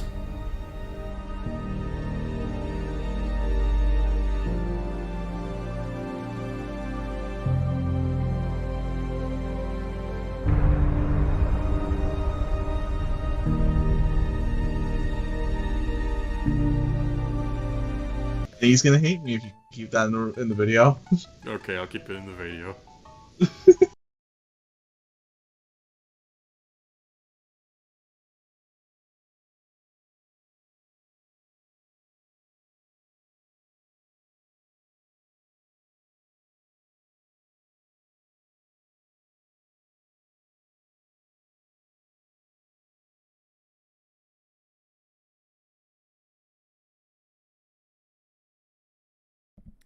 And we've returned. Okie dokie.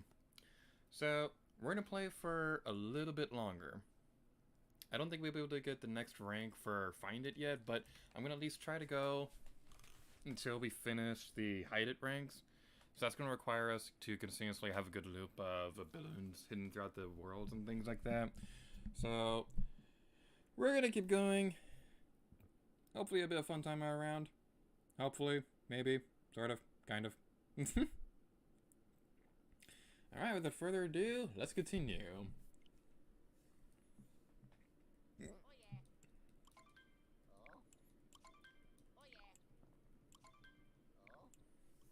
Play again sometime, yay! Alright, so let's go back to the Luncheon Kingdom for a bit, and let's play around there for a little while, because the power moons over... the balloons! They're not power moons. Balloons there are easier to find and stuff. So yeah, it's gonna be fun. So let's go over there and hopefully things will work out in the end. Hopefully, maybe, sort of, kind of. So, in terms of what we'll be doing on the channel pretty soon, Pikmin 2 and Mario Odyssey are going to continue on the Friday through Monday schedule. The current mindset is that... sorry, I just... I just looked at the Power Moon counter.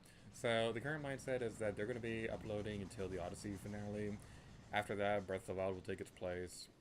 Animal Crossing, we're spending majority of the time like catching up on updates for that one. So we have three more updates we haven't uploaded yet. No, it's only 2 more. Yeah, we only have 2 more updates we haven't finished yet for June. And then we got a couple more in July. Thankfully, July itself was a fairly easy month, so like there wasn't going to be a whole lot for us to do this month anyway, so that's going to be interesting.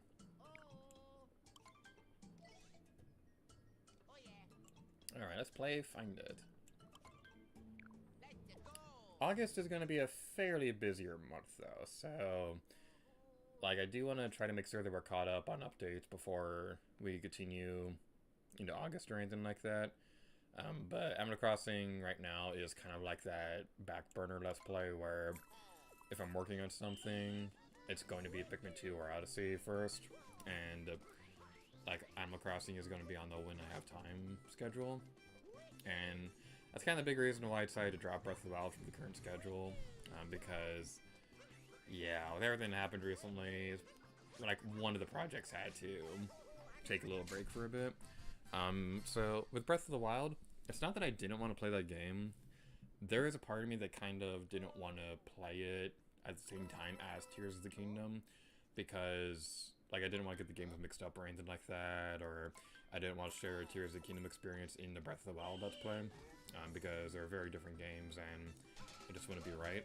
So I decided to wait on Breath of the Wild because of that, but also because it's such a big time commitment in general. So I want to make sure that I can give each episode the proper attention they need. So yeah, that's gonna be a fun time. It's also a good learning experience in general for major projects, because with Breath of the Wild, I feel like the big problem with that one was that we always had like a side project ongoing with it, and I usually have at least some form of a side project for the channel, but with Breath of the Wild, there never really was a point in time where I could dedicate my time solely to that Let's Play, because it was either some other Let's Play like New Super Mario Bros. U or Spyro 2, or even like Splatoon 2 Splatfest or something like that. That was also always ongoing alongside Breath of the Wild. So I think if we do another major project in the channel in the future, which I am planning to, if we do another major project, we're only going to have a side project alongside it if it's uploaded along the same lines of what we're doing with Animal Crossing, where it's not like on a fixed schedule, it's on whenever an update's a good time for it and things like that. If that makes sense, which it probably does. So yeah, that's a fun thing was a bit of a fun learning experience with Breath of the Wild. And thing is, I had done major projects before that. The Let's Plays I would consider major projects for the channel. Epic Mickey was the most complicated thing I had planned out at that time. So I consider that the channel's first major project. And then Earthbound after that. That one was the first one that took like a year of planning out before actually starting the Let's Play. Since then, there's been a few other projects that I would say have been like off and on production for a year. Like RPG projects in general seem to have like long development times. That's kind of the big reason why I haven't really done a whole lot of RPGs. Like I would love to do more in the near future. It's just that they're a big time commitment, so yeah, I wasn't able to do them before. But hopefully in the near future we'll be able to do them soon. It's gonna be down there. That is the one that we want to look for. And then after that, Breath of the Wild is the big major project for the channel, because that one easily took the longest amount of time to plan out. And I have a few other ideas for what Let's Plays I'd want to do in the future that are like on the similar scale to that one.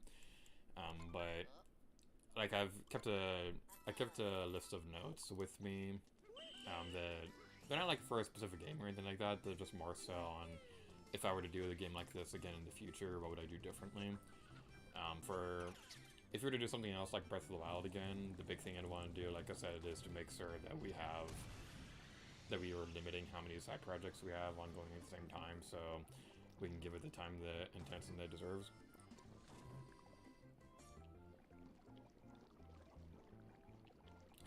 But the other major thing is that like, I am pretty happy with how we've done the interactive end screens for Breath of the Wild. The big thing that I would change, though, is that I'd probably want to do a better job planning them out a little bit better, because there were a couple of buttons on Breath of the Wild end screens where they just went for months, and sometimes like even over a year or two before they had that final option available to them. And the big example I could think of with this were the Terrytown episodes. Those ones took a really long time. And there are also a couple Korok videos that didn't get uploaded yet. The Tabantha region, I believe that one is the one that we haven't uploaded onto those end screens yet, so that's probably going to be the next Korok area we're going to be taking care of after we get back into Breath of the Wild. So I'd want to plan it out in a way so that that doesn't happen again, where we can have the, like, all the on-screen options become available a lot sooner.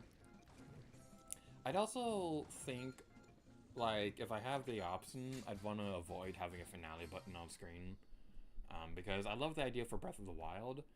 At the same time, though, like, it did make it a little bit difficult to plan out things in a way so that we could still have good commentary for the finale episode, but plan it in a way so that when I'm talking in the video, what I'm saying will make sense for any point that a viewer would come into that video, because that finale option was available on pretty much any video that had an interactive end screen.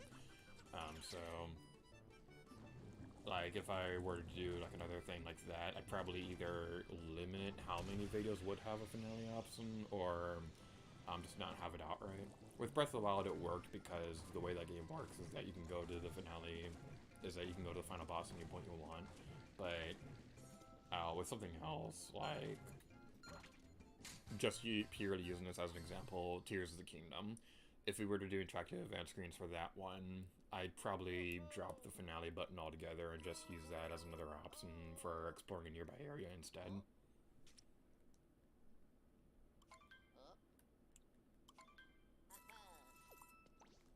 There's just things like that I've been thinking about, and yeah, I've also kept a good list of notes on how I'd like actually write the notes differently, because one big thing that made Breath of the Wild take a while, not just the fact that it's a really big game, so no matter what I would have done, it would have taken a long time to plan out anyway, but my original note writing style for how I did videos was very different than how I do it nowadays. Oh, okay. I think I see where this one's gonna be. Nope, I'm wrong. My original note writing style is very different than how I do it nowadays, so if I were to write my notes for Breath of the Wild nowadays, I could probably do it, like, have it finished a lot sooner, and have it written in, like, less notes and things like that, like, less overall pages. So, like, if I were to reformat Breath of the Wild, I don't know how many pages it would be, but it would, like, drastically cut down on how many pages and things like that.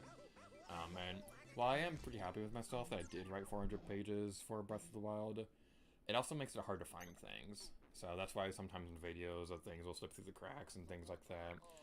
So that's one big thing that I want to change with another Let's Play of that style, where I'd want to make sure that we can have a different style of notes that makes sure something like that doesn't happen again.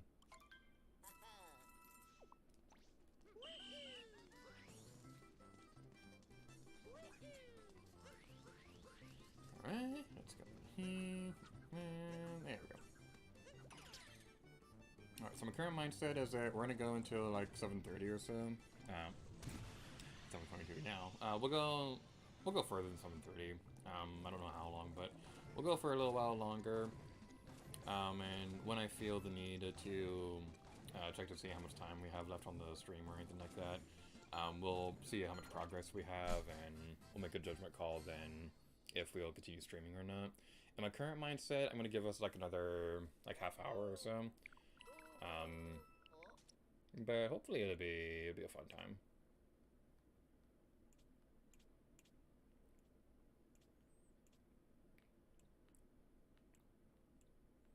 Okay, I'm gonna see if there's one over here. Doesn't look like there's gonna be one though. Alright, let's go with Cat Gamer.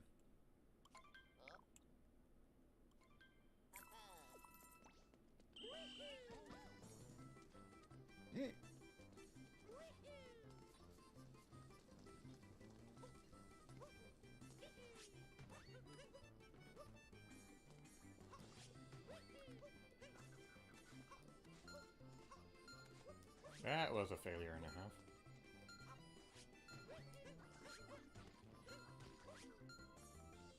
Okay, you were hiding in the cheese.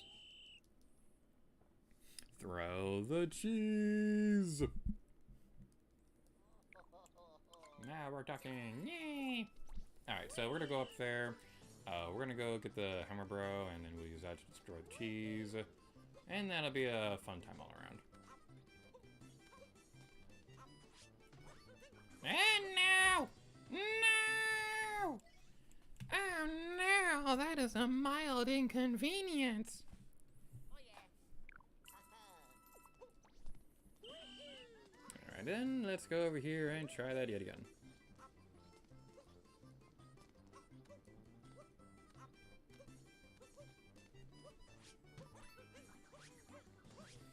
Alright, Hammer Bro, you are going to be my best friend and you are going to like it! Get on the thing. There we go.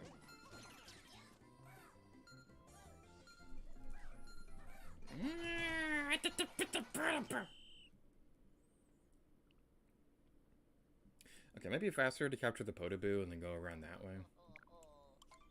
So let's try that instead. Let's try that again and hopefully be able to succeed in our destiny.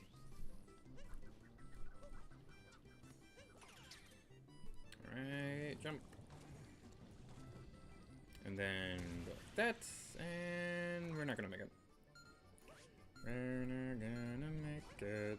No, we're not gonna make it. We're not gonna make it anymore. Yeah, we did.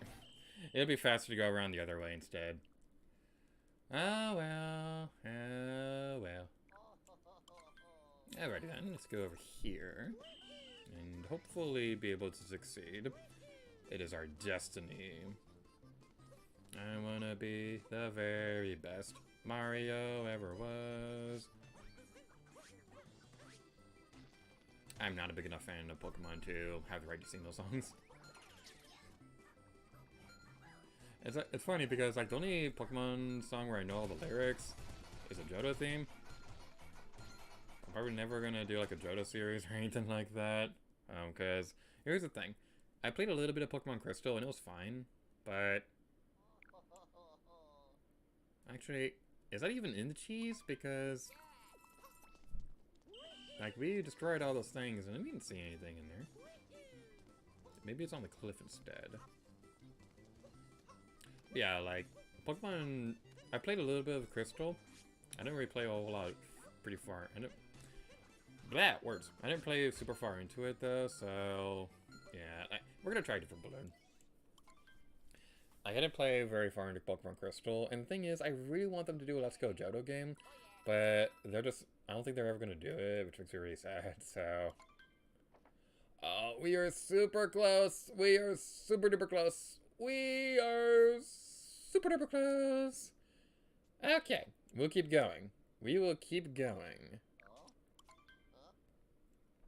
We will keep going, and we are going to triumph emergently, or victoriously.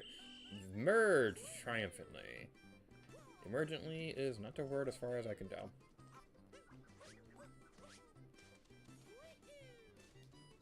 Okay, you're hiding out here somewhere.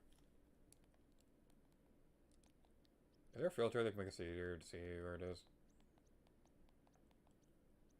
Nope. Okay. Well, the silhouette thing is pretty cool because I mentioned before that in, I think it was the Wooded Kingdom episode video where, with the, what am I trying to say? What am I trying to say? Where is the Podoboo that we'd need to get over there in the first place?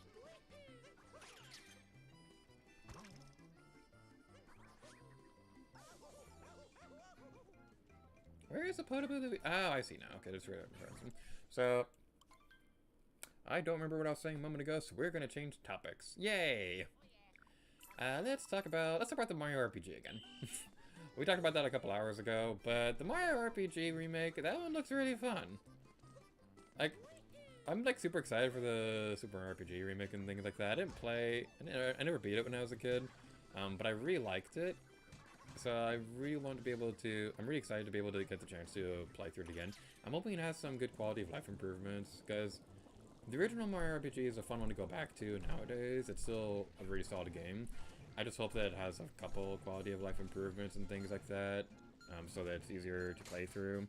Like, I'm not asking for, like, an easy mode or anything like that, but some things would be nice. Like, it'd be nice if they had the option to, like, had, like, some kind of item to make the frog quest easier. Because if you want an example for how annoying the frog coins that can be, there's one point early on in the game where, I'm not making this up, to get this one frog coin, you literally have to jump on top of a toad that's walking through a hallway. You have to jump on his head, and if you mess up your chance on that, you're kind of screwed out of that frog coin unless you have some kind of access to a restore point or something like that.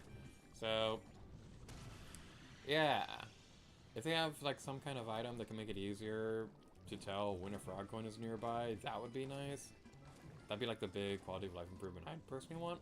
But other than that, I can't really think of a whole lot of things I'd personally want to see changing in the game. They don't really need to change a whole lot in general, because it's still a pretty solid game all around. So it'd be interesting to see what's different in it.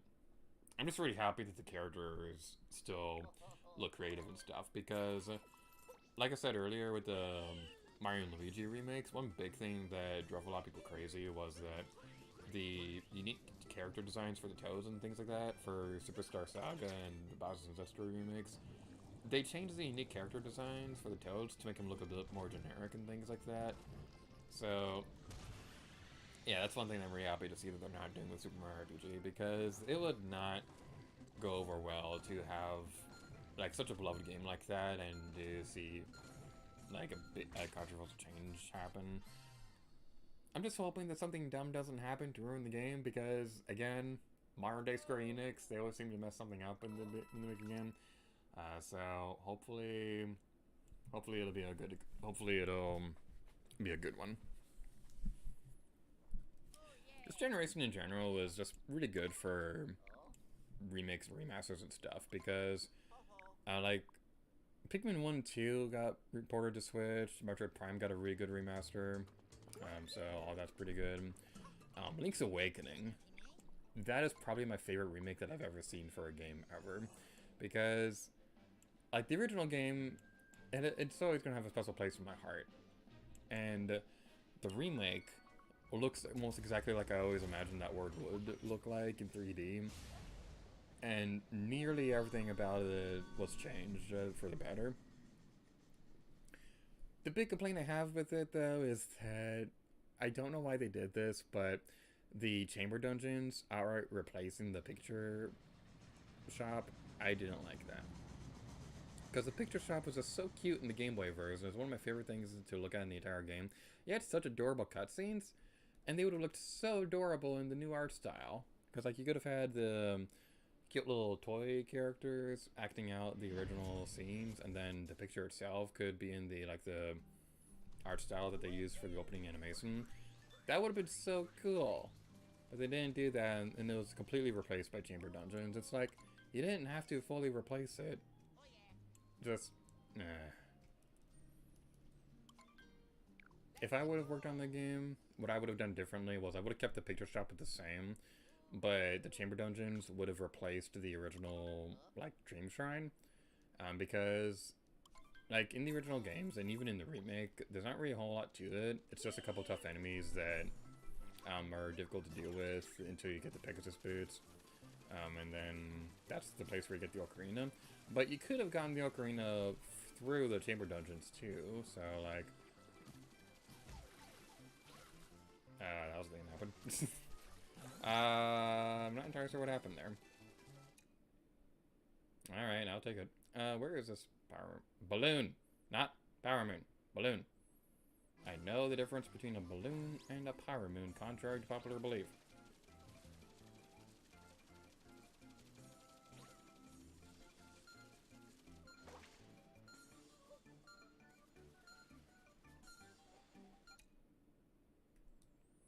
I can't seem to find it.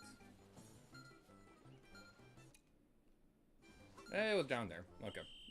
We now know where it is. The Seaside Kingdom is usually a pretty good one to get a bunch of balloons in. The problem with this one, though, is if you're trying to level grind here, it does take a while to get to the balloons themselves, so... Yeah, this probably isn't the best one to go for to get ranks up quickly. I'd also say probably the Moon Kingdom is probably the best one to do that for. So, yeah, that is my professional advice. The funny thing is, I've already 100%ed this world, but I don't remember that hat door.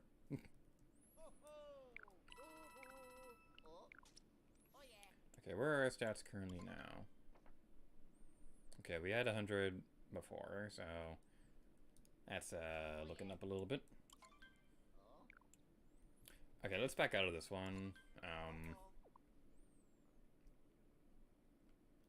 Let's go hide some balloons so we can build that up a little bit more.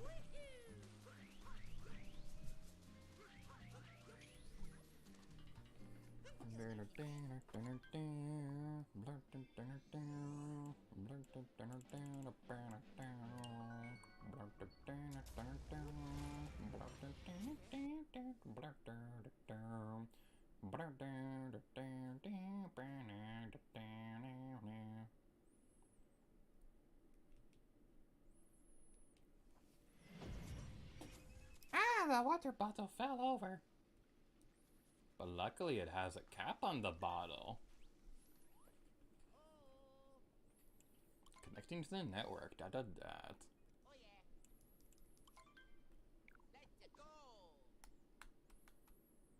Go and hide your balloon, bro. The timer starts when you leave this area.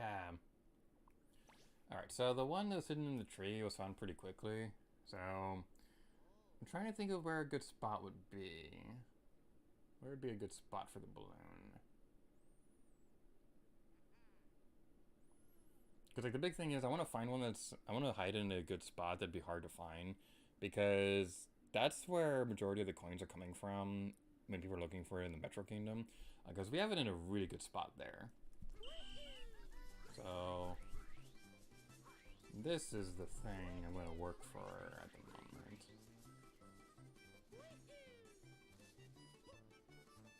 I'm just going to look around. I'm not going to hide the balloon this round, but I'm just going to look around to see where a good spot would be. Okay, I think I have a good one. I think I have a good one, and it's going to be over in this direction.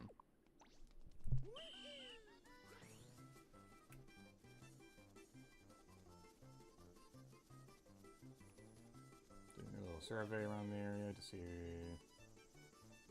Aha! I see now. I can see clearly now. The rain is gone.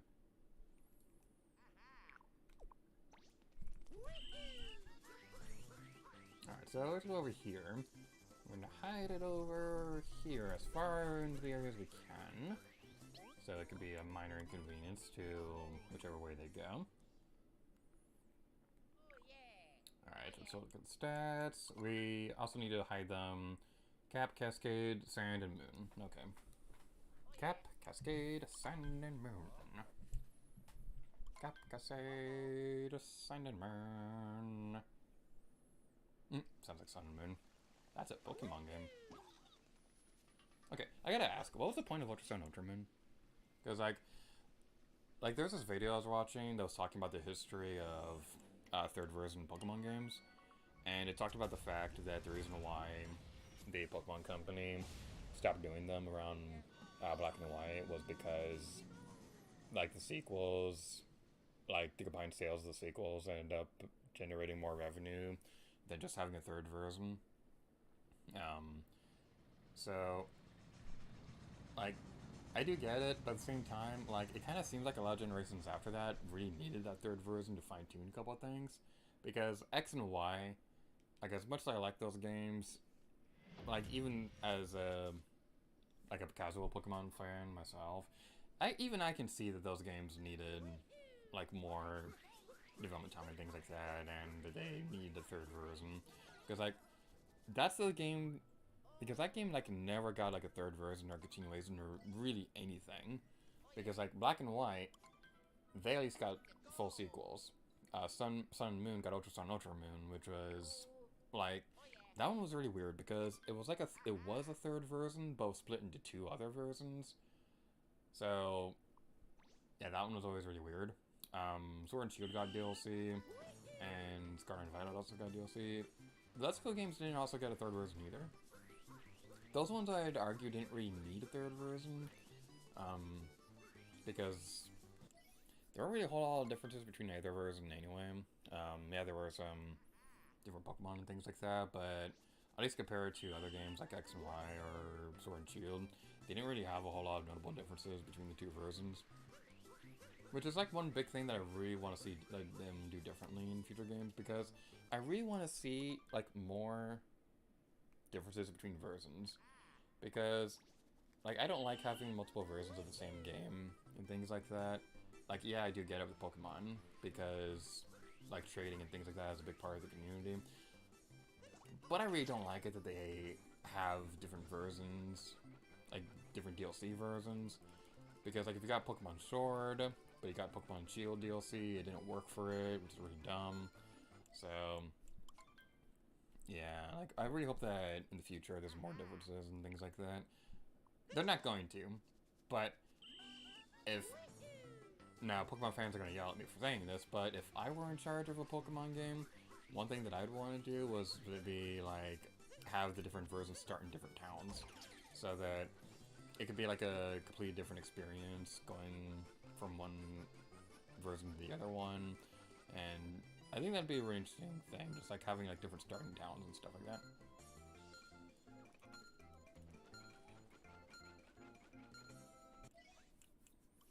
Okay, I think I know what I want to do for this next one. I was gonna try to have the balloon on a difficult to get to signpost.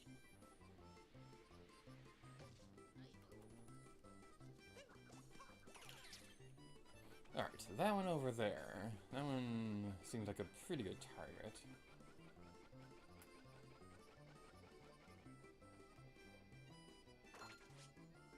Ah, now we just brought it off.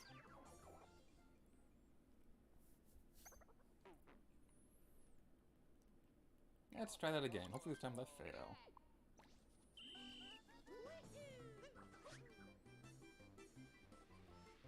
What the? What? Why did you throw your hat? I pushed the button! What? Come on, game. That was stupid. Come on, game. Okay.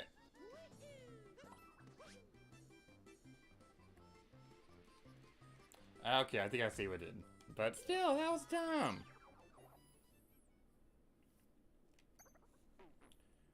Okay, let's try that again. Hopefully this time without fail.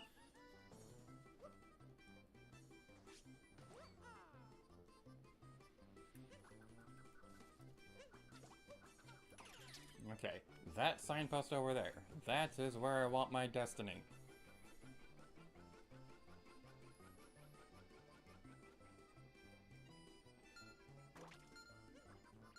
Oh my goodness. Okay, this better not pop easily.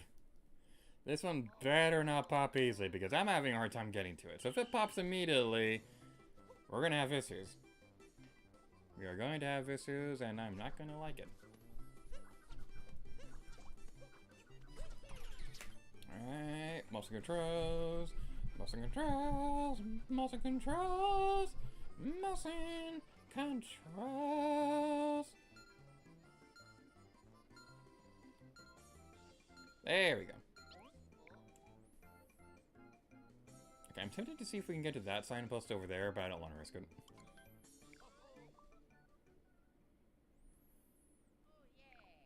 Okay. That one got us almost like 180, so... we're getting there. Very, very slowly getting there. Very, very, very slowly getting there. Alright, we'll keep going. Next stop, that's the Cascade Kingdom. Last time we hit it under the T-Rex, which is not a good spot, but I was in a hurry. So, we're gonna try to hide it in a good spot that'll take a while for people to get to. That is the current mindset because I want people to work for it, darn it.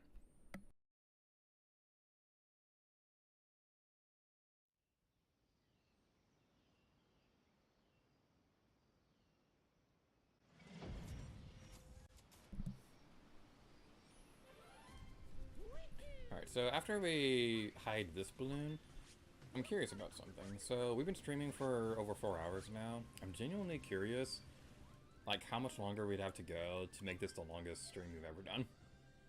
I don't intend to do that, but I am genuinely curious. So, after we hide this balloon, I'm going to look over the G8RStream playlist to see what the current longest stream we've ever done was.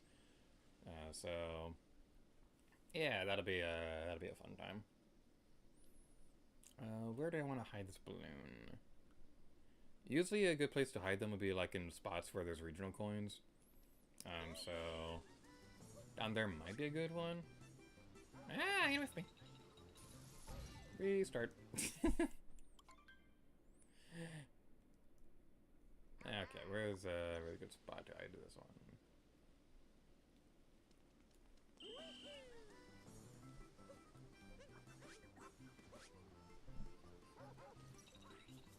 And on the thing.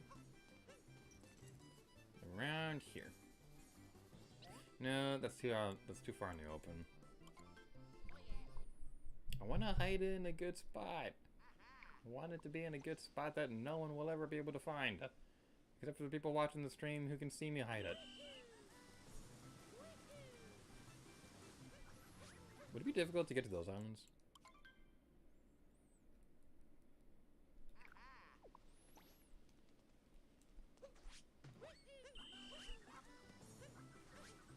That was the other direction I want to go to. Alright, let's go, go, go, go, go, go, go, go, go, go, go, go, go, go, go, go, go, go. Why didn't you jump when I wanted you to? That was a good close-up shot of Zelda. Alright, let's continue onwards. Come on, game. Come on, we can do it. We can do it. We can do it. We can do it together. We can do it together. There we go. That is a good spot. Hopefully, maybe, except it's not. But it'll work for now. It'll work for now. Wait, how many coins did we get for that? Oh my goodness, that was a lot. No! Oh no! Somebody popped in the Metro Kingdom! That was my good money spot! Oh no! I was so proud of that spot too! I was so proud of that spot! It took people forever to get to that one! Oh, okay. Okay, it might get caught immediately again, but I was happy with that spot, and I'm gonna put it right back in that same exact spot. Oh, we are so close to getting that rank. Oh my goodness. What was that worth? Like 600 coins or something like that? We got a lot of coins for that one. We got a lot of coins for that one. I was really happy with that spot too. But good job to the person who found it. Like, I've been playing for, like, that balloon was hidden, like, what, 3 hours ago or something like that? But, yeah. Alright. So after this one, then we're going to look at the G8RStream playlist to see how long we've been going. Because right now, I believe we're going for like 4 hours and 50 minutes, so we're getting pretty close to 5 hours now. And I know for a fact that the Hatsune Korok episode for Breath of the Wild, that one took... I wanted to talk to Luigi. That one took like 5 hours or so to stream. Oh, one of the mushroom kingdom got popped. I'm running a special here, the Metro Kingdom. Yeah, we're going by playing here. Yay! Someone switch to your balloons. Borrow that music app. Nice. Alright, how many more do we need? We are so close! We are so close to that final hide it rank. Ah, we can do this. We can do this. We have the powers to do anything if we have cookies. And I want a cookie. Have I mentioned that I like cookies?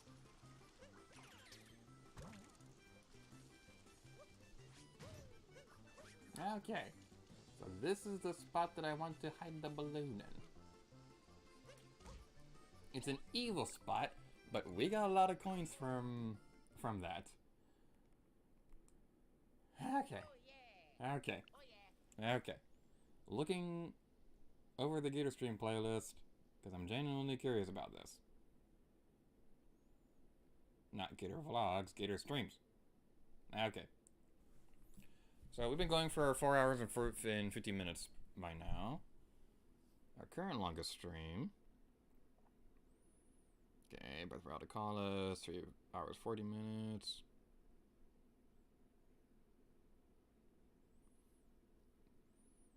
The second Inner Agent 3 took 4 hours.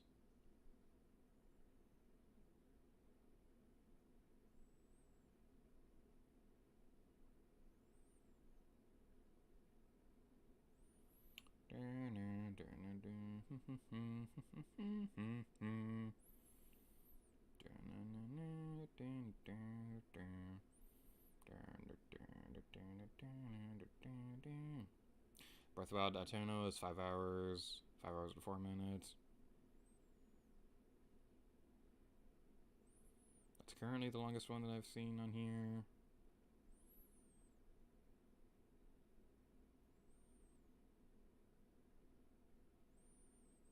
Okay, yeah, so...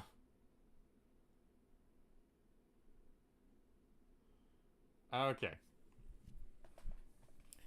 That might make me a crazy person, because that means we would be going for a little bit longer. But we're gonna push this stream a little bit longer, to just purely for the bragging rights that this will be the longest stream if we do that. So let's do this. Well, how many more? I do not want to hide the balloon. I want to look over the stats to see where else everything is. Mushroom Kingdom to be hidden again, Sand Kingdom, and Moon Kingdom. We'll go for the Sand Kingdom first because I feel like it. So, we'll do that. When we do that, then it's gonna be fun.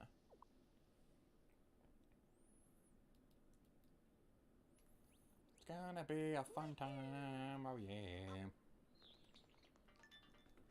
That was a lot of coins that just suddenly appeared. Okay. Let's go to the Sand Kingdom. Sand Kingdom, do-do-do.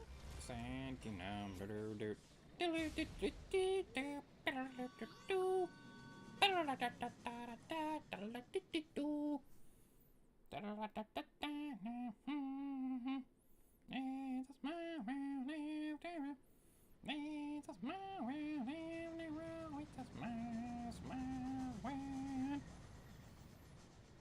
Okay, I'm looking through the Gator Stream playlist one more time to just make sure that I didn't miss anything. This is a habit of mine. I gotta double check everything before doing stuff. So yeah, that's a fun thing.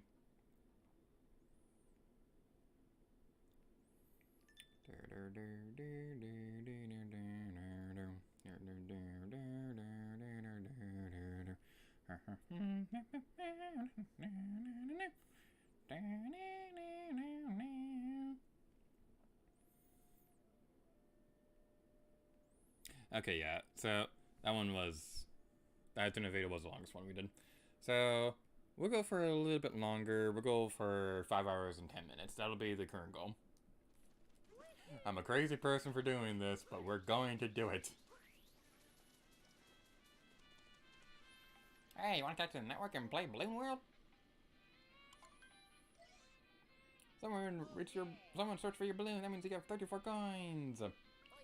Let's hide it. Yay!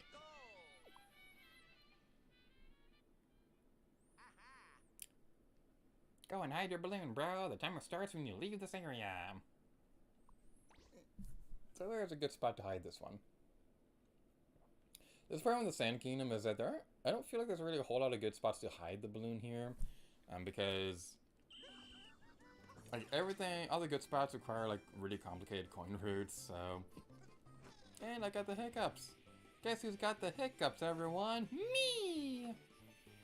I've got the hiccups, yes I do.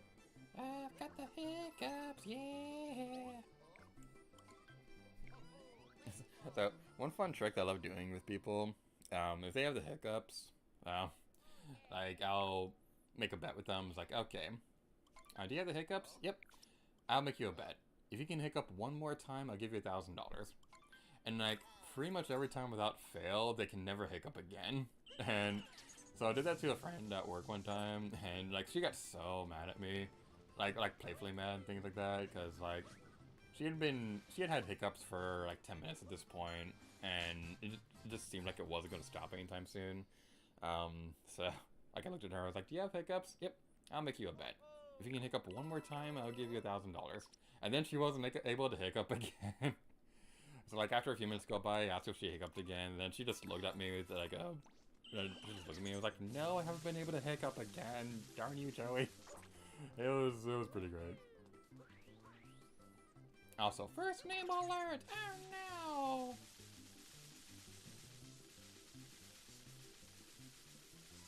I always like the balloons hidden in this area over here. This is like one of the bigger reasons why the Sand Kingdom was one of my personal favorite spots to look for balloons on my first playthrough of this game. Except I can't seem to find it. There it is. Yeah. Ah, no, it's right there! We will collect the balloon. That balloon will be my best friend. That balloon will be my best friend, and we will make cupcakes together. They will be yummy and delicious, and Luigi can't have them. I'm just kidding, Luigi. Of course you can have a cupcake. Motion controls, do-do. Motion controls, do-do-do. Going this way now. Wait, where was it again? Where was the stupid balloon? I was on the other side of the wall. It was on the other side of the wall. There we go. Okay. I thought I was on the other side and I was confused for a moment. Nice work, bro. Okay, how much more to the next rank?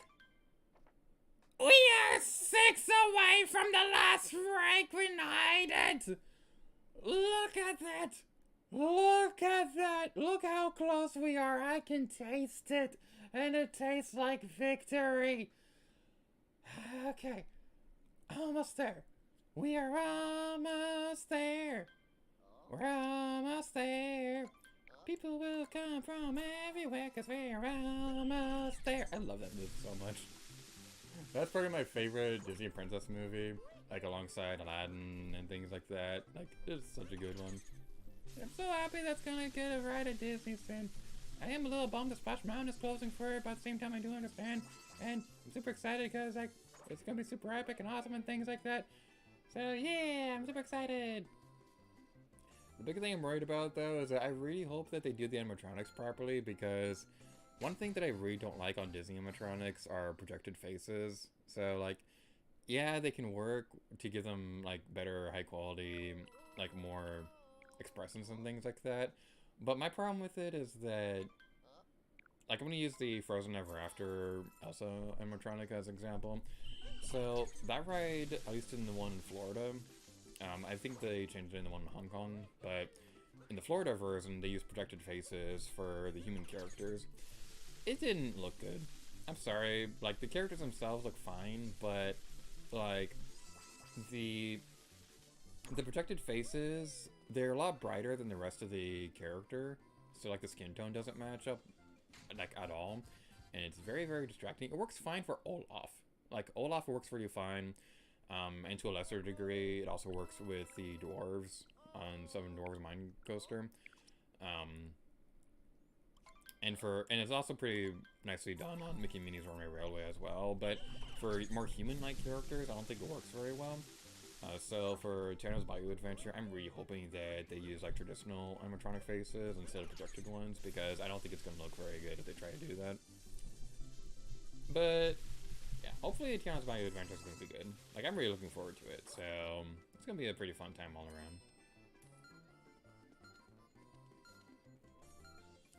around. Okay. We're bound to have made that last rank by now. Alright, come on. Come on, come on, come on, come on. Nah, no one's found. No one's looked for one yet. Patience is a virtue. Patience is a virtue. We got this. It is almost done. It is almost done. We can do it.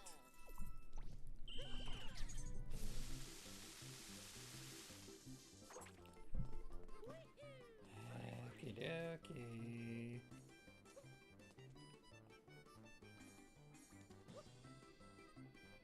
That one might be hiding inside the building as well. That's the one that happens a lot in this kingdom, unfortunately.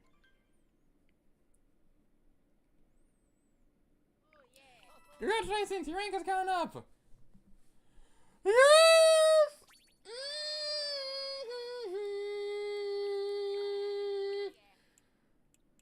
Oh, look at that sweet, sweet reward.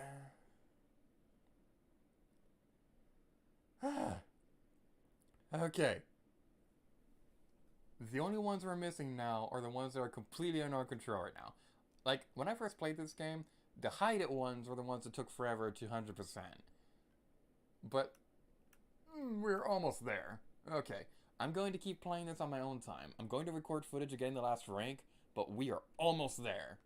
We're going to be able to do this by the end of the Let's Play, and that makes me super happy. Like, there was a point in time when I was very worried that we wouldn't be able to get that rank. That we wouldn't be able to get the last rank during the Let's Play. It's inevitable now, and that's a really exciting feeling. Okay. We're going to play for a few more minutes, purely for the bragging rights, to say that this is the longest stream I've ever had. So, yeah.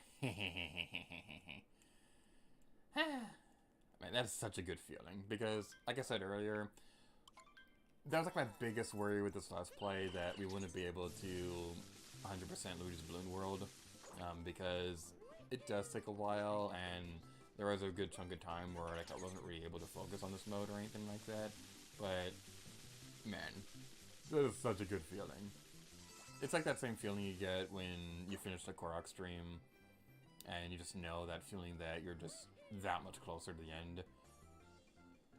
Man, like, it is such a surreal feeling knowing how close we are to the end of this Let's Play. Because Mario Odyssey is my favorite games of all time, and like I've been working on this Let's Play for I've been working on this Let's Play for a long time, and the idea that it's almost over is really surreal. So yeah, this is gonna be fun.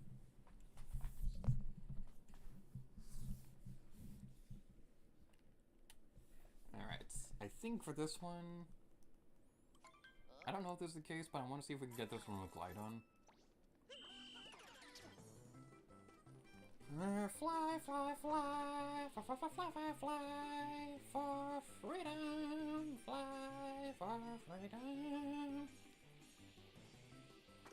Glide on, get out of the way! Glide on, get out of the way! Glide on, get out of the way!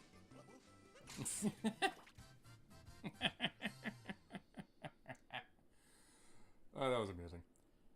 Alright, let's look for the next one. So, like, if I can go into a bit of if I can dive into, somewhat of a serious topic for a moment, so, like, I'm really happy that I Let's Played this game. Like, I'm not gonna give final thoughts or anything like that, because we're still quite a ways away from the grand finale. But if I could just say this right now, I gotta say, this Let's Play really did come into my life at the best possible time.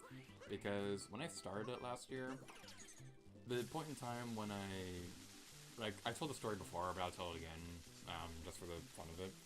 So, around the time when I decided to Let's Play this game was like at a pretty low point last year. So, without going into too much detail, 2022 wasn't exactly an easy year for me. And there were like a bunch of things that happened that just kind of like cascaded into another one. And one of the earlier things that happened that year, like, made me really, like, upset with a lot of things. And there was one day where I was like, okay, I just need to take a break from everything, just relax and stuff like that. So, is there anything that could take my mind off things? Alright, The Batman. I've been looking forward to that movie for a while. I'm really excited to go see it. I'm going to go see The Batman in theaters, so it's going to be a fun time all around. So, on my way over there, I brought my Switch with me, because I always bring my Switch with me whenever I go out. So, I have my Switch with me, and I just had the urge to play Odyssey again. And The save file that I was playing through just so happened to be on the Jump Up Superstar level, which is like my favorite point in the entire game. And getting to that point, and seeing just how much fun I was having with it, made me start thinking about the fact that, you know, I haven't actually Let's Played this game yet, and I have a couple ideas for what I want to do for the next Let's Play, but I think I might want to do this one first. So, like, I'm thinking about it, and I'm thinking about the fact that, okay, my Let's Play notes have been finished for a long time. It will take some reformatting to get them into the same system that I currently do for Let's Play notes, but, like, that's going to take that's going to take a whole lot of time to do. So, we do all that, and, like, I'm thinking about all that, and while I'm waiting for the movie, Disney Springs, every now and then, they'll have a band to play music. The band that was playing, as I was walking into the movie theater, they were playing Jump Up Superstar. This is the same band that appears in the video for the Let's Play announcement. That performance was what ultimately inspired me to think, okay, yeah, the next Let's Play is going to be Super Mario Odyssey. This game came back into my life at just the right time. I need to Let's Play this game now. This also kind of happened recently with Pikmin 2. That story I'll save for another day, but Pikmin 2 is also another Let's Play that really has come back into my life at just the right time too. That kind of seems like to be a running trend with Let's Plays nowadays. But Pikmin 2, that one I've gotten delayed so many times throughout the years, and Let's Playing it now, it really did come back at just the right time.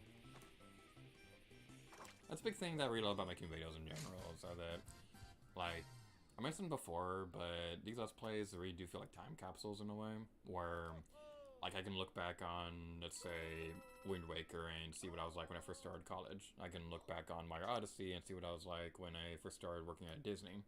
And, like, down the road, I'm going to be able to, like, look at Splatoon 2, for example. And that one's a very special one to me because, like, that one had my favorite video that I ever recorded with my sister Meanie Beanie in it, and that one also has a moment where we talk about how these videos are like time capsules in a way, and how my BBDs can look back on the videos and things like that. And especially with things that happened recently, that's very important to me, and I'm really happy that I've been able to do this for so long. And yeah, so that was my TED Talk for the day, so yeah.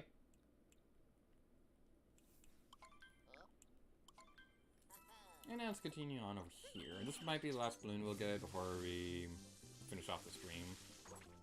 So let's go over here. And jump! Whee! We're falling with style! And we missed. There we go. And looking at the time, and yay! We've now surpassed.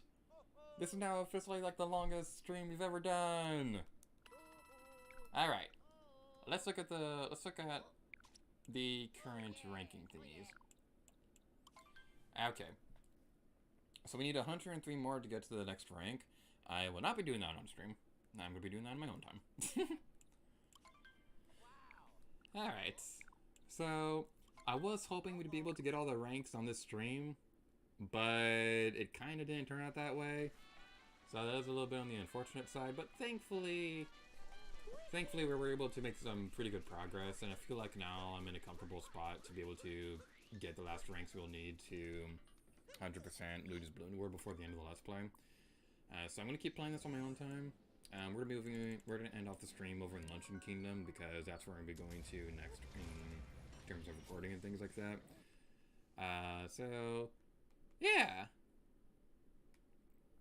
That was a pretty fun stream. A couple of things here and there could have gone a little bit smoother, but in general, it was a pretty fun time. Now, I'm gonna look over my playlist one more time to make certain that there isn't like some kind of secret stream that was actually 6 hours instead of 5. Looking through it all one more time. Okay.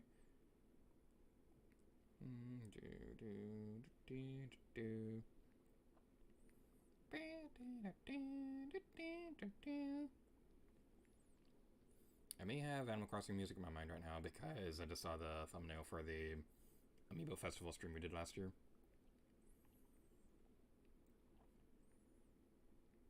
Okay, so far so good. No secret streams. So far so good. Hopefully it'll be fine. I'm really paranoid because I just know I'm gonna click off the stream and then all of a sudden I'm gonna find like some kind of secret 7-hour stream or something like that. But so far so good. So far so good. So far so good.